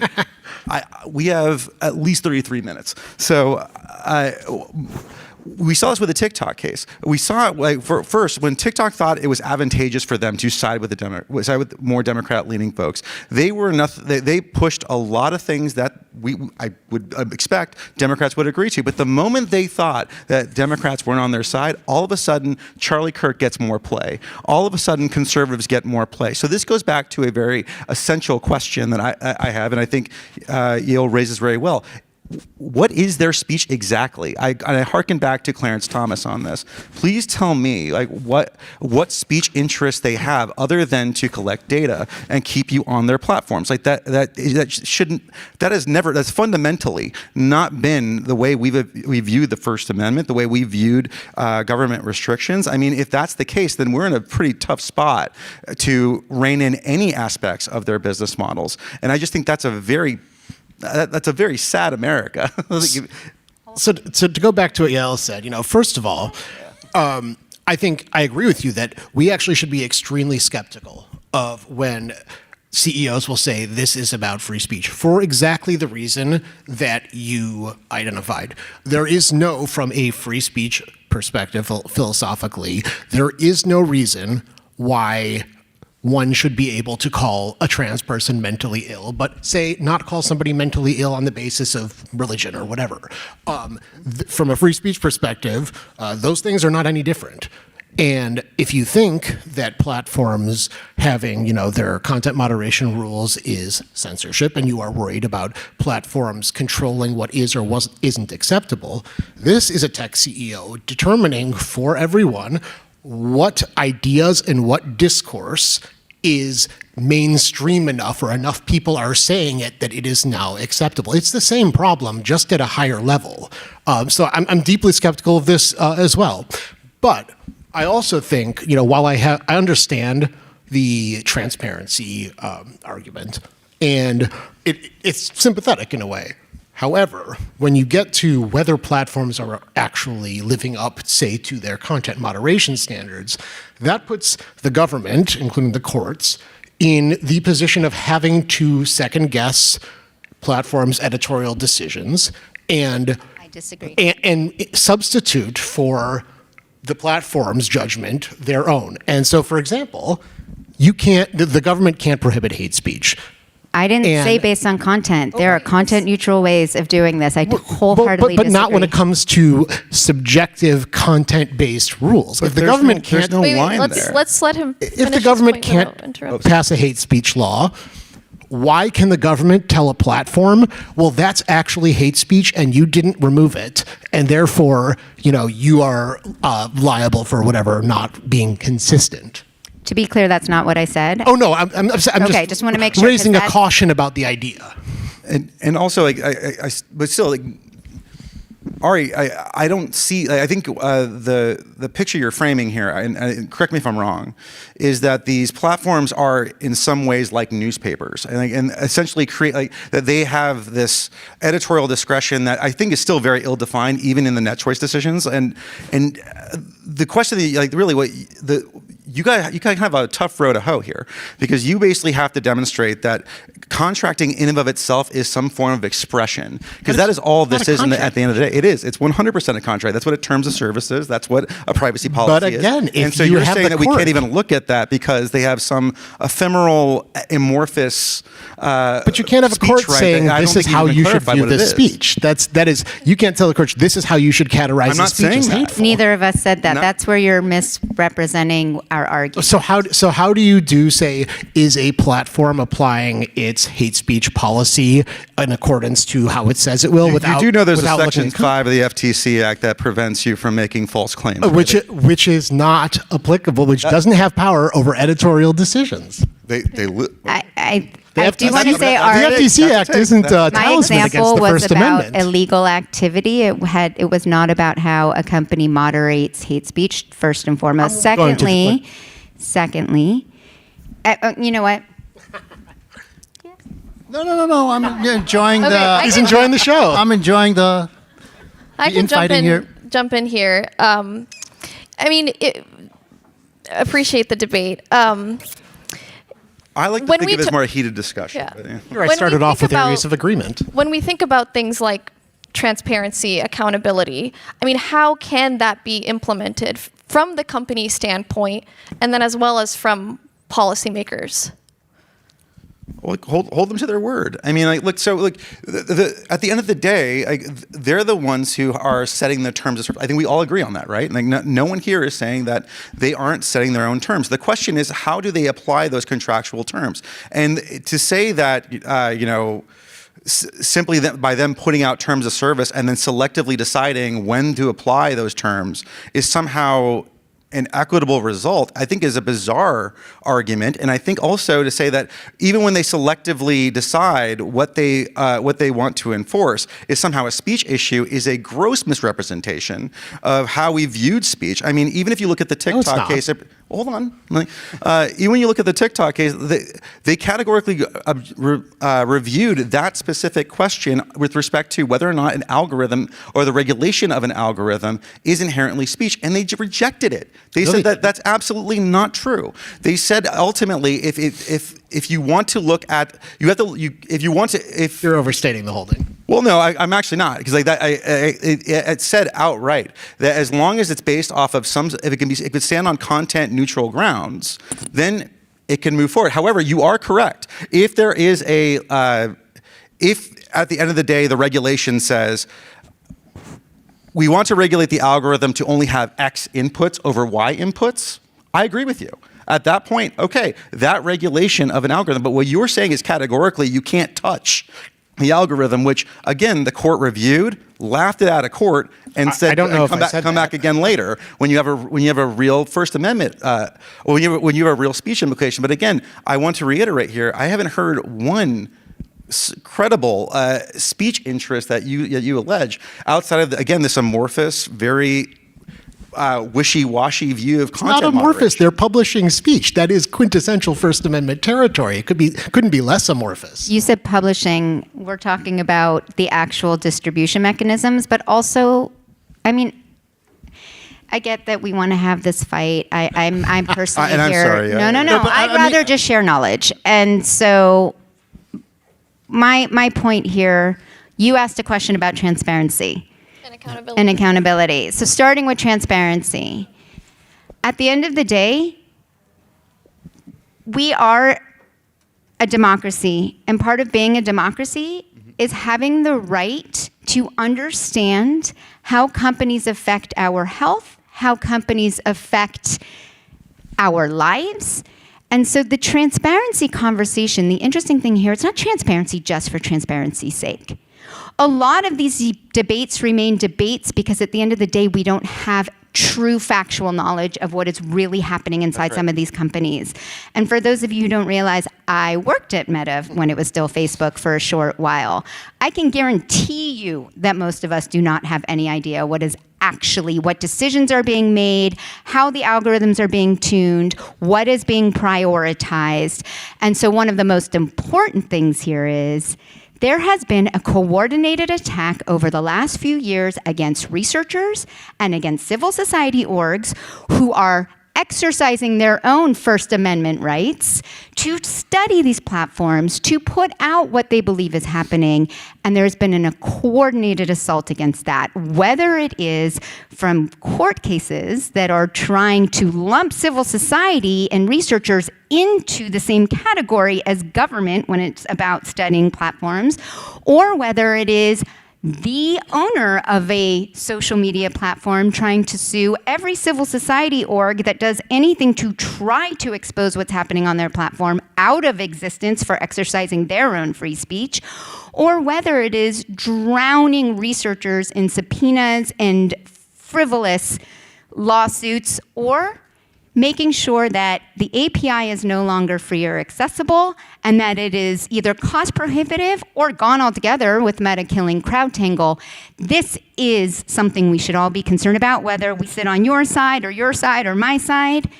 We as the public have a right to know how private companies are affecting our lives, and right now we do not have true insight. So this right to research, this right to be able to understand how they affect our lives is what transparency is about. As a normative matter, I 100% agree that they should be allowing this, to be clear.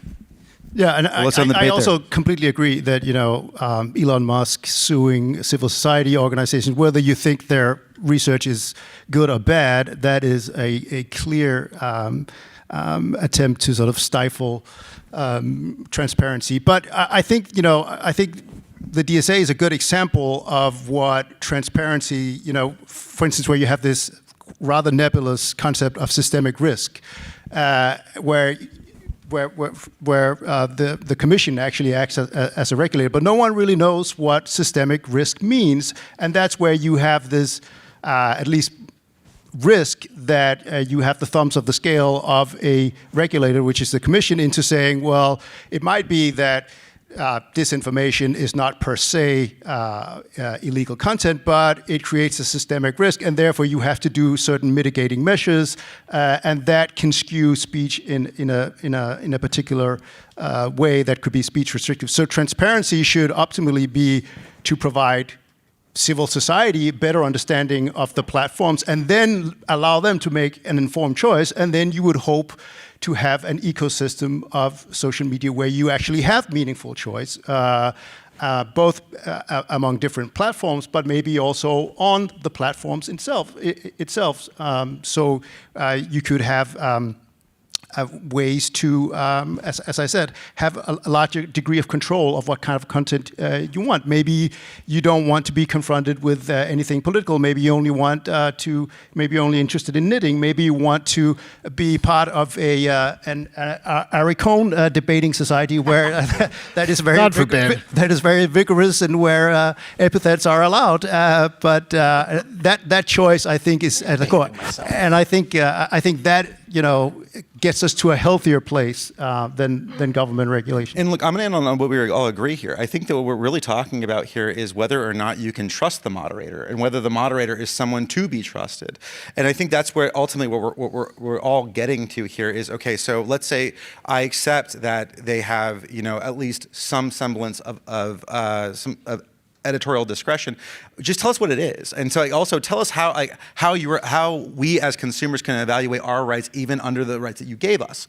So this is where I think there's a lot of disagreement. I also think this is why there's a lot of consternation in a lot of these speech cases that you're seeing around the courts, where it's a lot of the things that the platforms have been saying is kind of at this point it borders on parody. That where they make the argument on the one end that, look, this is our editorial discretion, and we have these speech interests, and we're really just trying to get a message out there. And then in a separate legal proceeding, they argue in Section 230 that they don't have any speech interests, and in fact, they need to be passive platforms. That's not what they argue. But hold on, like that's actually what the Third Circuit said. So like that. So I think there is like a middle ground here, and you might agree with it, you might not. I expect you won't, but I think really what it comes down to, I think there is an interesting proposal here where we're starting to evaluate the doublespeak, and we're trying to figure out exactly what these platforms mean.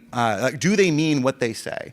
And ultimately, I think we got some good case rulings in the Third Circuit where they said, look, it's a choice. You can't have it both ways. You can't simply use statutory immunities that are dedicated to ensure that everyone has a right to say what they want on your platform and not get in trouble for it, while at the same time you can't say that in and of yourself is your speech. At that point, this is where we get into loggerheads, and I think if we just came to the table on this, we might actually make some inroads on quelling some of the concerns and definitely the government overreach. But I can see you. But that's not the Third Circuit got that wrong, because you actually can have it both ways. Congress couldn't pass a law and say Ari Cohn is not liable for any of his speech, and therefore he has no First Amendment interest in any of his speech. Section 230 doesn't mean that a social media platform isn't a speaker. It says it shall not be treated as a speaker for liability purposes. Those are two very different things. That's a choice by Congress. You're being a little too clever by half on that. No, it's not. It's actually the law. So there are two different immunities. You know you're playing both sides. There's a C1. No, there's no doublespeak there. The First Amendment. May I pick up on the accountability part? Let's let y'all. Thank you. So yes, I agree with the doublespeak thing, right? They want all the protections of the First Amendment as a speaker, and then all of the protections under 230, and they want it both ways. But I just want to give like a concrete thought experiment here, right? So, because you keep bringing it back to purely speech, and I keep trying to bring it back to something that actually talks about what would be a legal activity. So if you think about accountability, so if you see that somebody online is engaging in things you disagree with, even if it's this, I'm going to go to like extreme examples. You see somebody engaging in what some would consider overly explicit sexual activity online that you have an issue with.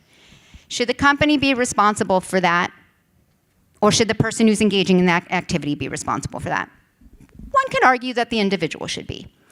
Now, if you find out that the same company also is boosting and amplifying that because it's engaging, would you think that it's still the individual or the company? And this is where a lot of people are going to debate. What if the next step is you find out that the company took that individual, who is a full-blown adult, and sent him recommendations for teenagers and saying, you might want to connect with this person, and that person's a 14-year-old girl. And they send a recommendation to that 14-year-old girl saying, you might want to connect with this person. And the company itself recommends they connect, and it turns out that person's a predator, and that person ends up grooming them.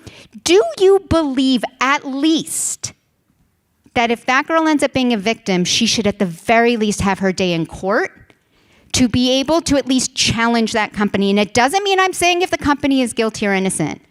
I'm saying should she at least have her day in court? And I will tell you right now, she will not. Yep. Because the company will claim that they are preemptively immune because they will claim that was all about speech. And this is where we're trying to unpack the difference between speech and the tools that the companies themselves are employing. And all I am saying is that young girl would deserve her day in court, and it would be on the company to prove that they are innocent.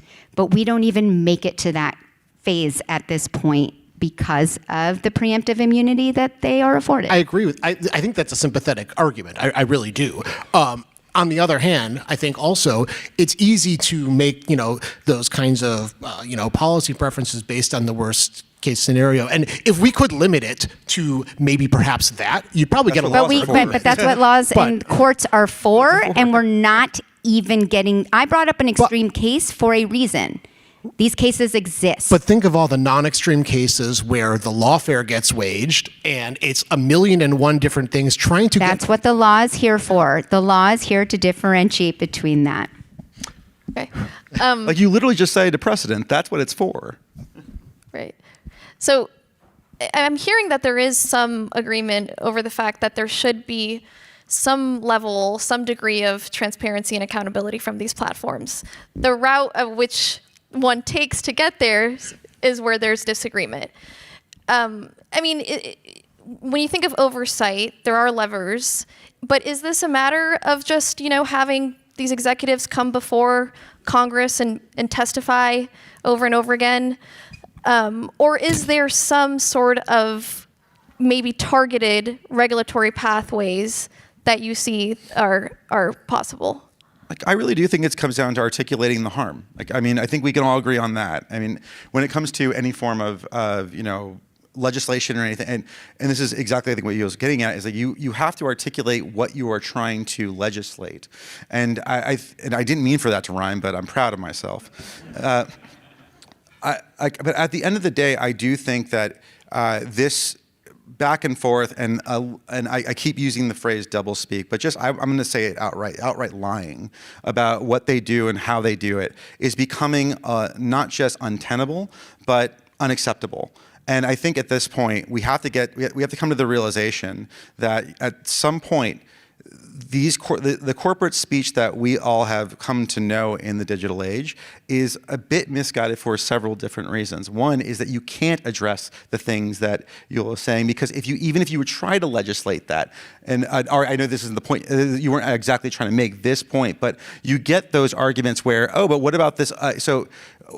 Those are just extreme cases that really don't happen. And then you use an argument like, well, here are these other extreme cases that never happen that's going to get swept in. And then we're just talking past each other instead of actually trying to solve a problem. You see this with respect to kids online and all the legislation going on there. I mean, think about the fact that we think that corporations have a speech interest in forwarding predators to them, and the fact that we can't do anything with respect to reining that in, or at the very least addressing it through legislation, because some court may down the road feel like that might implicate one person's speech interest, and that one person happens to be a multi-trillion-dollar corporation, is a crazy world to live in. I mean, at some point we have to take back the First Amendment and say the First Amendment was a bulwark for us. It's a shield for us, not a sword for big tech to use to slice down any meaningful legislation. And if we can't even get to that point, like, we're lost at sea, guys. But that's if the First Amendment doesn't protect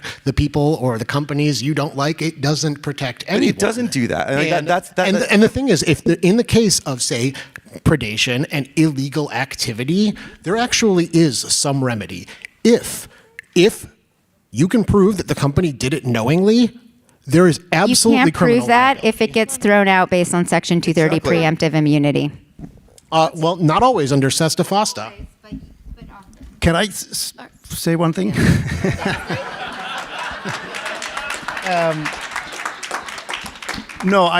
So there's, this is a very U.S.-focused debate. I think it's critically important also to look at the global ramifications. Right now, we're living through what I would call a free speech recession around the world, where free speech is under attack. And what we see in all countries is that the online space is where people want to, where rulers want to clamp down.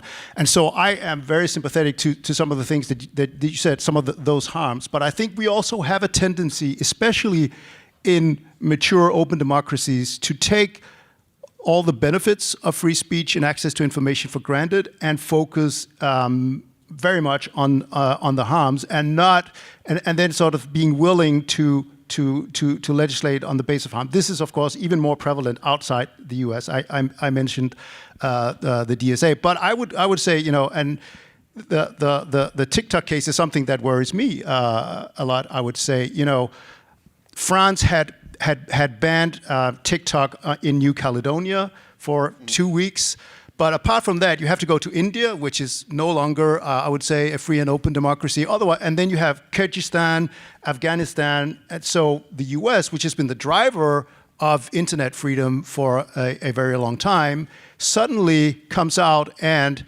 Joel is probably going to protest vigorously, but essentially bans TikTok, which I think sends a very disturbing message and will create lots of pathways for other countries to essentially shut down other platforms, many of them Americans. And I also don't think that, so my kids, I moved here a couple of years ago with my kids. The reason why they seamlessly were able to go to high school, for instance, is because they use U.S. tech platforms to learn to speak the language. So there's a lot of, I think, cultural power, soft power that the U.S. gets from the ability to share ideas, and very much also share ideas that would not be open to people living in countries with official propaganda and censorship dominating.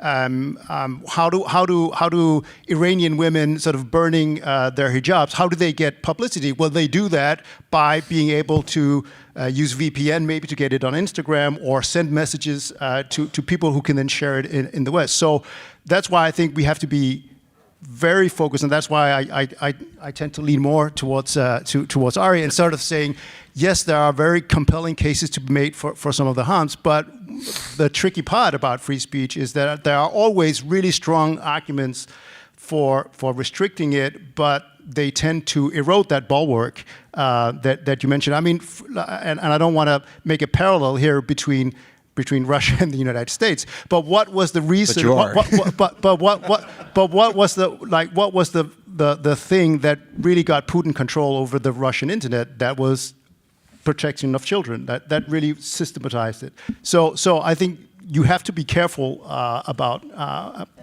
having a too harm-based. So I don't think we disagree as much as you think we do. I don't think.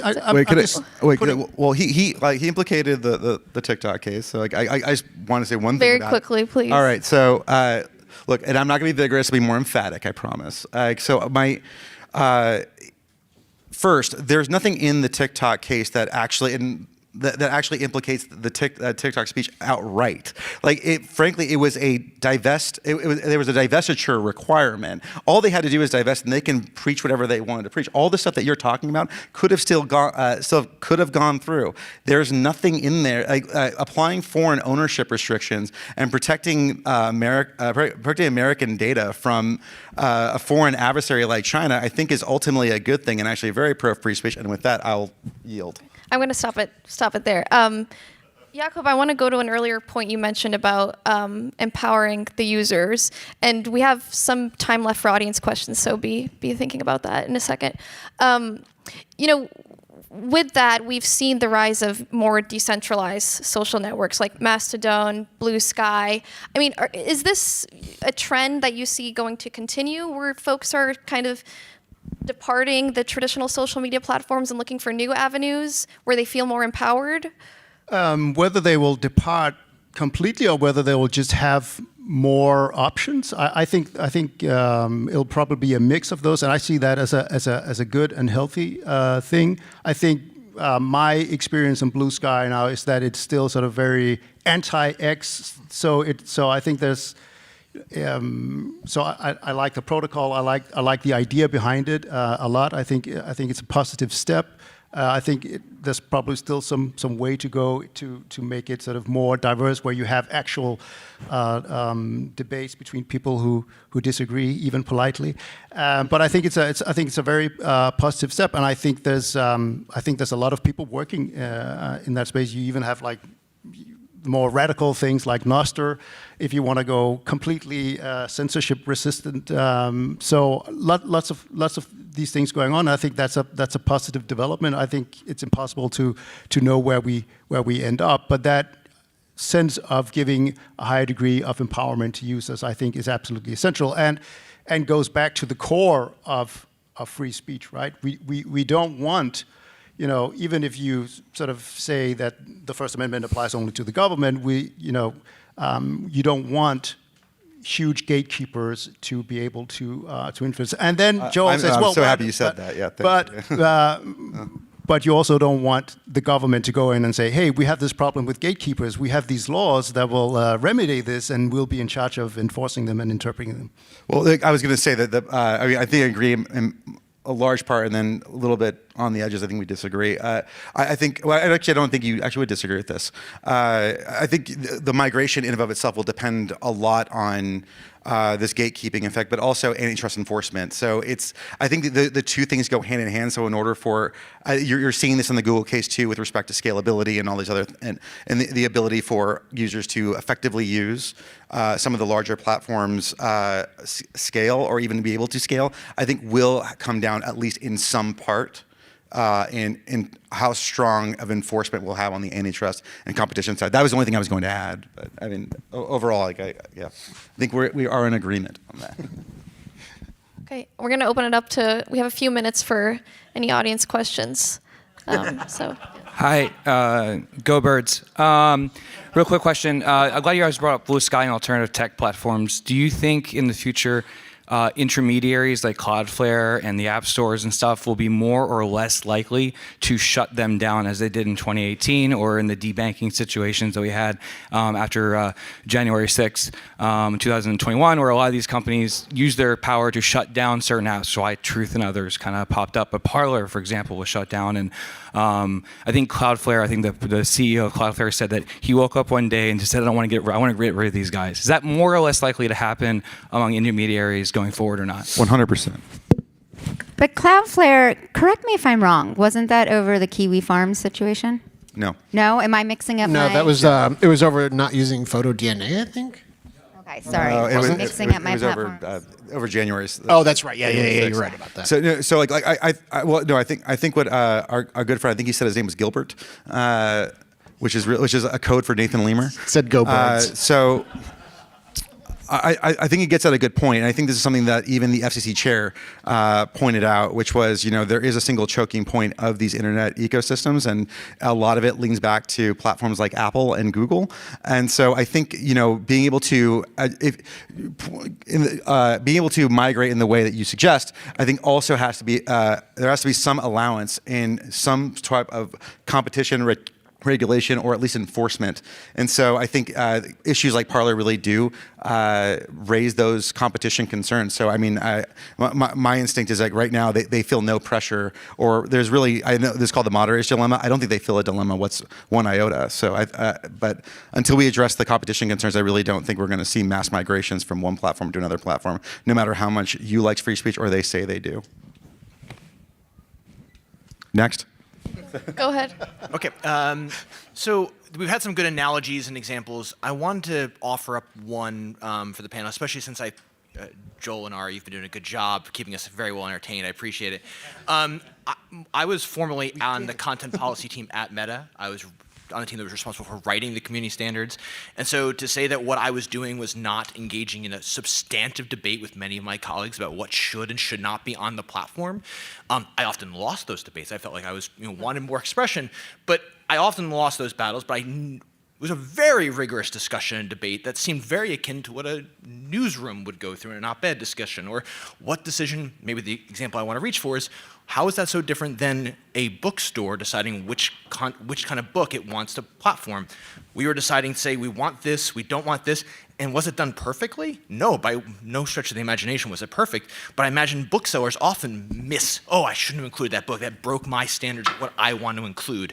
So I guess the question is how is what I was doing not speech? It seemed very rigorous discussion over what speech to platform and distribute. So I want to go back to a few things in response to this. Again, a private company deciding, as long as it's not breaking the law, what it does or does not want to allow on its platform is not what we should be debating here. I think we are broadly using the term censorship to over-apply to things. Censorship is when the government tells you what you can and cannot say. Censorship is not if Meta decides whether you agree with it or not to enforce its rule against an individual for engaging in something that violates its policies. That is not censorship. That is a private company's decision. And so to your point, I don't know that I would call that I don't know that that's a question of speech. That's a question of Meta deciding and debating what their policies are going to be. And I think the trickier part is, do they then enforce those policies? But that is, I want to bring it back to something I said at the beginning. I think we are very casually mixing up free speech, free expression, and what the company's own tools and responsibilities like. Because if we put everything under the umbrella of free speech, then we will never be able to in any way figure out what accountability for anything looks like, because this will be the only industry that is above the law in every way whatsoever, while becoming the richest companies in the world. Like, just wrap your head around that. You're right. Like, I do think some of the internal debate, even when I was there at Meta, was rigorous and was very interesting. But once you make that decision and you put that out in the world, Own it. But also, is anybody even able to study it to make sure that that's actually what's happening? But I just want to make sure that, at least for my final word, I am separating what is speech versus what is actual legal activity and what is companies' own things that they're like their own tools versus expression. And we have muddied all of that in some of the conversation. That's what we're supposed to do, right? I think, so I think maybe where we are, disagreeing futilely is, I think if you want to talk about just like totally, definitely illegal stuff, I think that's an entirely separate conversation. I think it's one worth having. I will also, I think that the distinction between speech and a company's own tools as a general matter is a false dichotomy. I think that a company's tools can be used for expressive purposes in a way They that can be, but not absolutely 100% with no pushback ideas, laws, or research into it. All right, we're at time, so thank you all for being here, and I appreciate it. Good for you. Give a warm round of applause, please, for our panel. That was good. Yeah, that went quite quick. I agree.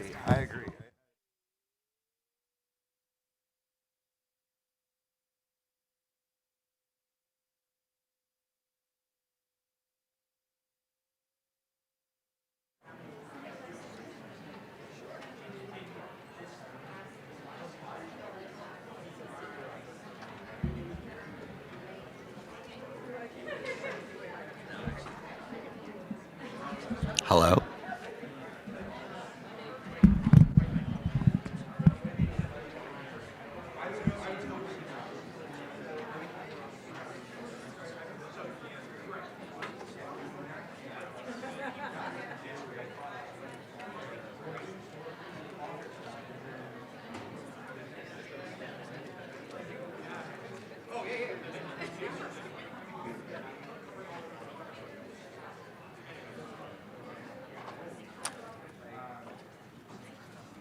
All right. Good afternoon, everybody. Thank you so much for joining us again. I have the distinct pleasure of introducing FCC Commissioner Gomez.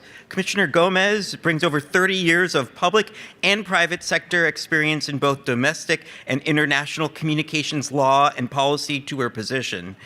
She's a strong advocate of connectivity and believes it's critical to give young and all people a fighting chance today, and that we must be vigilant about protecting consumers, and that consumers' interests must lead communications policymaking. She's noted for her commitment to a vibrant and strong and competitive telecommunications and media marketplace that meets consumer needs and promotes U.S. economic prosperity and security. Please give a warm welcome to the FCC Commissioner Gomez.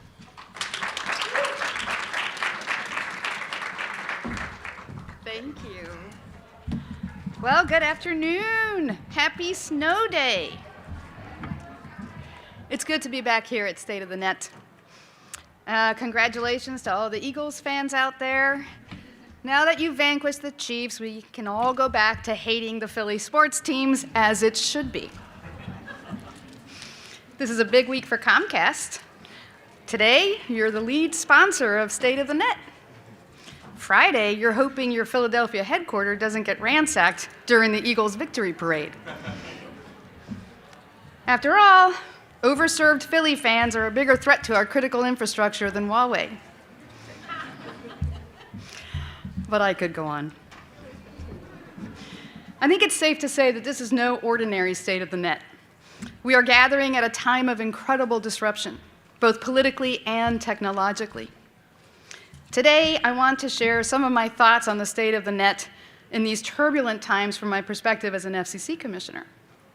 But I'd like to start by sharing my observations as a regular citizen. In particular, I'd like to talk about my experience re-engaging with Twitter, or X as we're now told to call it. I logged off of Twitter a while back because, to quote the now forgotten genius that is Marie Kondo, it just didn't spark joy. I started using my account again about a month ago, and I have to admit things are far worse than I thought.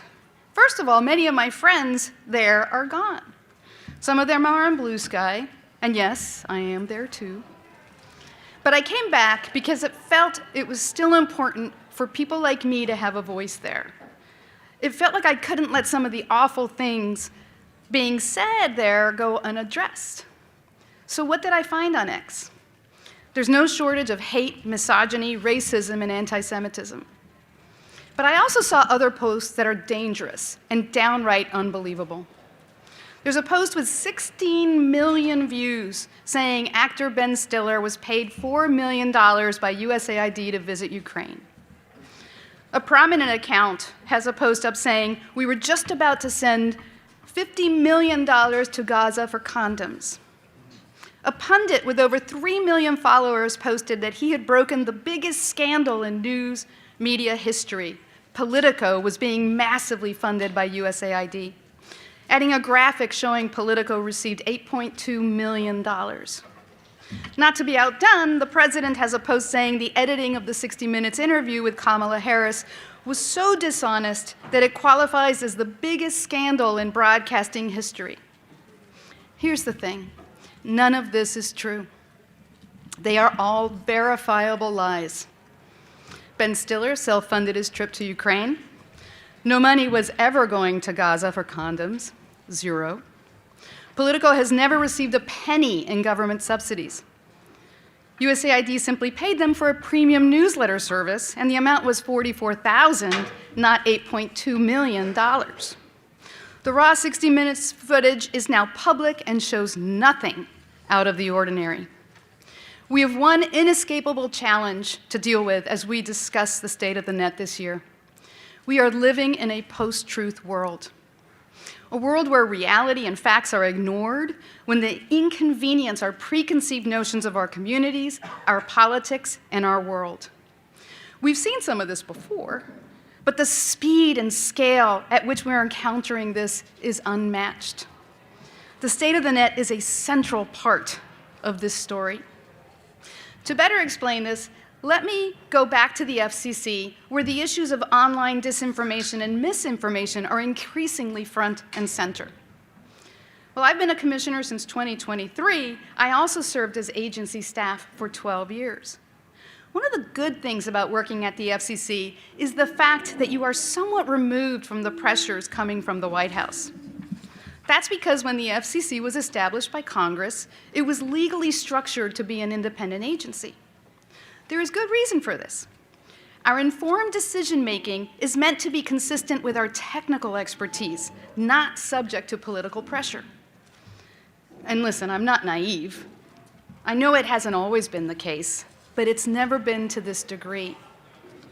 In the past, we may have had policy disagreements that devolved into spirited debates, but by and large, we've understood the responsibility of ensuring that those on the outside, industry, public interest groups, and the general public, as well as our international partners, look to us as a stable, independent, expert-driven regulatory body.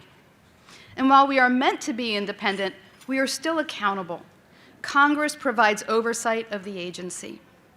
After a president nominates commissioners, the Senate confirms us. Congress sets our budget and can pass laws to expand or constrain our powers. We take this direction from the law and from the Constitution. However, during these last few weeks, the Commission has acted in ways that give me pause. This FCC has been weighing in on partisan issues that go far beyond our core responsibilities. Take, for example, the recent investigations launched against broadcast stations simply because their content or coverage is perceived to be unfavorable to those in power. I am concerned this is a clear attempt to weaponize our licensing authority, to instill fear in broadcast stations and influence a network's editorial decisions. The good news is that the law and the Constitution are squarely on the side of press freedom. The Communications Act, which established the FCC as independent, clearly prohibits the Commission from censoring broadcasters. Similarly, the First Amendment protects journalistic decisions against government intimidation. If the law, the Constitution, and the public are against this, what's unclear to me is what we will accomplish if we continue going down this path. We'll just end up eroding public trust and tarnishing our role as an impartial regulator. So I think it's past time we change course. Unfortunately, I'm afraid there are other ways in which the FCC may be weaponized to threaten free expression and unleash dark forces that are against the moderation of harmful content. The administration and others have not been shy about expressing their desire to have total and complete control to undermine, threaten, and intimidate online companies that do not toe the line. Yes, I'm talking about the big elephant in the room, Section 230. But don't worry, I'm not going to launch into a 40-minute TED Talk about the history of 26 words that enabled the success of the internet. But what I do want to share is this. No matter which side of this debate you are on, we can all agree that when it comes to online speech, the government should not intimidate private companies who are responsive to consumer demands for content moderation. Fact-checking is an effective tool to help consumers discern fact from fiction, particularly if it comes from independent sources.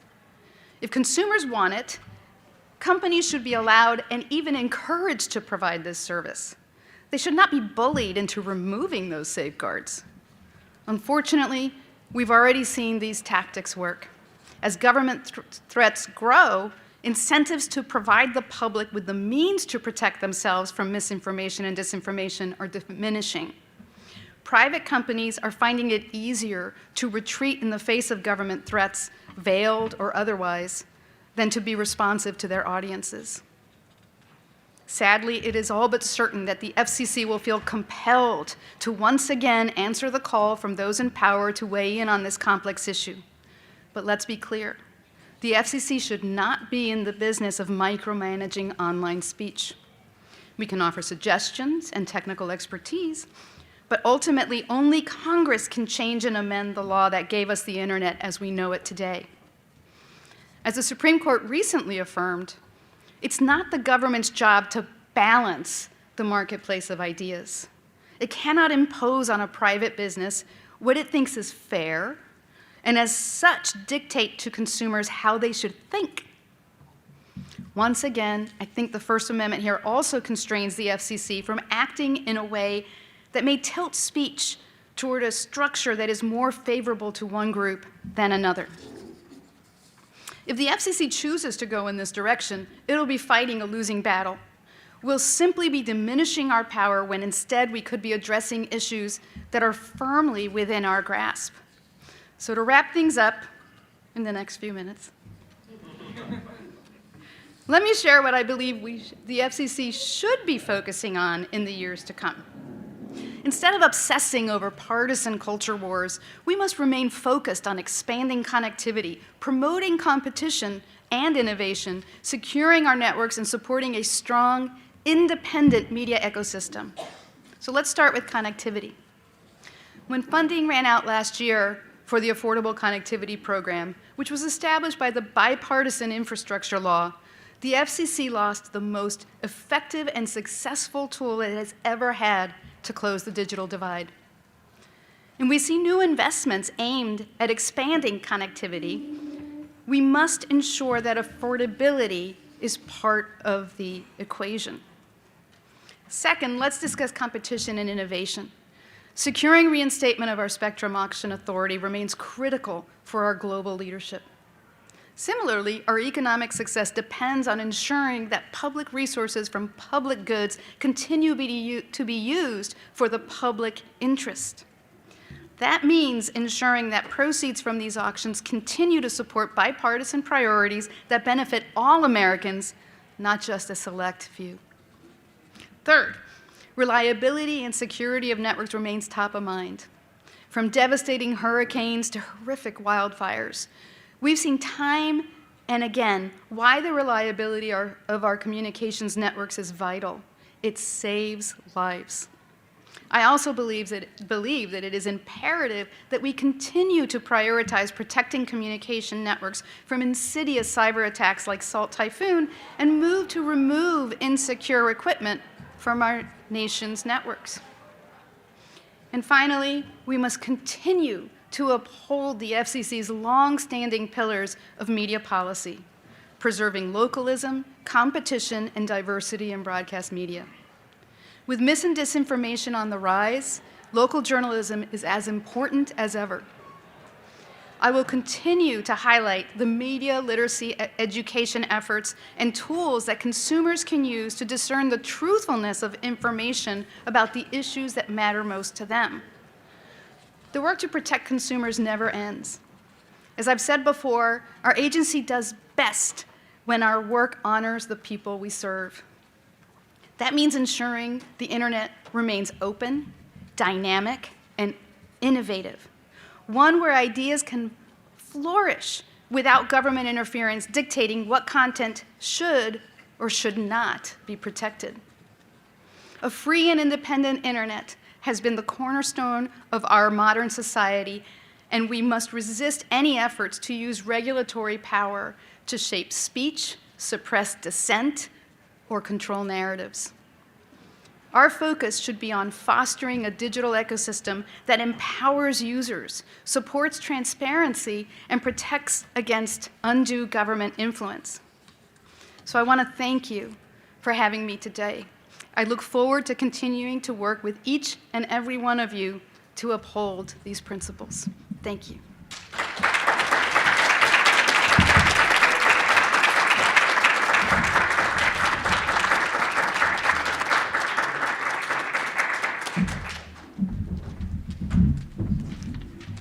Thank you, Commissioner. Okay, I'm going to move this along because it's snowing, if you haven't noticed.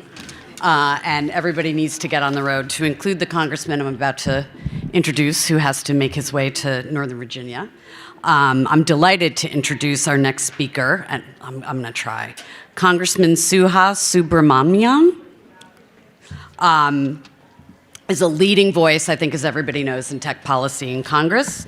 Before entering public service, he built a career at the intersection of technology and governance.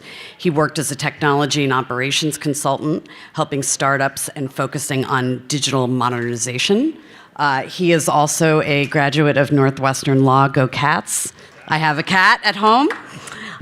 His expertise caught the attention of the Obama White House, where he served as a technology policy advisor. He helped shape national initiatives on broadband access, cybersecurity, and digital innovation. In the Virginia House of Delegates, he continued his work by championing smart technology policies and digital infrastructure deployment. Now in Congress, when we need it more than ever, he brings this deep technical background to critical discussions about artificial intelligence, data privacy, and America's technological competitiveness. His unique perspective as both a technologist and a lawmaker makes him especially qualified to address the complex tech challenges facing our nation today.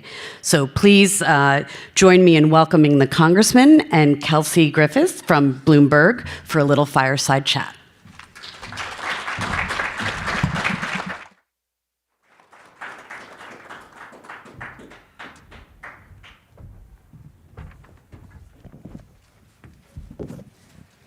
Hello, thank you all for being here and for spending your late afternoon with us. Some of you, if you started early in the day, might have seen me at the broadband panel this morning. So if so, thanks for sticking around. Again, I'm Kelsey Griffiths with Bloomberg, and really pleased to be here with you, Congressman. You as well. Thanks for having me. Absolutely. So let's talk a little bit about your background and how you got here. You were legislative aide for Susanna Kosmas for a couple of years, and more than a couple, it looks like. And then 15 years ago, you started your job. You started your job with her. Sorry, in actually my home state. I'm also from Florida. How have the priorities in Congress changed regarding technology policy now that you're back in the House? Yeah, it was interesting. So I worked on the Hill about 15 years ago, and I think I was at a conference like this taking notes for my member. And I remember at the time, my boss was on the Science and Technology Committee, and now I'm going to be on the Science and Technology Committee. And the issues have changed a lot in 15 years, but it's still the same kind of overarching issue, which is what is our role as a government in promoting innovation and also putting the right guardrails in place. And so the mission hasn't changed. Certainly, I want to see also more investment in basic research generally. I want to see more initiative to help spur innovation in the private sector. But what has changed is what we're talking about, right? Blockchain is going to be a big issue this Congress. AI is going to be a big issue. Internet governance has always been a big issue. The things change, but the mission stays the same. Definitely. Let's talk a little bit about your experience in the Obama White House. You led the White House Technology Policy Task Force, and you released a paper during your time there called TQ and Public Policy. How would you explain TQ to this audience, and how is it relevant to today's landscape? Yeah, so I was brought on to run a task force on technology policy in the second term of the Obama administration. And so the idea was there was a lot happening in the tech world, and we had people at the State Department and the NSC and other places that were doing really important work where technology was involved, but they didn't really know technology very well. We had other people who, especially post healthcare.gov crisis, came in to fix that and knew technology really well. And they had a lot of important, interesting things to say on technology policy as well, and at least be able to educate their colleagues on how things work from a technical standpoint. And so it's nice to have a technologist in the room. So one of the missions was, if you're going to do policy on AI, wouldn't you like to have someone in the room who knows what AI is and how it works and the difference between generative and non-generative AI, right? That'd be nice to have, right? And then the second part of it was also, we have a lot of big technology things happening. And yes, technology is in everything and everywhere, but we should have a list of priorities and just try to figure out how we can address them. So we had a president and President Obama who cared deeply about technology and innovation and made it a priority. And so he empowered a lot of the technologists in that administration to have a voice when it came to policy. So that's what TQ and policy means. And I think that applies even today in Congress and in the administration as well. I hope that work was bipartisan. I hope that they'll continue to look to technologists to help shape technology policy. So I want to stay on your experience there a little bit.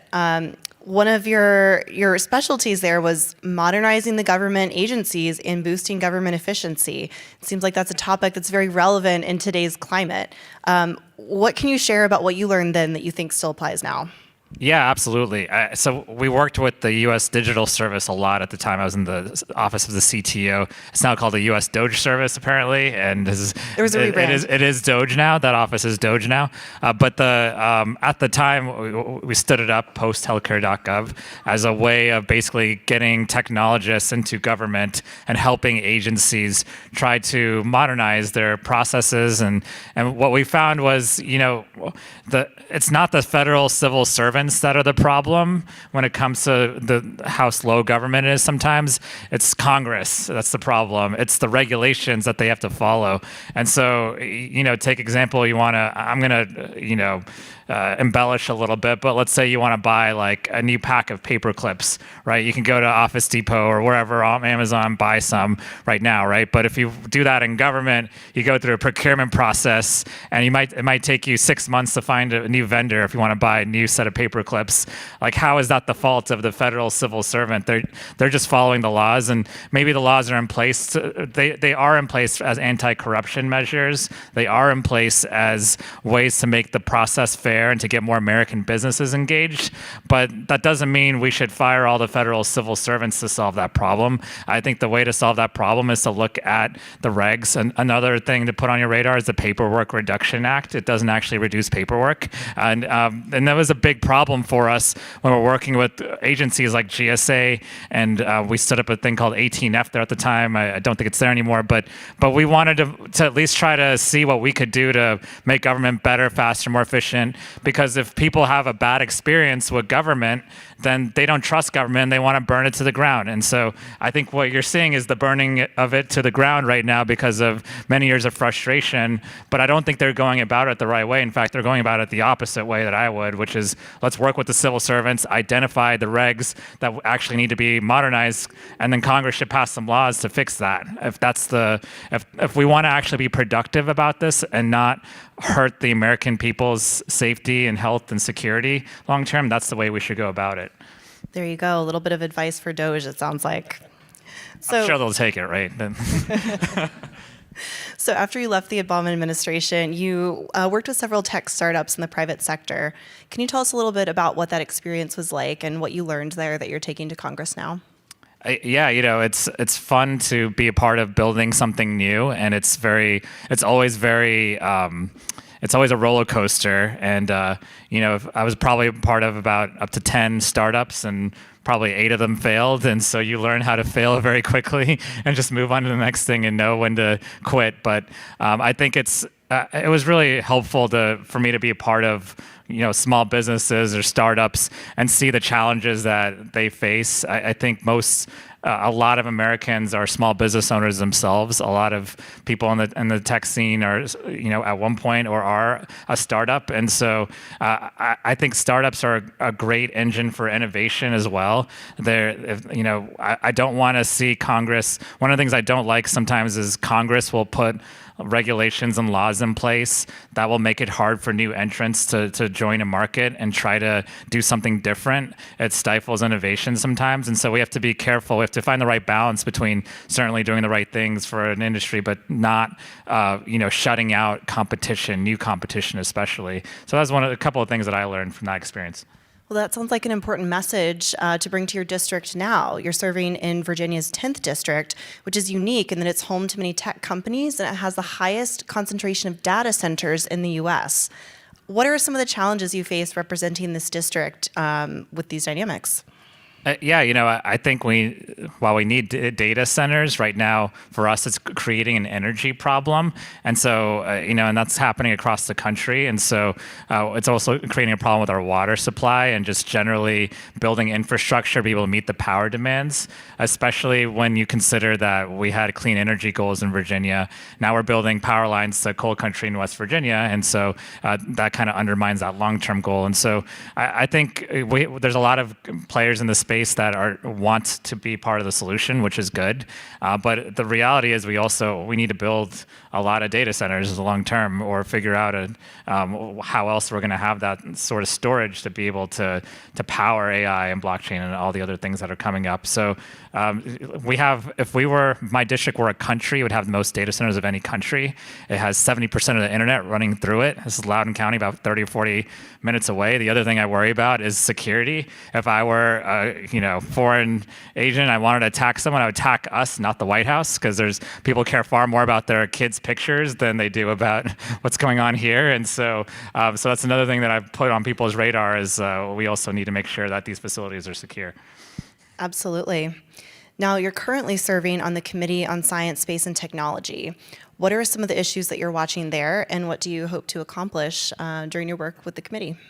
Yeah, I'm not sure if you heard we had a federal freeze a couple weeks ago. We have some agency cuts going on right now. But, we had our first hearing on the competitiveness of the U.S. in technology and innovation and science. And I think if we want to stay competitive as a country, that requires us to invest in basic research. I think we should be increasing the budget of NIH, NSF, and just technology investment generally. I think we should be part of trying to make sure we have the technology infrastructure needed. We need to figure out how to solve getting more data centers deployed while also balancing the environmental needs and all the other needs. And so there's a lot we need to do as a country right now, and this is the worst thing to freeze, I think, because it makes us less competitive on the international stage. And it also, frankly, a lot of our innovations help a lot of other countries too, and spur a lot of innovation around the world. And I think technology and innovation is also in science is a great diplomatic tool as well.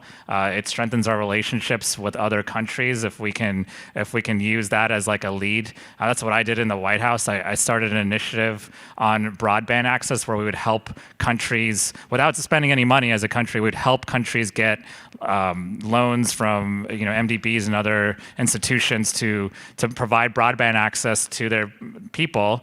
And we part of it was also we wanted to make sure that they provided a free and democratic institution and free internet as well. But by doing that, we strengthened our diplomatic ties with several countries, and I hope that we can continue that kind of work and use technology as a tool for better relations across the world.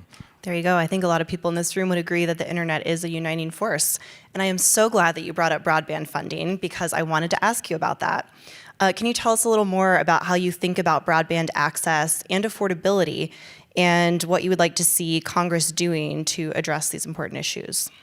Yeah, part of it is money, like making sure we fund it, but then you look at especially the last mile in rural areas, for instance, it can be expensive for how many people you're serving, right? So we have to get creative. It's nice, again, I'm going to be a broken record, but it's nice to have more people who know the technology at the table to be able to help make decisions on how we can deploy broadband access. That's some of the things we tried to do. USDA had a rural broadband initiative, and when I was at the White House, we worked with them closely on how they could deploy it in the most cost-efficient way, and we had a lot of success with that. And so, I know that we as a country have made some really good strategic investments in broadband access, but there's more to do. I'd like to see 100% access in our country and as many parts of the world as possible.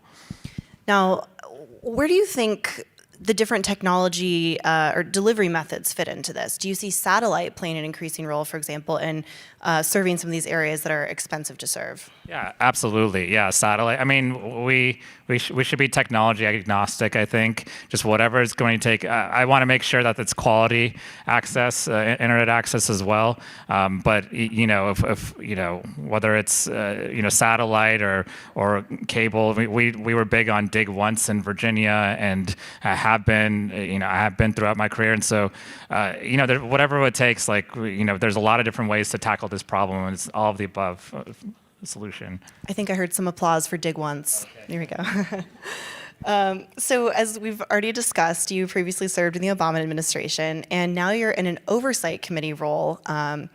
So I'm curious, given that assignment plus your tech experience, where do you think is the most important place to apply scrutiny to the Trump administration, particularly in the tech sector? Yeah, it's a good question. So, the Science Committee, for those of you who don't know, it's a very bipartisan committee, and I think that's a place where we can try to push to get more funding for science, technology, and innovation. And I hope we'll have some success there. The Oversight Committee is the most partisan committee by far. It's almost theatrical how partisan it is. I'm trying to at least be a voice on there to just see if we can have an angle where we do real oversight at some point, right? Because I think any administration needs oversight. It doesn't seem like this oversight committee wants to do real oversight, but certainly I'd want to know my task right now, I have so many federal workers in my district and federal contractors, and they have a lot of questions about what's going on right now. And so it's hard for us to get answers when, we had a hearing on right-sizing government, and none of the people from DOGE were there. It was the governor of Iowa came instead, who had no idea what was going on with DOGE. And so we'd like to at least have some sort of communication with those folks as to what's going on and what the plan is. And frankly, a lot of what's happening, they're stepping on the authority of Congress, and it's unconstitutional. It's not legal. So that would be my goal, is to make sure that Congress keeps its power and doesn't cede all its power to one person or two people in government, and sometimes outside of government. Great. Well, that's the extent of the questions I had for you. I would love to open this up to the floor. If anyone would like to ask some questions, we've got microphones on either side. Please feel free to give it a shot.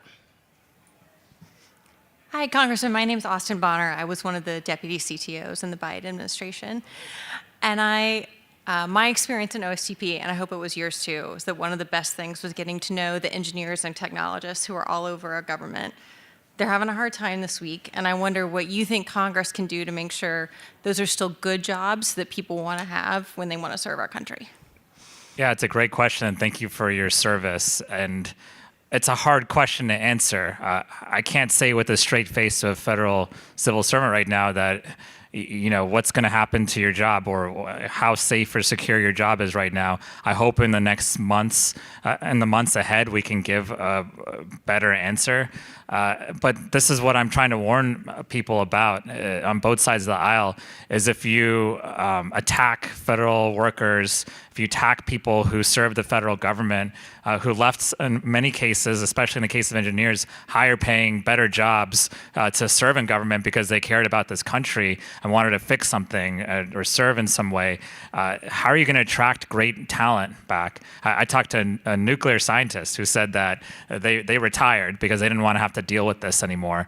And how are you going to replace that person with 20 years of experience in a very niche part of an agency? And so this is a brain drain in our government. That's what's going to happen. And the people who are going to exit first are going to be the people who are the most in demand in the private sector and who are the ones we don't want leaving, right? So I think that there's a lot of unintended consequences to what's happening, and that question really points to that. And what I've told people in the federal workforce is to not take the buyout offer, to keep at it, to please stay because our country needs you, and that I'll do everything in Congress to try to fight for you because we need you. And in a lot of cases, that is very true. So it's a great question. I hope we can get the answer in a couple of months. Yeah, go ahead, Chris. Hi. Hi, Congressman. My name is Chris Lewis. I'm from Alexandria, Virginia, but I grew up in Herndon, Virginia, not far from, or it's in your district, I think. Close, yeah. In your answer on broadband, I know broadband's a big topic, and you mostly covered access, but you didn't cover affordability, and you advocated for an all of the above approach, including satellite. Satellite's been studied to be far more expensive for consumers, including the devices to get access to satellite. It just costs so much more for consumers than other types of broadband. So given that the Congress ended subsidies for low-income broadband last Congress, what's your solutions for supporting folks getting that sort of expensive broadband in rural areas?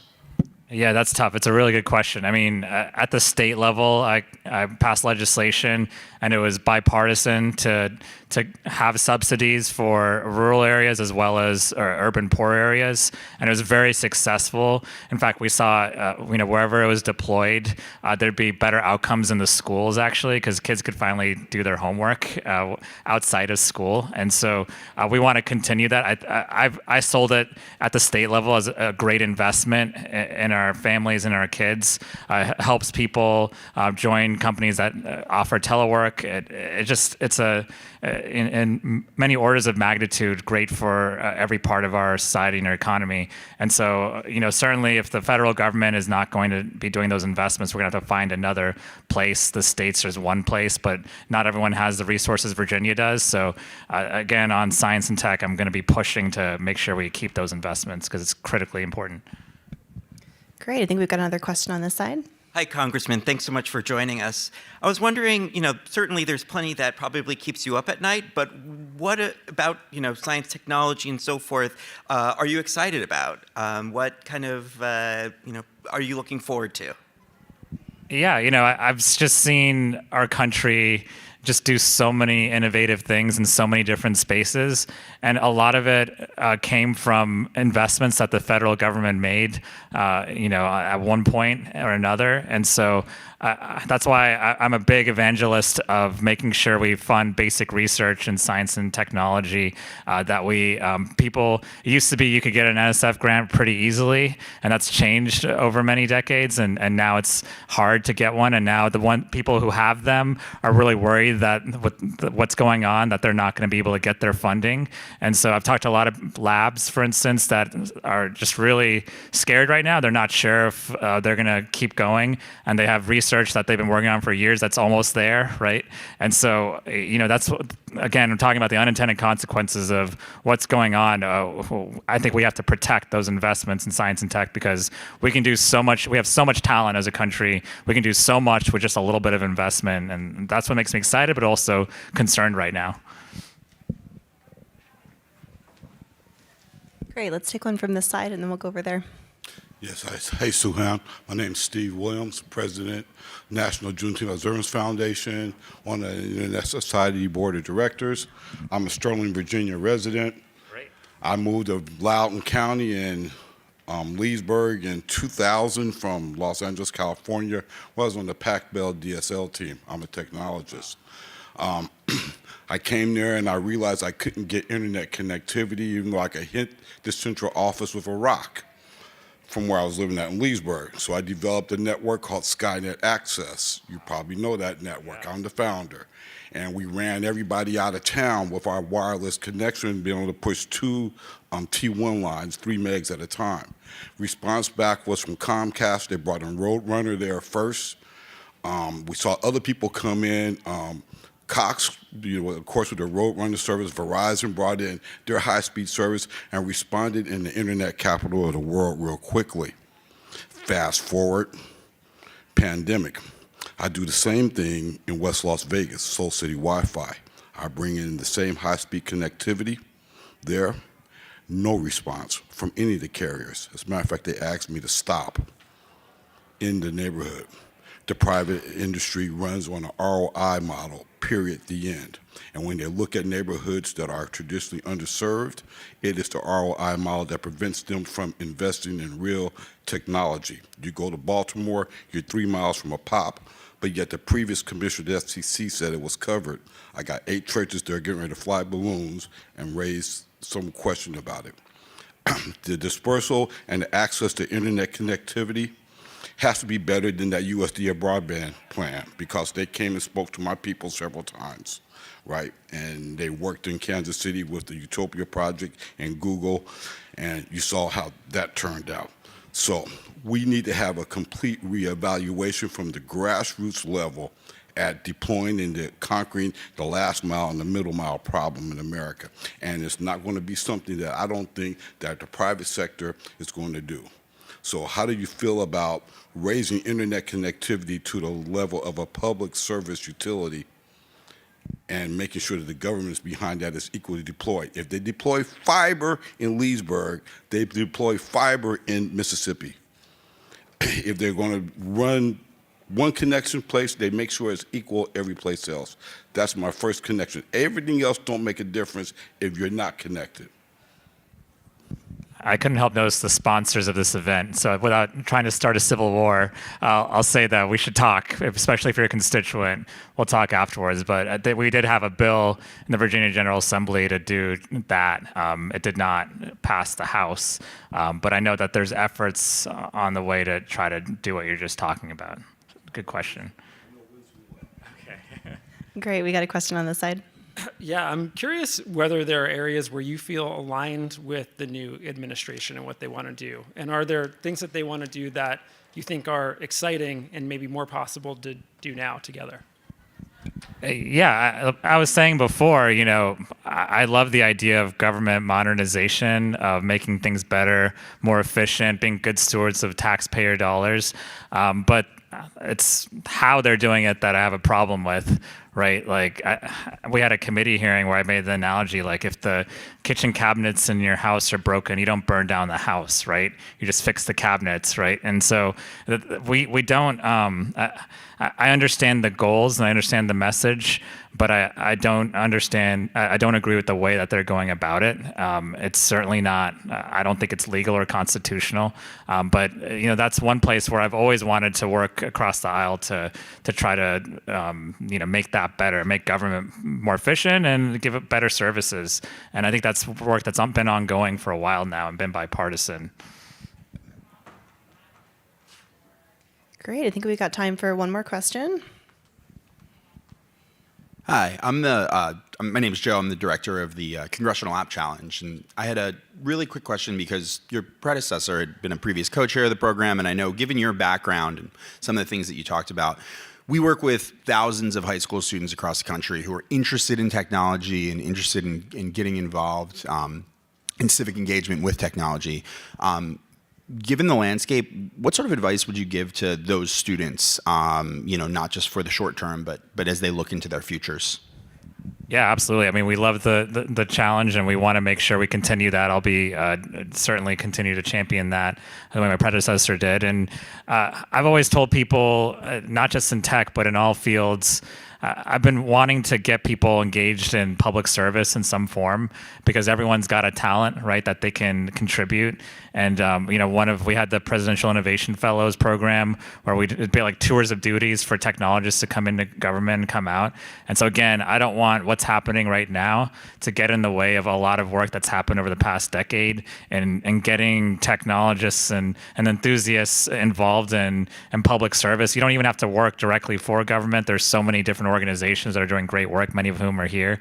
And so I would just tell those students, go get your degree, work at a company that you really like or start something, build something, but then try to use your talents as well to give back in some way. You'll find that even if you're not at all involved in campaigns, that your talent is much needed in our government, in our society, and that you should feel free and feel empowered to use it for good.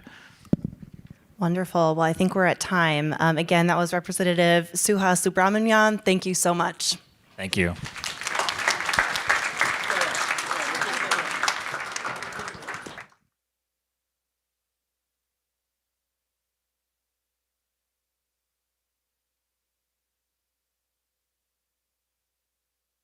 Congressman. My name is Tim Lorden. We're waiting on Congressman Kamek. She'll be here in just a moment. In the meantime, let me just tell you, after the Congressman's address, we have a series of salons that will accompany drinks, or drinks that will accompany salons. So we'll have a spread out there, a full bar, and then we go into salons. The salons are basically just opportunities for you to engage on the conversation. We will have a facilitator. That person is not presenting their particular views. They're just trying to get a conversation going. And the 3 different salons that we have is one is an artificial intelligence readout from the Paris Summit, which was today and yesterday. So that should be fascinating. And Grace Al-Hamid, formerly of NTIA, who's really assisted this conference and helped organize it, she'll be facilitating that particular salon. The second one we have is on state tech policy. So a lot of activity in the states, a lot of it is moved to the states legislatively and from a litigation perspective. So we'll have a salon on that. There'll be a facilitator, Luke Hogg from the FAA, and David and Sarah from Cato is going to facilitate that conversation. And then lastly, we have a we have a kind of a redo of the last panel that we had on content moderation, the future of content moderation, and that will be actually facilitated by Luke Hogg from the FAE and David and Sarah from Cato. I apologize for the mistake. The state tech policy panel was supposed to be done by Scott Brennan, but he couldn't make it because he has to drive back and forth from North Carolina. So Keir Lamont from the Future Privacy Forum is going to fill in for that. Those are going to be in the respective rooms. You don't have to go to a salon. You don't even have to drink. But if you want to drink and not go to a salon, you can do that. If you want to drink and go to a salon, you can do that. Or if you want to go to a salon and not drink, you can do that too. And for right now, let me just hand it over to my colleague, my board member, Daniel Kent. Let me just put the podium up. Sure.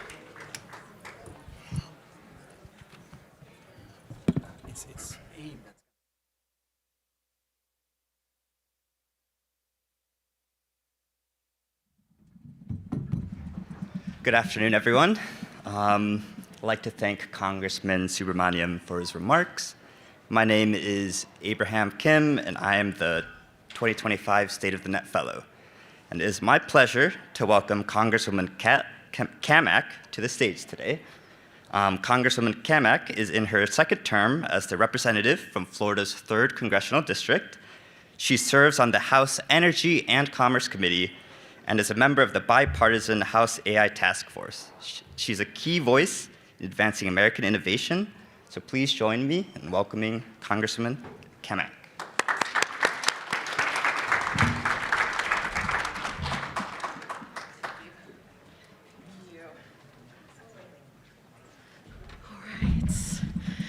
Well, good afternoon.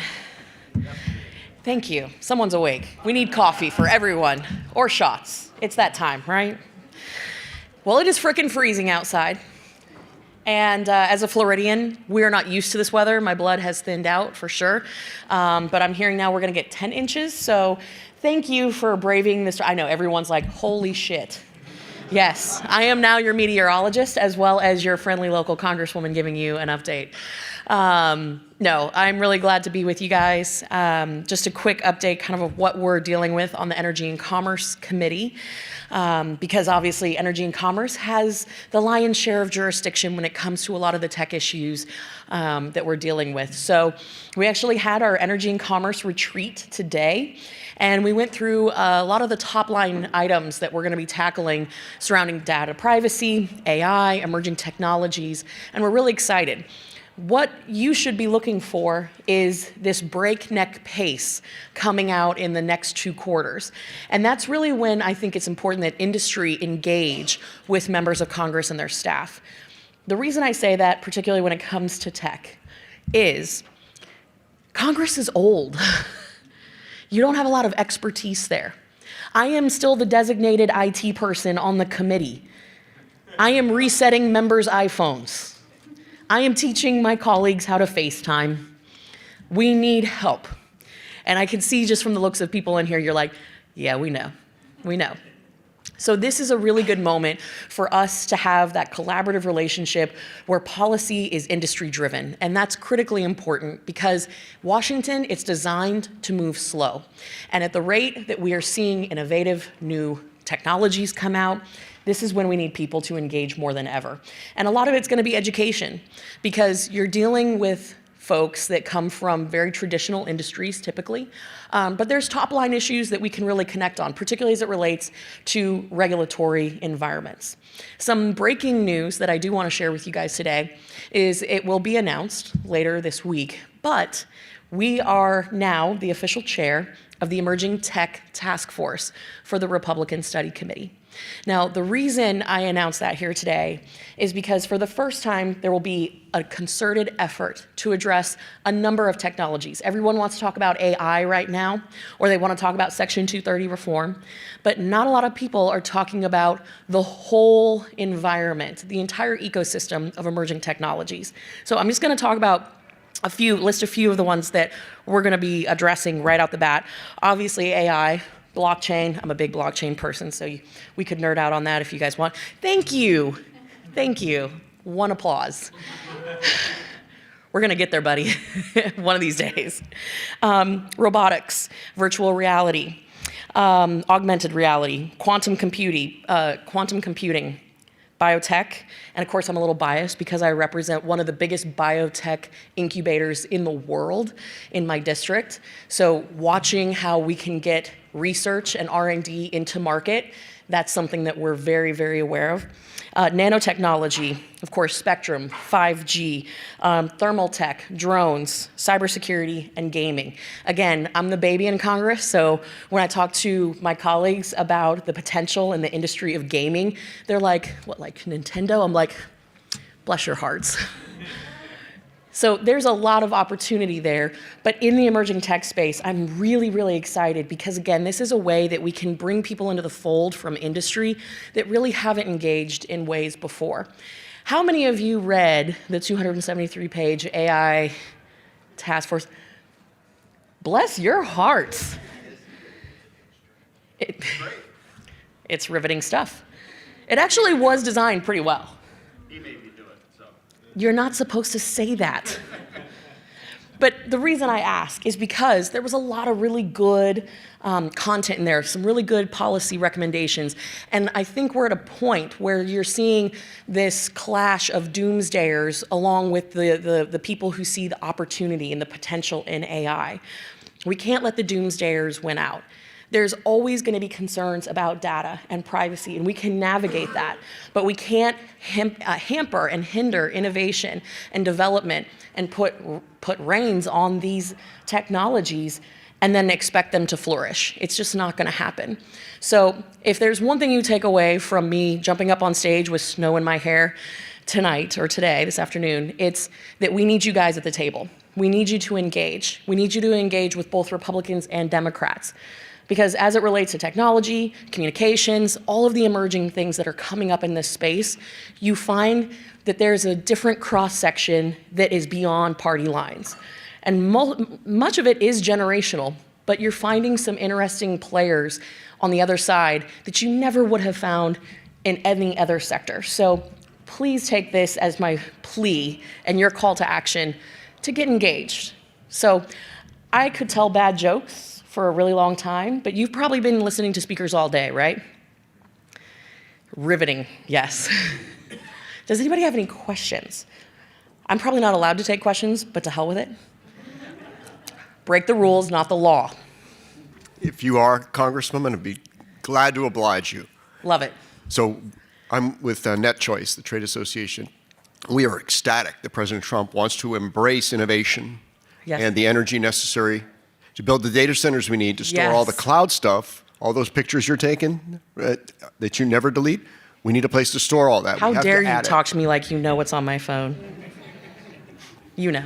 We also need to build data centers that house AI in order to beat China. That's critical. So I love all that, and I recognize the administration's embrace of crypto as an alternative. Yes. But you expressed this, go blockchain, go crypto, and we're running into a problem in some states where the utilities may not have enough power maybe to cover data centers and crypto. And Crypto.com says that if a crypto miner writes a single transaction to a Bitcoin blockchain, they use as much electricity as the average American household in a month. Yes. Right? So that narrative is clashing with all of President Trump's initiatives for our industry. So we've got to find a way to change that. And if you've got connections with the crypto boys, push them to change from proof of work to some other model.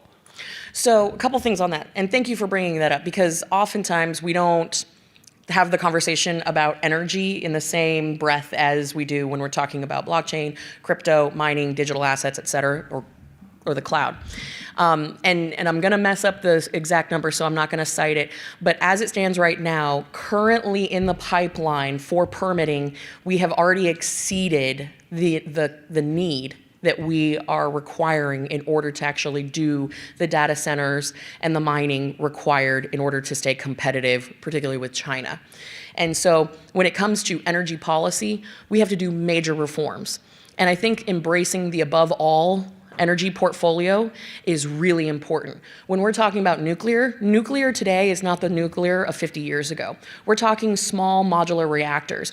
We're talking very clean, efficient energy. We need to embrace, and above all, which includes LNG, CNG, we need to do that because we're never going to compete, nor we're going to snuff out innovation just by virtue of over-regulating a space that has to grow anyway.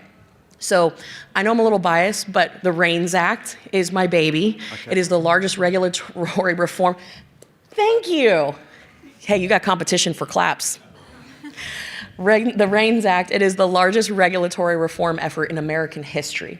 And all it says is that any major rule, which is defined by $100 million or more to industry impact, has to get express approval from Congress. Now you're probably like, wow, that is like watching paint dry type sexy, Kat.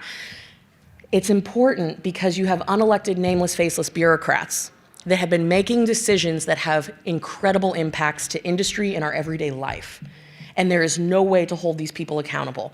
And the way that politics is today, we live in the era of entertainment. And so what you have are these bureaucrats that are really just executing a political agenda. And that's not good for our country, it's not good for industry, and you're not going to be able to put forward the necessary capital investments to get these initiatives across the finish line. So for us, the REINS Act is the way to unleash energy, it's the way to unleash innovation. I think that it will make America exceptionally competitive and in a position to take on our adversaries. And right now, as we speak, my team is working with the Speaker's office, and we are working to include REINS as part of the reconciliation package. Thank you for your tech optimism and your service. Thank you. Thank you. Thank you for the question. Hey. Hi, thanks for taking questions. I'm wondering your thoughts on big tech competition and increasing competition in the tech sector. I think big tech competition versus the little guys? Yeah, exactly. I think the administration's appointees to DOJ and FTC are really exciting, have strong records, and just thinking how you are expecting to work with them and things Congress is looking towards in that area. I think you're going to see, and I remember, who's here with OpenAI? Is anyone with OpenAI? No? Good. Okay, I'm going to tell a story. I see the red button, so I know this is live streamed somewhere. No, I remember a couple years ago, I was probably the only member of Congress at the time who had, downloaded OpenAI and, ChatGPT and was, tinkering around with it like any good nerd, nerdy millennial would do. And we had a meeting with several members of Congress and Sam Altman. And everybody was very excited about the potential, and rightfully so. I think this was the 3.5 version. And somebody mentioned in the audience, they say, well, can it write, is it political? Will it give feedback on political figures? And he said, no, I get yelled at 50% of the time by Republicans, and I get yelled at 50% of the time by the Democrats. It's very down the middle. And I'm like, yeah, okay, let's see. So I'm in the corner, like asking and prompting and doing all these things. And it comes to me and I say, hi, Sam, my name's Kat, and could you ask it? Because he had a PowerPoint with the system up and he was doing it in real time. And I said, can you ask it to write a poem about Nancy? Now here's a lesson for everybody. Do not ever ask a question that you don't know the answer to, particularly in public service. So I asked him, knowing what the system's gonna say. And Nancy, Speaker Emeritus Nancy Pelosi, was in the room sitting next to him. And it immediately generated like 8 stanzas of Speaker Pelosi, whose hair is so fair, like glowing, flowing words, right? And I'm like, perfect. And I said, ask it to write a poem about President Trump. And he types it in. And the system goes, I am sorry, I cannot write anything about a political figure, blah, blah, blah, blah, blah, blah. And he looks right at me, and I thought he wanted to kill me, but he's like, well, this is embarrassing. And I said, the language models and the bias issue is a very real issue.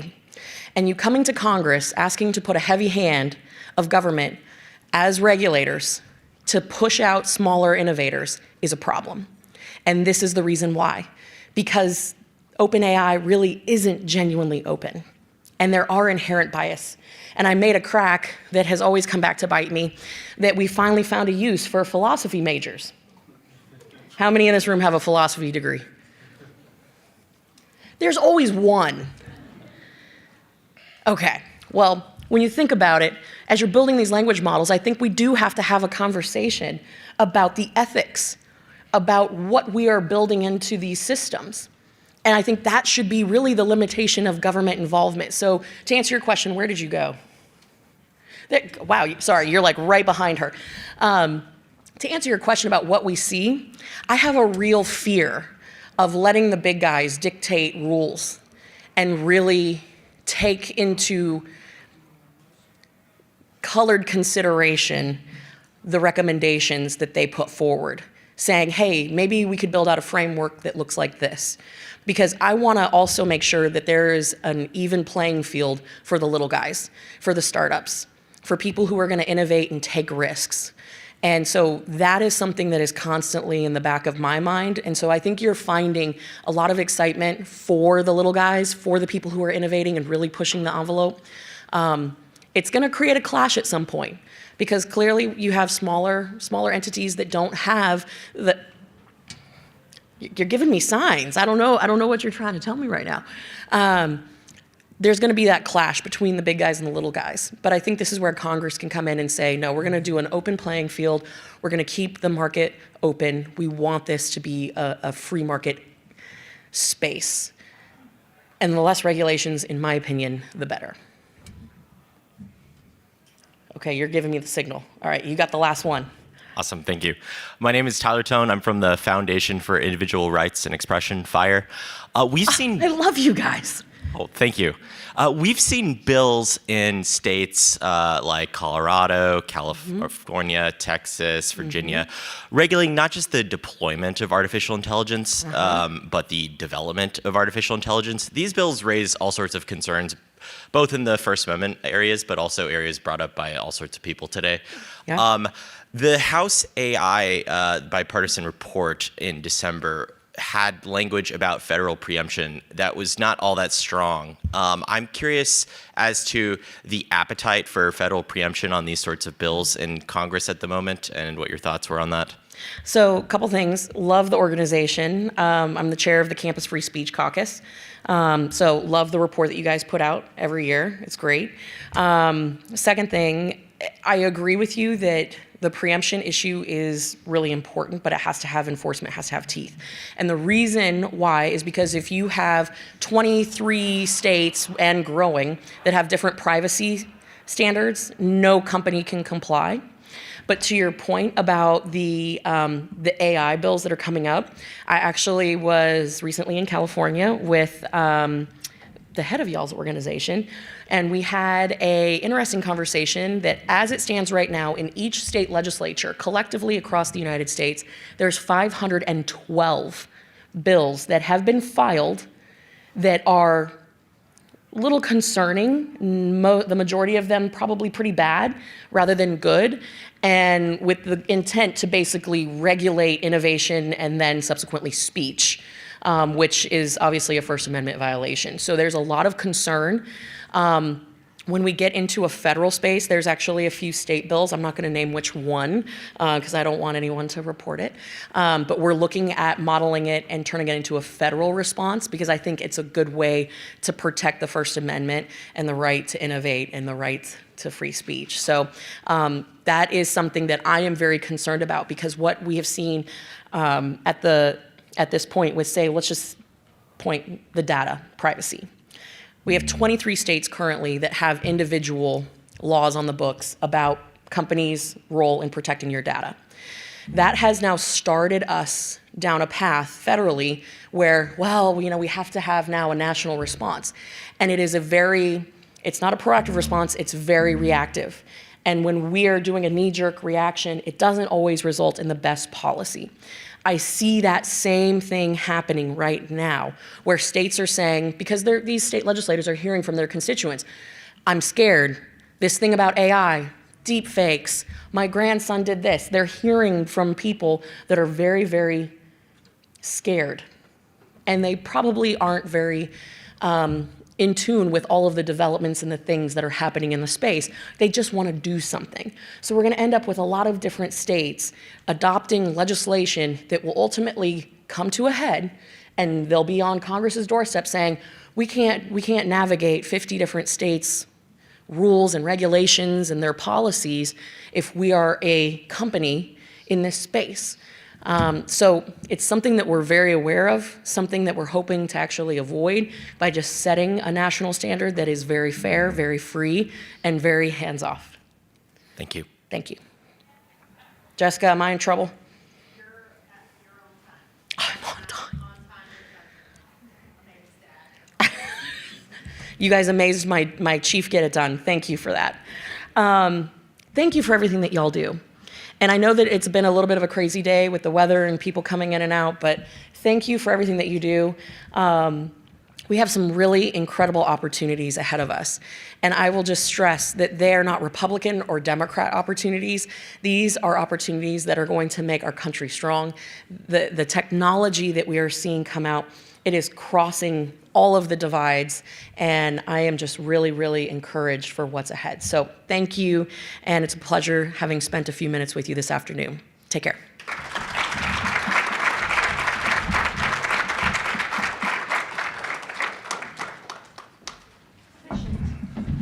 Thank you, Congresswoman. Appreciate it. I also want to thank the snow gods for holding off for most of the day. I'm so thrilled, I can't even tell you. And just to reiterate, we have 2 bars, one out here, and then one all the way down between the north and south hubs. So there's 2 bars for your pleasure, if that's your thing. And then again, the salons will be happening at 5-ish. The AI Paris readout is going to be happening in the central hub, which is right over here with Grace Abu Hamid. The state tech policy salon is going to happen in the South Hub, which is all the way down over here with Keir Lamont from Future Privacy Forum. And the Future of Content Moderation with Luke Hogg and David and Sarah is in the North Hub, which is down there. And on behalf of my entire board and all the volunteers and everybody, I want to say thank you, and we'll see you at the salons. Thanks.